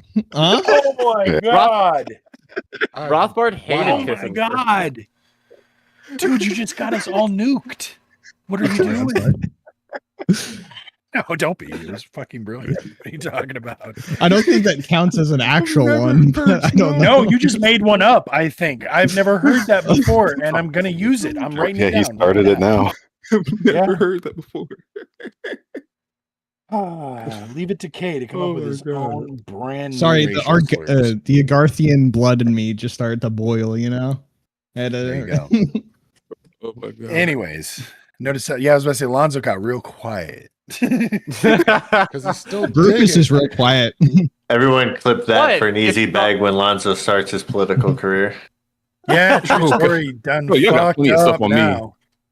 By the time I touch a political stage, it's gonna be like 10 different videos out on me of just clips of Yeah. things I've said. It's over. Oh, You I'm see just who's gonna in pull up the office, it one doesn't where matter. you're on the post. Hey, You good just forgot point, all the Doomer. words that were in your mind. Like a Joe Biden clip. Yeah, just, but that's what it's gonna be. Lonzo's not He's orange, clearly so I think it senile. might hit him a little more than it hit Trump. Moon just said it's okay. You hang out with a bunch of white guys, so you're fine. What? I have white friends. That's what I'll say. Sorry, They're like, "Are you I- racist?" I have white friends. We gave him the pass. I identify as mocha frappuccino colored. Thank you very much. Anyways, So brown. So back to Hey, the back to the topic at hand. So I want to go back and look at the other two debates because we talked a lot about. We talked. I am floundering. Did you hear that? Was it that obvious? So going back to the K debate, the K and Doomer debate. Well, actually, first of all, Kay, I saw your offer, but like I said, I didn't want to get you in there. And if I'm being fully honest with you, I thought that you were suggesting for me to take the debate when I first saw it. So that was my first thought was, fuck, do I have to defend the opposite here that of my police? Okay, fine. I'm completely unprepared. And then I saw Let's Chief and it's like, ooh, he'll do it. And he did pull through for me. But going back to y'all's question or y'all's conversation earlier, there were some terms that you were using that I don't know. Quantitative something. What was the word you used? Quantitative easing. Quantitative easing. Please explain that QE, to baby. a smooth-brained, money-hating guy. Yeah, so the central bank it buys government bonds and it injects money into the circulation of the economy. This usually is to like lower long-term interest rates, but it's been also critiqued heavily because of how much we have done it. It has rapidly increased inflation because, you know, more supply of money. This was the big thing that people were talking about during COVID. We did a lot of QE, so that's when people say that that the majority of the money that that's currently in circulation was printed within the last 5 years. That's what they mean is quantitative easing is what happened. They don't mean like someone literally had a money printer and was cranking that bitch. What they mean is that the government well, central bank, I should say, was purchasing securities, right? The Fed. I thought that the printing of money was largely attributed to the what is it they call it fractional lending, and the fact that Fractional banking? You're yeah, talking that about the fractional reserve banking. That's a different thank you. Yes, thing. where basically they fractional- loan money that doesn't exist, but you have to pay it back, which means that you're creating money from nothing. Is basically the idea. Yeah, well, the banks are creating money when they lend it, basically. Because Exactly. I thought that was it what is caused the printing of money. No, yes not and quite. no. That is another way that money is created and enters the money supply, because what the rule is that banks, when they issue loans, they have to have a certain fractional percentage of the loan amount in reserve. That's what is 10, meant by 20%, fractional something like reserve that. Yeah. banking. Yeah. Wait, And what? so They're just when giving you create- numbers on a screen, Lonzo. Yes. Hold on, And wait, so wait, when wait, wait. they- You when didn't they know about issue this. those Okay, good. loans, they are creating new money in the supply because that is eventually returned Theoretical to money. them. Let me explain I this have to an you, issue with Lonzo. that. This is my Wait. understanding of it. Yep. I'm going to explain it to you in simple man in smooth brain terms. Basically, Mm-hmm. the bank can loan you $1,000, but they only Mm-hmm. have to have $100 to do that. So they're giving you That's what I 1,000. understood. They're okay. Like I didn't. This is news to me. Just My not too long point, ago. my issue And with then you that is pay that I back the didn't know it had to be 4,000 fractional. plus another 100. Yes, they still have to have some Yes. portion of it. That's why it's called fractional. That's an issue, right? Because if they only have a Yes. fraction of the money and they're loaning And out there's a run on the amount bank. more than what they actually, that's what I was confused about. If it's only, I thought they'd Yes. have the entire amount, if not more No. than the entire amount they're Yeah, loaning you. that's No. why. Nope. That's why there's like just- FDIC they insurance and stuff. literally Yeah. create money when they issue Out of loans. thin The air. money did not exist until Is they that lent not it a- to you. Is that not what is that called? Insane? A Ponzi Yes. scheme or something? Like where you take in the Welcome amount No, you're this is making not out? Social modern Security. monetary No, value. that's not a Ponzi scheme. That's Is that You're not the thinking of one a where you very take in different the thing. money? What is the one where you take money? Somebody puts money into the bank or whatever, like your investment thing, and then you pay out other people who are also That's Ponzi. giving you That's money. a Ponzi scheme. What that the- is a Ponzi what the scheme. amount What that I'm you're ta- getting? but fractional reserve is different It because is. you're not. It's giving, subtle. It still seems to have the you're same not issue. You're not giving A's money to B. You are literally creating money to give to B. So you're doing the same thing with more steps. Is what I'm getting from this. Because at the end of the day, this both seems like no, there's because no it's- real because money it's coming. Taking in money the from process. everyone, just not A with inflation. Yeah. Yeah. Oh, okay. Because you Well, are. so you're spreading yeah, out the because scheme.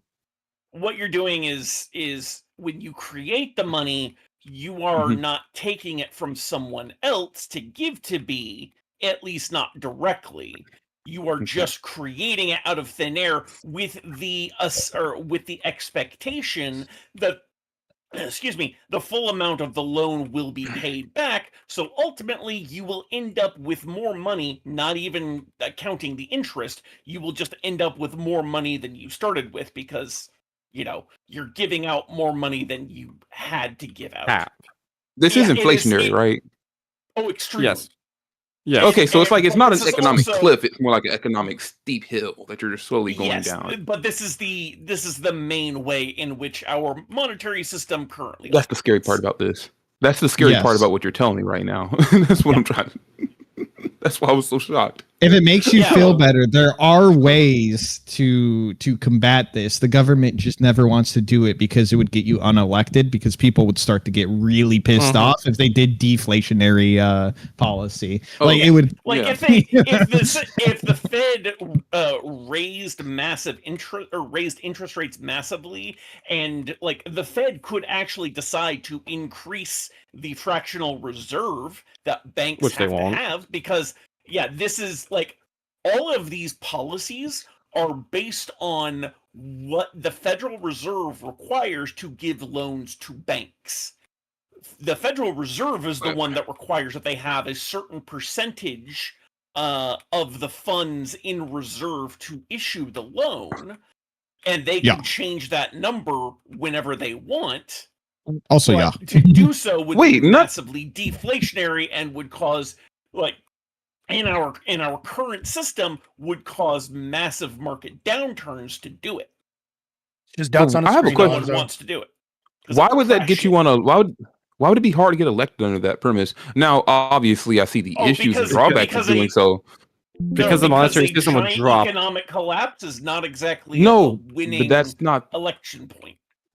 Yeah, I know that, but that's not the point, though. You act as if everybody who votes is an economist. If you tell them these people think that inflation is a flat change, they don't understand that it's not even a rate or percentage increase. If you tell them that you're going to lower the prices by deflating the dollar, I believe a lot of these people would be like, "Well, the price, Deflating the value the of the dollar dollar has raise never helped me prices. out."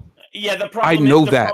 the other That's side not would my- immediately You're shoot talking- back. Yeah, and by doing so, like 90% of people would lose their jobs. Like Guys, you guys, have to remember, it's the- tariffs. the other side Okay, knows these talking Alonzo, points. How did tariff? You do What understand. was the main that- talking point behind tariffs? Exactly. I was about to get to that. So you do understand that Sorry. you can say whatever you want to say. The people that know Yeah. are going to warn people that this is going to be a horrible thing in the future. But then when it actually happens It's and shock they realize therapy. they got screwed, you're more than likely not going to get voted for again. Unfortunately, Well, this yeah, you're gonna lose your individual was second elected. But it's election, also worth pointing out that but- the president doesn't control the financial policy of the Fed. The best they can do is Nobody sure appoint tries. a new Ask. Fed chair. Is to ask. So like this If was, you're what was popular, that? Yeah, Alonzo find a new saying Fed about chair and then what you want. ask. this You is sure a lot should. of Wait, arguments Lonzo, what were you why- saying about Go ahead. tariffs? I wanted to know what Lonzo was saying about tariffs because I feel like we just skipped, he asked the question about tariffs and we skipped it. You can run on a false promise of economic relief by implementing something that's clearly devastating for the actual economy, as long as the people that you're saying it to don't understand what those things actually imply. So if you say that deflating the value of the dollar would actually be beneficial to the general public due to things being more affordable, supposedly not really true, then you could just convince them of that through politics. But actual policy and politics are different things. Whereas tariffs, you convince people that would actually be a way to bring business back and get people jobs and make things more affordable. Technically possible, but these people didn't even know how that worked. They just voted for it because it sounded nice, also because of his other policies and stuff. But it's Yeah, all and that's why the politics. It's not special really a elections policy have in almost practice. completely gone to Democrats. Even like, did you see the Miami special election? Literally, for the first time in 30 years, they have a Democrat mayor in Miami. So, like, I guess if you did that, there would be a red wave. Tennessee I see your almost point. went Democrat, bro. Two Like, I Democratic don't- socialist mayors Bless you. elected in less than just a month or two. Thank you. Who Plus won also- Miami again? the Mayor of person's Miami name- was a Democrat, wasn't it? Mayor of my First time in 30 years. Yeah. Miami mayor. So Miami's mayoral elections, like for the last 4 or 5 elections, or three or four All elections, were all 80% Republican votes. Yes. Let me just tell you, every It election would here be in something Florida, different. even when it's blue, they're still like, Aline Higgins. I really hate brown people, but I'm also a Democrat. Like that's basically the best thing we have here in Florida. It's Is, so is that fucking well? sad. The Democrat Party in Florida is incredibly incompetent. It is probably the Yeah. least competent party in the Florida- entire Oh, they just country. fucking won, baby. They just fucking won. Yeah. I don't know, The but only also other like, contender- yeah. The only contender for a other worst state party would be the Minnesota GOP. they are also incredibly incompetent.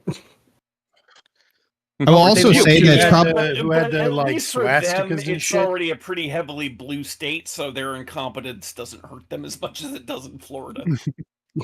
I probably also like to point out that it's probably easier. I'm going to say probably. This is an opinion piece here. Probably easier to work around like making life better with a steady inflation than making life better while you are also dealing with trying to deflate the currency. Probably. Like with the way the system works, I feel like it would be harder to make everything better for people while trying to deflate the currency. Like it would just the policy and the rigmarole you would have to do would be fucking tough. What's the So better basically alternative? controlling inflation as opposed to attempting deflation is what you're getting at. Yeah, well, they target a that's what they already 2% do. inflation for a reason. Yeah, they can try to do. Well, they do successfully do it most of the time, right? Like that's why most of the time people aren't bitching about inflation and barely notice it until they like look, back at shit. But like we're pretty good at offsetting inflationary pressures. I don't know if we would be good at offsetting deflationary pressures because that's very hard. When did we even try to start doing the 2%? Oh, go ahead. Since the Fed. Around the basically. 70s. Oh, who could have guessed? Yeah, around the time Nixon pulled us off the gold standard finally. Yeah. When we really was kinda- figured it out, Lonzo. Well, that really necessarily wasn't pulling us off the gold standard. That was trading It was a oil shit for gold dollars standard. more than anything. Yeah. Gold standard to oil standard. Howdy. Great. You better Yeah, I be said wearing hello. I cowboy wish hats. there was an oil Didn't say standard. nothing. That'd be much better than the Fiat. Hey, the Fiat's not that bad, man. It's better than a Datsun. The fuck is a Fiat? Thank you. The one person who got that fucking joke. Thank you. Sounds like a yacht or something. What are those? It's a I've car. driven it. Fiat is a Fiat is a brand of car. It's a Oh. shitty brand of I was car. close. Yeah, What it's, about it's the a U- foreign car that you So don't is a really see Datsun. much in the U.S. What about the Yeah, Yugo? Well, Datsun got bought out by Fiats Nissan, are if I'm not European, mistaken. Datsuns are Yeah, Japanese, I believe. Oh, I thought okay. that So was they're not. Datsun. It's a Then- little car. But Nissan So bought they're out of no Datsun, importance. if I'm not mistaken. But that was like, I don't know, 20 plus years ago. They were driving cars back then. Oh, fuck you. 20 I'm years just ago? fucking with y'all. I'm just fucking with No. Datsun, yeah. Back when my day. Anyway. Now, funny enough, my dad owned both a Fiat and a Datsun. So he was a Oof. shade tree Just buy mechanic. shitty who- colors, huh? Yes, Wait, and he Poland? literally bought beaters. We lived in Maine at the time. And so he bought, because you're like, they're going to fucking fall apart from rust anyway. So he would buy a car for like $200, fix it up so he could just run it till it died. And that was Based. Yeah. I have a coworker that does this, and I think it actually works for them at the moment. Though, In the like they 80s, got fucked early during 80s. COVID because all the used cars just went through the roof. Yeah, no, they did. True story. And yeah, I think about how many cars that man went through in my youth, like those sort of disposable cars like that. And yeah, those motherfuckers would be worth money now. Yeah. It's what they were. So I mean, they're Again, this was- 3 times old I am. like I said, my dad was a shade tree mechanic. Like he was in the military. He did electronics there, but he enjoyed cars, and so like he always was tinkering on a car anyway. So this way he would actually buy them, and sometimes he would sell them too. He'd fix them up, and there was always people bringing cars to the house. I hate working on cars, but I grew up next to him and listening to him do it, and so I know how. I just fucking despise it. So. Interesting. But back in the old days, we used to fix things. We didn't just throw them away. Well, back in the old days, your cars were made out of metal and Well, not paper back mache. in the old days, we actually had the ability to repair. True story. How do y'all feel about that whole? Because I'm thinking about putting that on the Right debate. to repair. forums. The right to repair. Yeah. Oh, How do you I'm a guys feel about fan. that? I jerk it off, man. You would be hard pressed to find someone who would disagree with right to repair, but you can probably get like some detail I disagree. in there that people would disagree on. Yeah, I need to see the precise wording. You're the contrarian, but you're also useless. So What do you mean I'm a contrarian? I think you're talking to me. Useless. Oh, okay. I was no, gonna I was say, talking I to have Alonzo. violence. I was talking to Oh, Alonzo. okay. I knew who you were talking to. You got called. Let me tell you. useless, Let me tell dude. you. Let me tell you something, buddy. You tell him something. I am strong in my beliefs. Unlike I'm not your you, buddy, pal. You're I'm not your you pal. anarcho communist, whatever. Hey, who the fuck even believes in those things or like knows what that is? You sound like a bunch of random terms thrown together. You sound like a liberal using a bunch of fake words and stuff to describe your views. I'm a kid. Calling whatever the fuck you Ancom a call yourself. liberal. I don't know if you can Yeah. insult him anymore. I saw him flinch. He puts actually. liberals up against the wall. like- Do you not it's like understand? calling This me is a the commie. Che Guevara to liberals right here. He's You're ready. about to make him He go has their Ancom sca- he has- SOCOM. He has their scalps on his belt like a Wookiee. He looks like the type, though. He looks like the type that would. Wait, I look You like think- the type that would what? They would have liberal pelts. On your belts. 100%. Like pelts. 100%. No. Not just liberal pelts. Like, yeah, but I'm also taking oh fuck, I thought I could think of something quickly enough. Like I'm trying to think of some liberal token. Oh no, I would have US fine. flag pins as my kill count. If you could find a liberal spine, that'd be pretty. You'd That'd collect be Teslas. pretty cool. I'd collect Teslas as my kill count. That's good. Income. If you could find a liberal spine, that'd be pretty. I'd be impressed. I'd be Yeah, no, impressed. those don't exist. That's yeah. what I thought too. Yeah, no. It would be those little US flag lapel pins. That's what I would collect. Those and All right. coexist bumper stickers. I was about to say now. It's late. It's late for me, gang. But I look forward to the day where you all work up the energy to, hunt your liberal spines. But for now, you could all indulge in Lonzo's Captain Crunch and Nesquik, and have a good night, everyone. Ciao. The fuck is that? Oh, Have a great night, Chief. Thanks I'm gonna again, buddy. dip out as well. And yeah, thank you for having I me. knew that Chalky milk. I was just about Not great, to. I was Coda. just about to talk about Let's Chief and the liberal slurs, and the fact that we still need to get that debate prompt to happen as well. But every time I put it out there, yeah, they want you to mix your chocolate milk in your Sprite bottle, just so you know. What? Lonzo. So that you were saying was- something that was about what bowing chat out? was requesting. Yep, I'm out of here. Yeah, I'm sending that the was raid it. over to Horseradish so he can do with it what he will, and the people Hey. can still continue to enjoy this. Appreciate you. You know that As you it know happens, that milk curdles. Yeah, though I think that was the